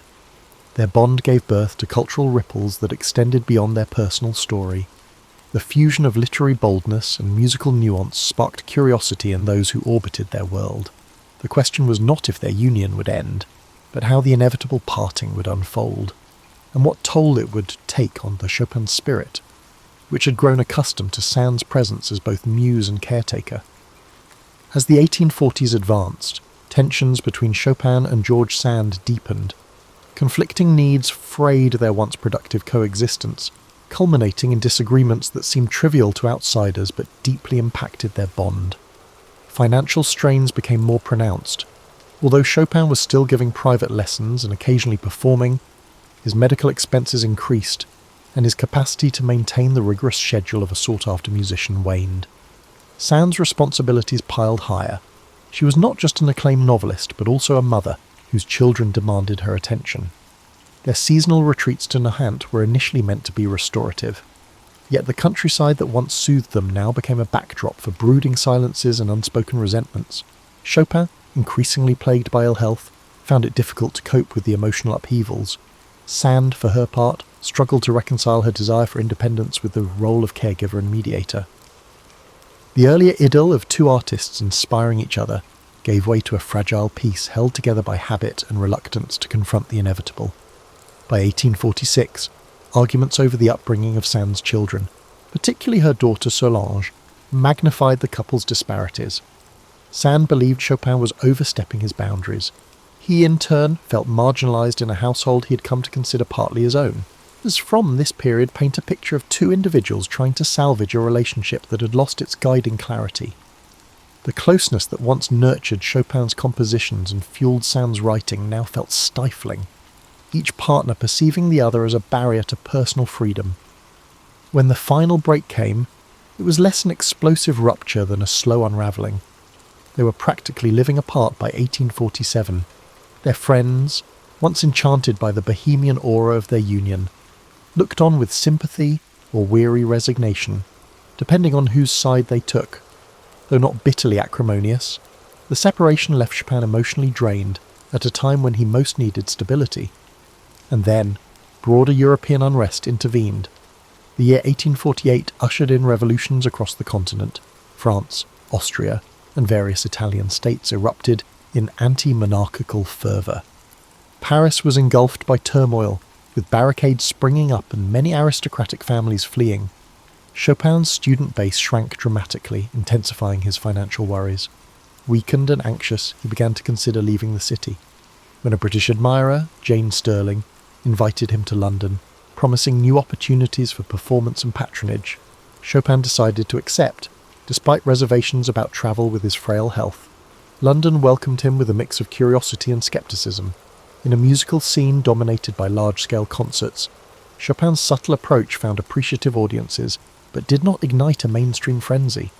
He gave a handful of performances, enough to dazzle connoisseurs and uphold his reputation, though the city's bustling pace and cold, damp climate took a toll. Searching for respite, he travelled north to Scotland, where patrons offered lodging in their country homes. The bleak landscapes, while novel, did little to alleviate his mounting exhaustion. Letters from this period reveal his despair over deteriorating health and the emotional wounds of separation from Sand. He was haunted by memories of earlier, more optimistic days in Paris. The sense of exile he once felt upon leaving Poland now returned with even greater poignancy.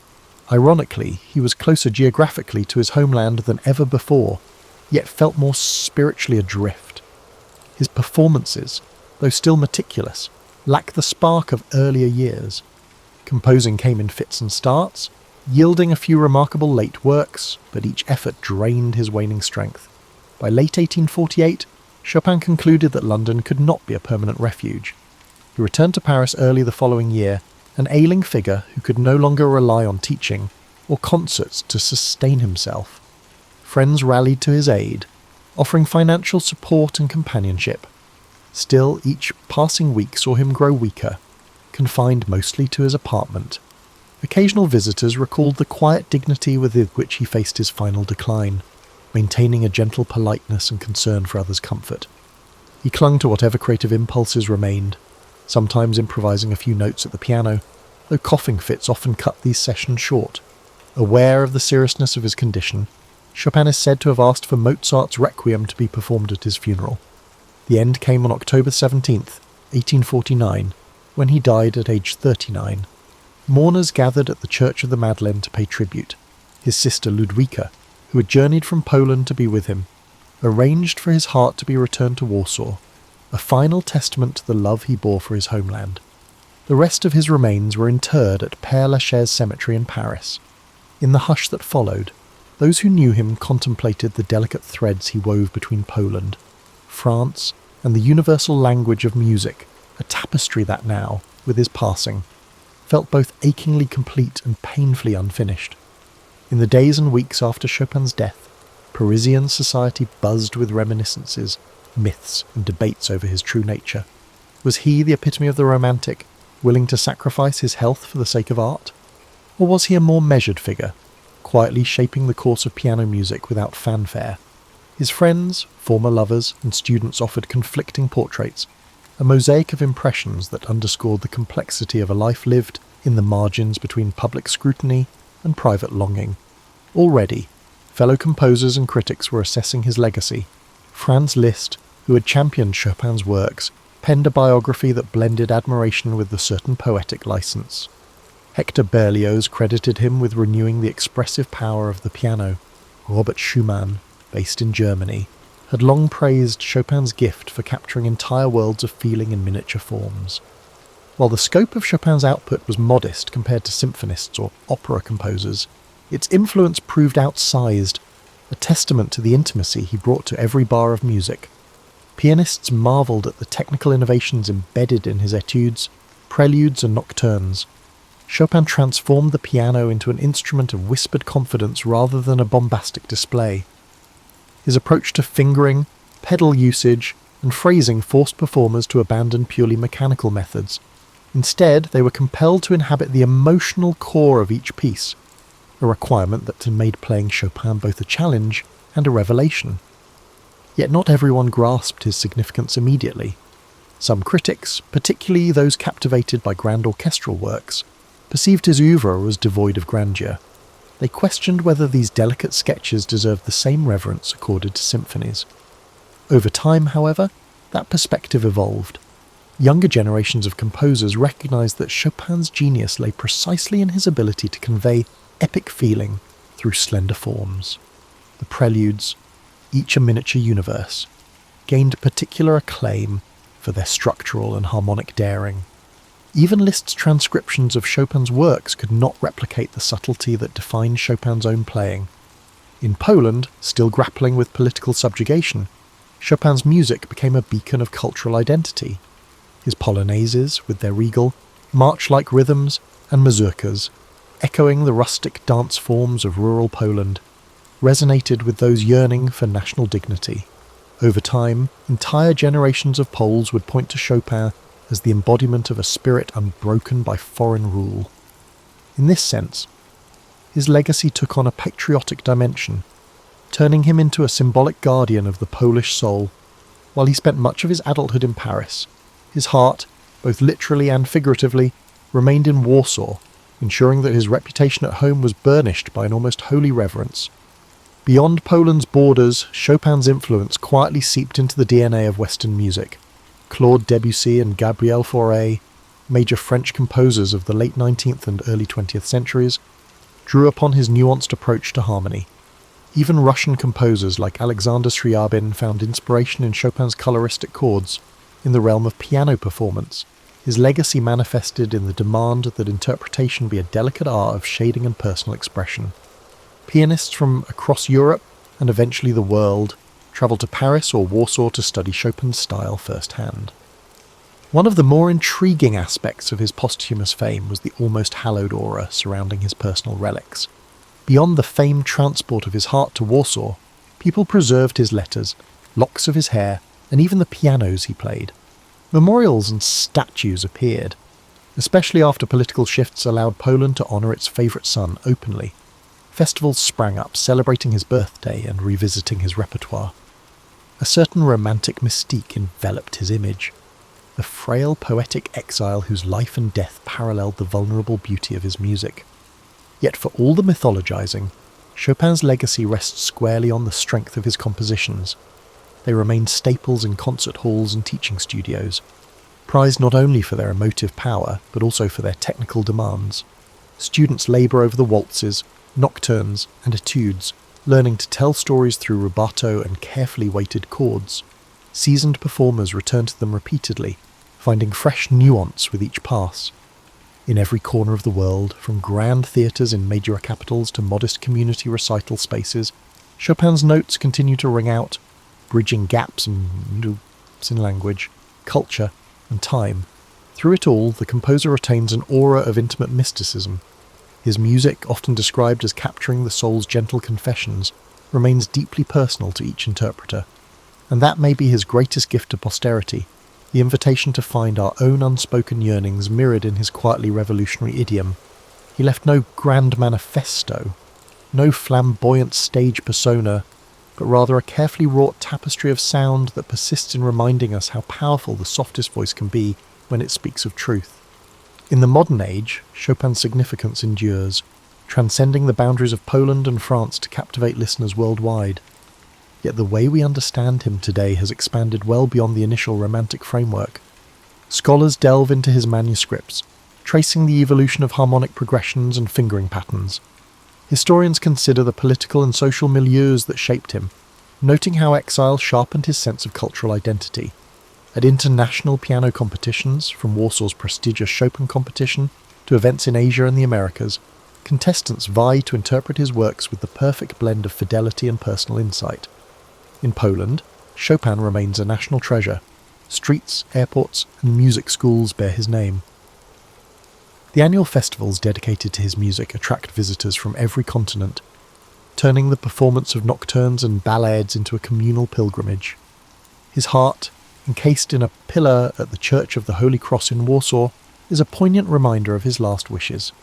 Locals and tourists alike pause there, reflecting on a life that, despite its brevity, resonates across centuries. The Poles see in Chopin a symbol of resilience, a testament that beauty can thrive even under oppression. In France, his longtime adoptive home, Chopin's legacy flourishes as well. Visitors to Paris can pay homage at Père Lachaise Cemetery, where he rests among luminaries such as Jim Morrison and Oscar Wilde. In the city's music academies and concert halls, his name is spoken with a reverence reserved for those who shaped an era. His image, the elegantly dressed yet fragile composer, forever perched at a piano, persists in cultural memory.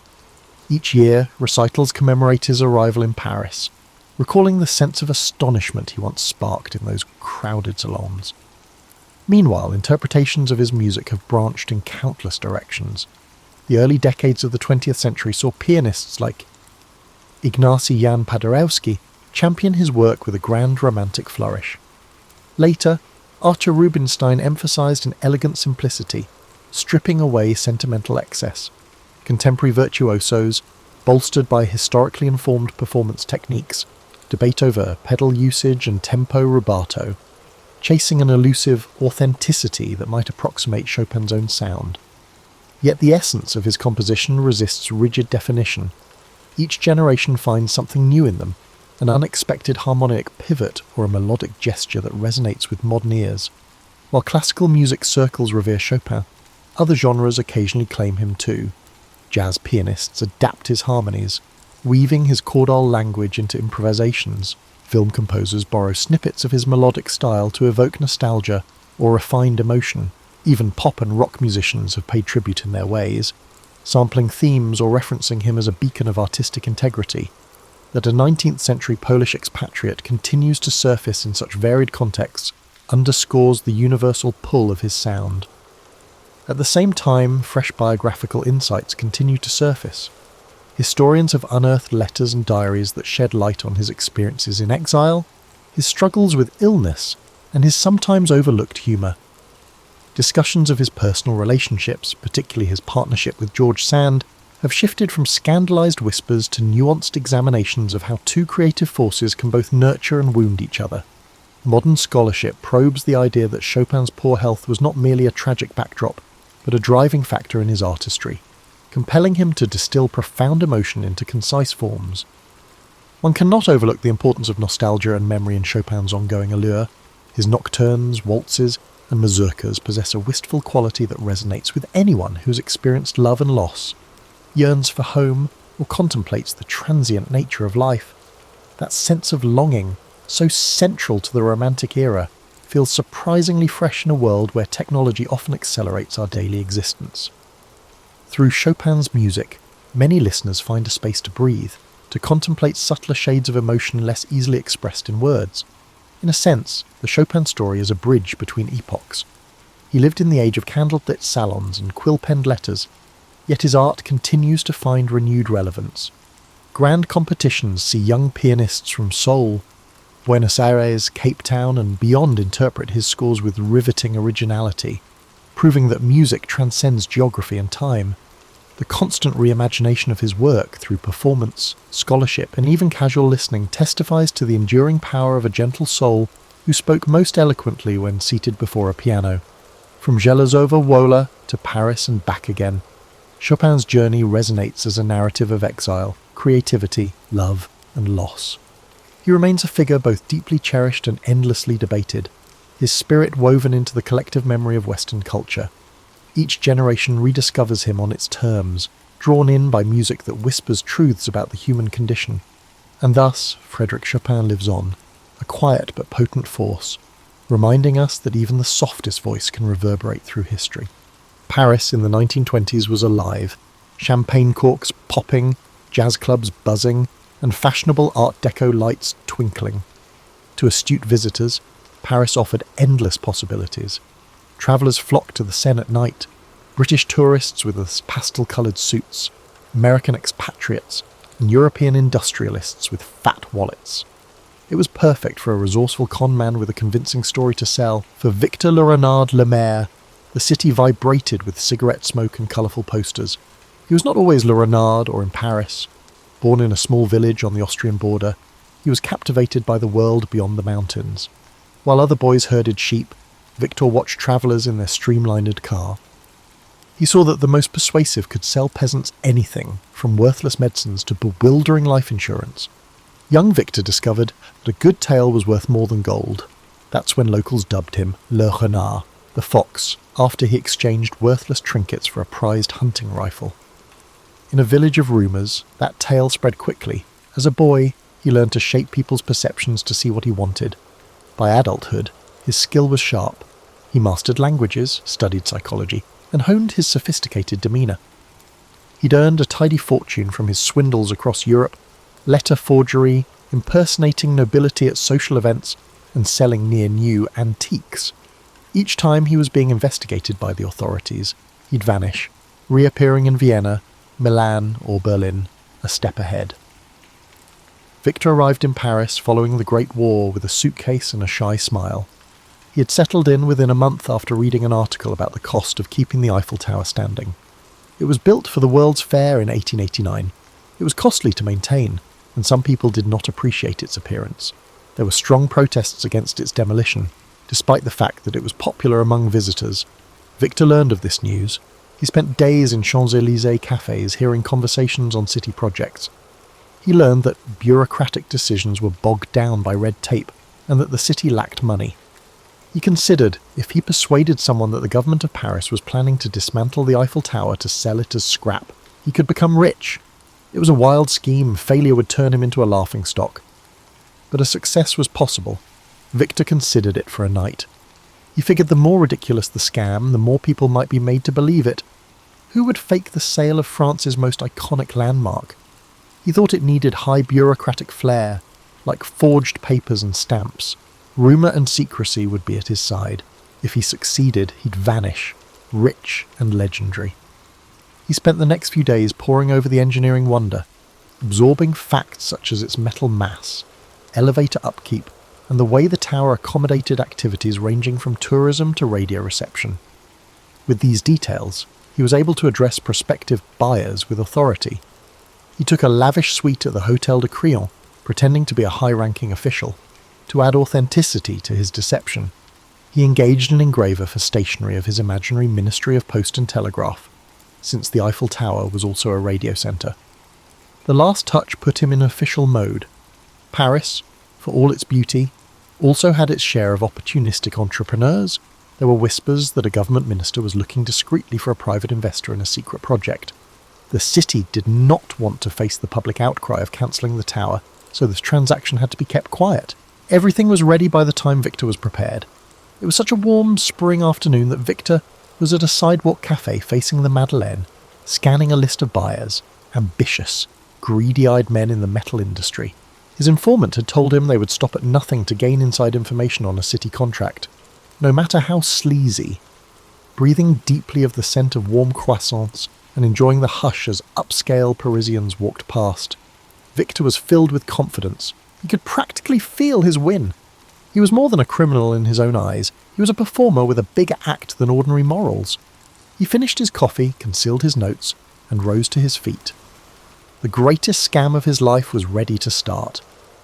Victor began by sending elegantly handwritten invitations on forged ministry stationery to half a dozen influential scrap metal merchants.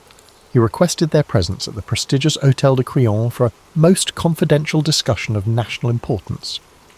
The letter was a masterpiece of official-sounding rhetoric, sprinkled with phrases such as "in strictest confidence" and "under direct ministerial oversight." Anyone who read it would have believed it came straight from the desk of a high-ranking bureaucrat. He scheduled a single day of interviews, meeting each merchant individually. He wanted them to feel hand-picked and privileged, reinforcing the notion that the city wanted to keep this matter tightly under wraps. From the start, curiosity and greed twinkled in their eyes. When at last the conversation steered to the possibility of dismantling the Eiffel Tower, he watched their expressions dance between disbelief, astonishment, and excitement. Victor's calmly stated reasoning was that the maintenance fees had become prohibitive, and certain parties in government felt the tower no longer served its original purpose. To all of them, he leaked the same inside track. The city would soon finalise a discreet agreement for the tower's metal, but public backlash was a real concern. The city planned to avoid any uproar by finalising the deal quickly, so confidentiality was paramount. By the time the meeting ended, each merchant was fully enthralled. Victor had left them with the impression that they were among the few chosen to bid on the opportunity. Their own imaginations did much of the work from there, conjuring up fantasies of staggering profit. However, Victor soon identified a prime mark, André Dubois, a mid-level scrap metal businessman whose ambition often overshadowed his common sense. Dubois was known to be insecure about his place among the big players in the industry. If he could land a deal that secured him exclusive rights to the Eiffel Tower's metal, he believed he'd rise overnight into an elite echelon. Victor noticed how Dubois always asked breathlessly about the possibility of special consideration. a subtle hint that he might pay extra for preferential treatment. That was precisely the attitude Victor needed. After a few days of tantalising phone calls and cryptic notes, Victor invited Dubois to tour the Eiffel Tower with him in person. For added realism, Victor booked a chauffeur-driven car to pick up Dubois. Both men sat in the back seat, forging an atmosphere of clandestine camaraderie. As they approached the landmark, Victor gestured toward it as if it were an aging beast about to be put down. "It's quite costly to keep it painted and structurally sound," he remarked, with a faint sadness in his voice, as though he truly lamented the tower's impending fate. Dubois nodded solemnly, but his eyes gleamed with hunger. Ascending the tower's first deck, they observed the city sprawling in every direction, evidence, as Victor noted, that progress required sacrifice. He recited maintenance figures he'd gleaned from newspaper archives and from subtle bribes given to minor city clerks. This data-laden performance impressed Dubois. Victor then produced a sheaf of official-looking papers, a forged contract awarding the successful bidder exclusive salvage rights. Dubois skimmed them, mouth agape, as if he held a golden ticket to instant wealth. Finally, on the cusp of sealing the deal, Victor paused dramatically, then leaned closer. "I must admit," he said quietly, "we're under tremendous pressure to finalise this swiftly, but some officials are, shall we say, open to persuasion." With one eyebrow raised in subtle suggestion, Victor let that phrase linger in the air. Dubois took the bait. He understood that a bribe would secure him the contract, an illegal but... Weeks later, Victor found himself in Vienna, living luxuriously at a grand hotel. He enjoyed idle afternoons at the imperial cafes, reading about the flurry of rumours swirling in Paris. A few tabloids speculated that a conman had fleeced a businessman out of a fortune. Official statements from City Hall denied any plans to dismantle the Eiffel Tower. Yet the press never got hold of Dubois's name, and no one had identified Victor. The story, swirling with half-truths, soon faded from public discourse. For Victor, that was a green light. His scheme had left no significant ripples, no public scandal, no humiliating trial. It was as though the entire episode had slipped into an urban legend. While sipping a particularly fine espresso one morning, he found himself flipping through a Parisian newspaper. In the business section, there was a fresh wave of articles on the tower's upkeep expenses. Costs were climbing yet again. The debates that raged a few years prior were resurfacing, with critics continuing to ask if the monument had outlived its usefulness. Reading that, Victor felt a surge of déjà vu, accompanied by a mischievous grin. If the city itself remained unconvinced of the tower's permanent place in its skyline, then the seed of plausibility was still there. The more he mulled it over, the more irresistible the idea became. Selling the Eiffel Tower once was bold. Selling it twice, that would be legendary. Of course, every repeat performance carries an elevated risk. Con artistry thrives on the unexpected. Victor was no stranger to the concept that lightning rarely strikes the same place twice. And yet, as he weighed his options, he recognised one key advantage. The first victim, Dubois, never went public. The scheme was still cloaked in rumour. Furthermore, the ephemeral nature of public memory in a bustling city like Paris worked in his favour. People had moved on to the next scandal. Victor decided that with a few adjustments, the plan could work again. He returned to Paris incognito, adopting the persona of a minor diplomat from a small Eastern European country. He took a suite at a different upscale hotel near the Opéra Garnier, careful not to retrace his steps exactly. He updated his forged documents, upgrading his fictitious role to an intergovernmental liaison dealing with municipal real estate transitions. This time, his approach would be more polished, more exclusive. He planned to target even wealthier players, men with deeper pockets and even greater appetites for risk. The second attempt began with the same formula. Elegantly worded letters on official-looking stationery, discreet appointments scheduled in lavish hotel lounges, and hushed talk of a sensitive government project. Yet the potential buyers this time were fewer, and Victor was more selective. At one meeting in a private parlour, he addressed 3 men together, an unusual choice for him. The trio included a well-known industrialist rumoured to have close ties to the city's political figures, a second man who managed a large shipping enterprise, and a third, a foreign investor looking to break into European markets. Victor carefully balanced the discussion, letting just enough details slip to convince them that the city's patience with the Eiffel Tower was running thin. But if the first sale had gone astonishingly smooth, the second was fraught with unexpected snags. One of the potential buyers was far more astute than Victor anticipated.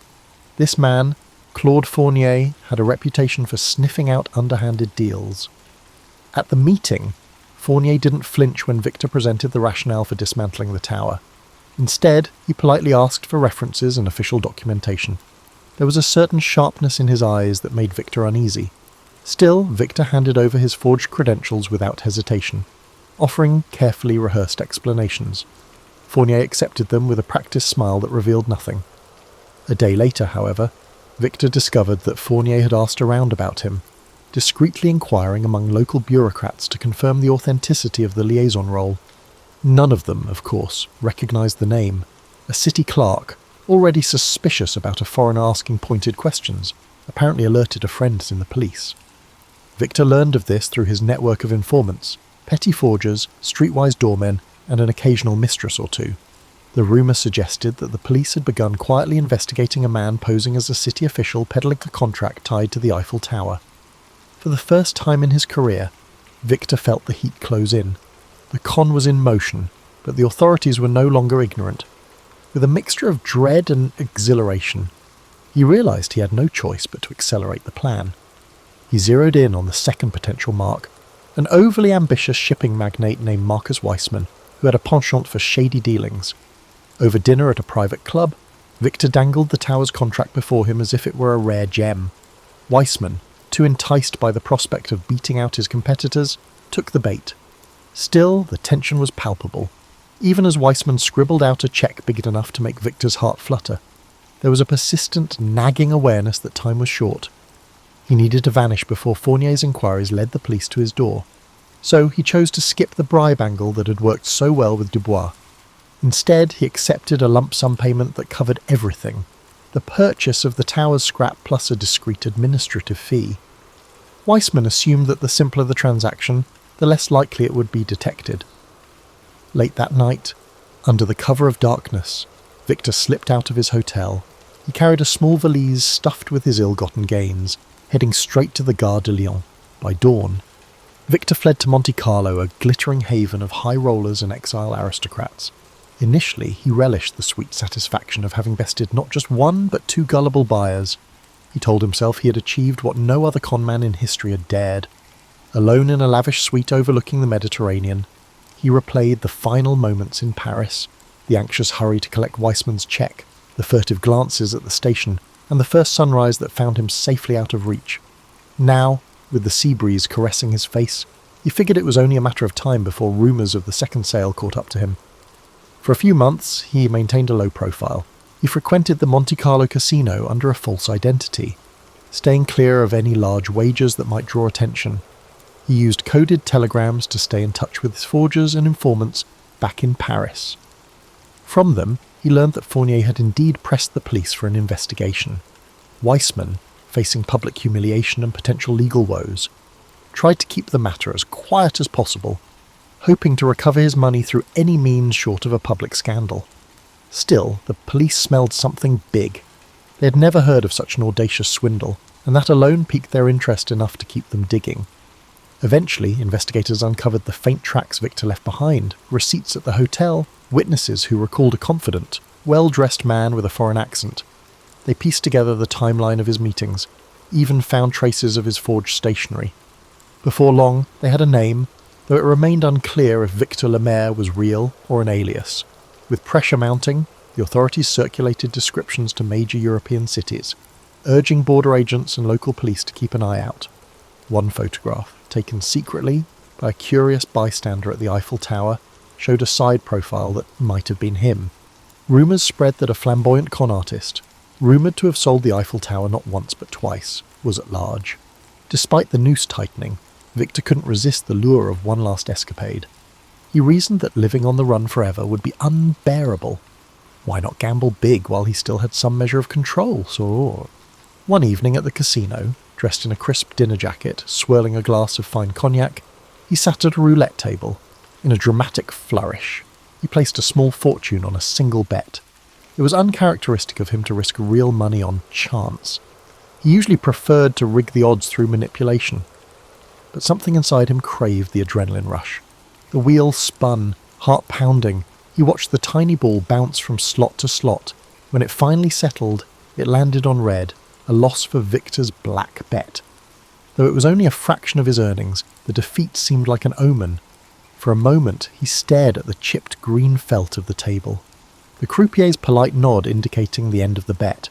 In that instant, a seed of doubt sprouted in Victor's mind. Was his luck running out? He excused himself, stepping away from the table, ignoring the curious glances of other patrons who recognised him, by one of his many aliases, presumably. That night, as he strolled the moonlit promenade along the coast, he tried to shake off the feeling that everything was about to catch up with him. He told himself he was a master of illusions. He could reinvent himself anywhere, America, South America, or a quiet corner of Asia. Yet the persistent thought nagged at him. How long can any fox outrun the hounds? He had always believed in the artistry of his craft, but sooner or later, every performance comes to a close. Sure enough, his downfall arrived abruptly. While stepping out of a Monte Carlo cafe one morning, he was discreetly approached by a man who introduced himself as a private detective from Paris, hired by none other than Claude Fournier. The detective's tone was polite, but his eyes brimmed with that unwavering sense of purpose. He claimed to have evidence linking Victor to the Tower Con, along with sworn statements from hotel staff. The detective offered Victor a choice: return to Paris, meet with Fournier's lawyers, and negotiate a quiet settlement, or face arrest and extradition. Outwardly, Victor kept his composure. He flashed a wry smile, feigning indifference. But his heart pounded. Even if he eluded this detective, he sensed the net was cast too wide for him to remain free for much longer. Sometimes, surrendering on your own terms was the last con you could pull. In a move that stunned the detective, Victor proposed his own arrangement. He would meet Fournier in neutral territory, in Switzerland, to hash out a deal. The detective, intrigued and possibly influenced by some under-the-table persuasion, agreed to broker the meeting. Victor reasoned that by controlling the location, he might still orchestrate an escape. But as fate would have it, the Swiss authorities were also alerted. When Victor arrived, plainclothes officers appeared from the shadows, swiftly taking him into custody. His arrest was a quiet affair, overshadowed by bigger global events. Still, word spread among the underworld. The man who sold the Eiffel Tower twice had finally met his match. There was no dramatic public trial in France. Instead, in backroom negotiations to avoid an international scandal, a deal was reached. Some said Fournier and Weissman recouped a fraction of their losses, and the French government, stung by embarrassment, preferred to hush up the matter. Victor was quietly sentenced for fraud under an assumed name, but the legend endured in hushed whispers for decades. Rarely did anyone speak of his fate. Some claimed he escaped from prison using forged documents, vanishing into the night. Others insisted he served his time, only to emerge a changed man. Either way, in the smoky corners of certain Parisian cafes, old-timers still tell the tale with a gleam in their eyes. The man who dared to sell the Eiffel Tower, not once, but twice. It remains a testament to the power of audacity, the allure of ambition, and the strange truth that the bigger the lie, the more people want to believe it. And so the story endures, a monument to the enduring thrill of a great impossible scam. The Battle of Gettysburg began on the morning of July 1st, 1863. It was a warm summer day, the kind where the golden light of dawn touched the fields and forests with a serene glow. But the tranquility of the Pennsylvania countryside would soon be shattered by the thunder of battle. This clash was not merely another skirmish in the long and bloody conflict of the Civil War. It was a turning point, a moment where the fate of the Union and the Confederacy hung precariously in the balance. General Robert E. Lee, commanding the Confederate Army of Northern Virginia, had set his sights on a bold invasion of the North. His army, emboldened by a string of victories, marched into Pennsylvania with the hope of striking a decisive blow that would force the Union to sue for peace. Lee's strategy was not just about military conquest. It was about shaking the Northern resolve, bringing the war to Union soil, and perhaps swaying foreign powers to recognize the Confederacy. On the Union side, General George G. Meade had recently taken command of the Army of the Potomac. His task was daunting: to stop Lee's advance and protect the Union's heartland. The soldiers under his command were weary from years of conflict, but their resolve to defend their homeland and preserve the Union burned brightly. the two armies converged near the small town of Gettysburg, a place of rolling hills, fertile farmland, and winding roads. It was an unlikely setting for one of the most significant battles in American history. On the first day, the fighting began west of the town as Confederate forces encountered Union cavalry. The clash was fierce and chaotic, with both sides scrambling to gain the upper hand. By day's end, the Confederates had pushed Union forces back through the town and onto the high ground to the south, securing an early advantage. The second day of the battle dawned with tension thick in the air. The Union Army had established a strong defensive position along a series of hills and ridges known as Cemetery Hill, Culp's Hill, and Little Round Top. Lee, confident in his army's strength, launched a series of attacks to break the Union lines. The fighting on July 2nd was intense and bloody. At Little Round Top, Union Colonel Joshua Lawrence Chamberlain and the 20th Maine Regiment made a heroic stand to defend the hill's southern flank. Outnumbered and nearly out of ammunition, Chamberlain ordered a desperate bayonet charge that drove the Confederates back and secured the Union's position. It was a moment of extraordinary courage, one that would later be remembered as a turning point in the battle. Elsewhere, the fields of wheat and peach orchards became killing grounds, their beauty scarred by the carnage of war. The air was thick with smoke and the cries of the wounded. Soldiers on both sides fought with ferocious determination, knowing that the stakes were higher than ever. By the end of the day, the Union lines had held, but at a terrible cost. The third and final day of the battle, July 3rd, brought the infamous assault known as Pickett's Charge. Lee, believing that a concentrated attack on the Union center could break their lines, ordered 12,500 Confederate soldiers to march across open fields under heavy Union artillery fire. The sight of that charge was both awe-inspiring and harrowing.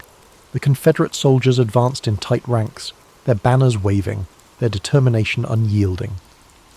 But the Union defenders, entrenched on Cemetery Ridge, unleashed a devastating barrage of cannon and musket fire. The fields became a scene of chaos as men fell by the hundreds. Despite their bravery, the Confederate soldiers could not overcome the Union's defences. The charge was repelled, and the fields were littered with the fallen. As the sun set on July 3rd, the Battle of Gettysburg came to an end. Lee, realizing that his army could not sustain another assault, began the long retreat back to Virginia. The Union Army, though battered and exhausted, had won a decisive victory. It was a moment of relief and triumph for the North, a turning point that shifted the momentum of the war. The cost of the battle was staggering. Over 50,000 soldiers were killed, wounded, or missing. The fields of Gettysburg, once peaceful and lush, were now marked by the scars of war. Families in both the North and the South mourned the loss of loved ones, their lives forever changed by the conflict. In the months that followed, Gettysburg became a symbol of sacrifice and resilience.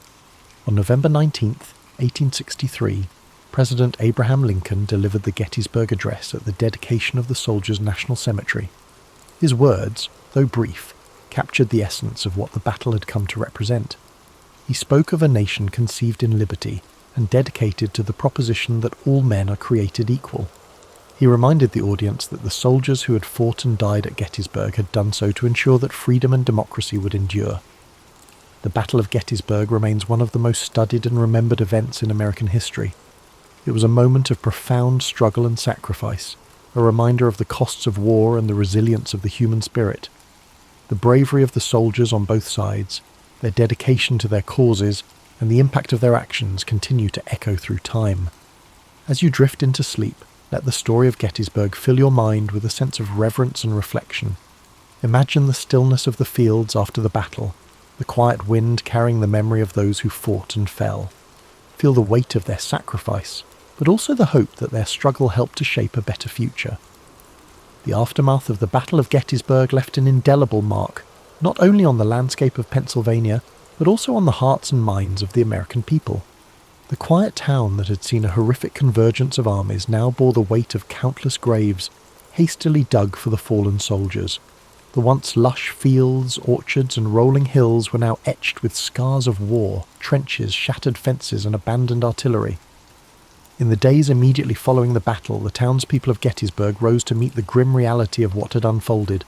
Civilians who had sought shelter during the 3 days of fighting now ventured out to help the wounded and dying. Homes, barns, and churches were transformed into makeshift hospitals. Women, men, and even children worked tirelessly to bring comfort to soldiers, regardless of the uniforms they wore. The lines of battle blurred in the face of shared humanity. Doctors and nurses were overwhelmed by the sheer number of wounded. Medical supplies were scarce, and the knowledge of sanitation was rudimentary at best. Despite the primitive conditions, countless acts of compassion unfolded as townspeople did what they could to save lives or bring solace to those whose time was short. As the Confederate Army retreated southward, General Lee bore the burden of his army's defeat. The invasion of the North had failed, and the high hopes of a quick victory and a potential peace agreement were dashed. For Lee, Gettysburg marked a turning point, a moment when the tide of the war began to turn decisively against the Confederacy. The loss of so many men and the inability to break Union resolve were blows from which his forces would never fully recover. For the Union, the victory at Gettysburg was a critical morale boost. General Meade, despite some criticism for not pursuing Lee's retreating army more aggressively, had achieved what many thought impossible. The Army of the Potomac had stood firm against Lee's forces, proving that the Union could hold its ground and turn the tide of the war. The significance of Gettysburg reached far beyond the battlefield. It became a symbol of the broader struggle, the fight to preserve the Union and the principles upon which it was founded. In the months following the battle, efforts began to ensure that the sacrifices made there would not be forgotten. One of the most poignant moments came on November 19, 1863, with the dedication of the Soldiers' National Cemetery at Gettysburg. President Abraham Lincoln was invited to deliver a few remarks, following a lengthy oration by Edward Everett, a renowned speaker of the time. Lincoln's address, though brief, would become one of the most enduring speeches in American history. Standing on the blood-soaked fields of Gettysburg, Lincoln spoke not only to honour the dead but to remind the living of the greater cause for which they had fought. His words, beginning with the now iconic phrase, "7 years ago," framed the battle within the context of the nation's founding ideals. He reminded the audience that the soldiers had given their lives so that government of the people, by the people, for the people, shall not perish from the earth. Lincoln's Gettysburg address was met with a mixed reception at the time, with some viewing it as too brief and simplistic. However, history would elevate his words to the status of a national treasure. The address encapsulated the purpose of the war and the vision of a nation united not by force, but by shared values and ideals. The legacy of the Battle of Gettysburg continued to shape the course of the Civil War. While the conflict raged on for nearly 2 more years, Gettysburg marked a critical turning point. It showed that the Union could resist the might of the Confederacy, and that the resolve of its people would not be broken. The war's conclusion in 1865 brought an end to the fighting but left the nation grappling with the wounds it had inflicted upon itself. The fields of Gettysburg became a place of reflection and remembrance, a site where the cost of division was laid bare. Over the years, Gettysburg transformed from a battlefield to a place of education and pilgrimage. Monuments and markers were erected to honour the soldiers who had fought and died there, preserving their memory for future generations. Visitors from across the country and around the world came to walk the hallowed ground, to reflect on the sacrifices made, and to ponder the lessons of history. Today, Gettysburg stands as a testament to the resilience of the human spirit and the enduring struggle for freedom and equality. It reminds us of the fragility of unity and the strength required to preserve it. The lessons of Gettysburg echo through time, challenging us to remember that the cost of division is far greater than the effort required to come together. As you rest tonight, let the story of Gettysburg remind you of the courage and sacrifice of those who came before us. Imagine the quiet fields at dawn, the soft rustle of the wind, and the stillness that now blankets a place once filled with chaos. Let the strength of their resolve bring you a sense of peace, and may their legacy inspire hope and understanding in your heart. The legacy of Gettysburg extends far beyond the battlefield itself. It remains a cornerstone of American history, not only as the site of a pivotal clash during the Civil War, but also as a symbol of the nation's enduring struggle to reconcile its ideals with its realities. The battlefields and memorials at Gettysburg now stand as a reminder of the courage, sacrifice, and humanity displayed by those who fought there, as well as the immense costs of division and conflict. In the years following the Civil War, Gettysburg became a focus for national healing. Veterans from both the Union and the Confederacy returned to the site to honour their comrades and reflect on the events that had shaped their lives. These reunions, particularly those held on significant anniversaries of the battle, fostered a sense of reconciliation and shared purpose. Despite the lingering wounds of war, these gatherings underscored a shared humanity that transcended the divisions of the past. One of the most moving examples of this came during the 50th anniversary of the battle in 1913. Veterans from both sides, now old men, came together to remember their shared history. The event culminated in a symbolic handshake across the stone wall at the site of Pickett's charge, a powerful gesture that reflected the desire for unity and peace. These reunions were not without their complexities, but they marked an important step in the nation's journey toward healing and understanding. Over time, Gettysburg evolved into a place of education and reflection. The Gettysburg National Military Park, established in the late 19th century and further developed in the 20th, preserves the battlefield and its many monuments, ensuring that future generations can walk the same paths and learn the same lessons. The park's museum and visitor centre provide context and insight into the events of the battle, offering a deeper understanding of its significance and the people who shaped it. The Gettysburg Address, too, continues to resonate as a defining moment in American history. Lincoln's words, spoken with such clarity and purpose, serve as a reminder of the ideals upon which the United States was founded. They challenge us to honour the sacrifices of those who fought by striving to create a more just and equitable society. Today, Gettysburg stands as a living testament to the enduring importance of history. It draws visitors from across the globe who come to honour the past, reflect on the present, and consider the future. The battlefield, with its rolling hills, stone walls, and quiet woods, invites contemplation. Walking its paths, one cannot help but feel a connection to the stories of those who stood there, to the bravery and determination that defined them, and to the lessons they left behind. The Battle of Gettysburg teaches us that even in the darkest times, there is hope for redemption, for reconciliation, and for a brighter tomorrow. It reminds us of the costs of division and the strength required to build unity. It challenges us to live up to the ideals of liberty and equality, to honour the sacrifices of those who came before us by working to create a better world. As you settle into rest tonight, let the story of Gettysburg fill your heart with a sense of reflection and gratitude. Picture the fields bathed in the soft light of the setting sun, the gentle rustle of leaves in the breeze, and the quiet peace that now blankets the land.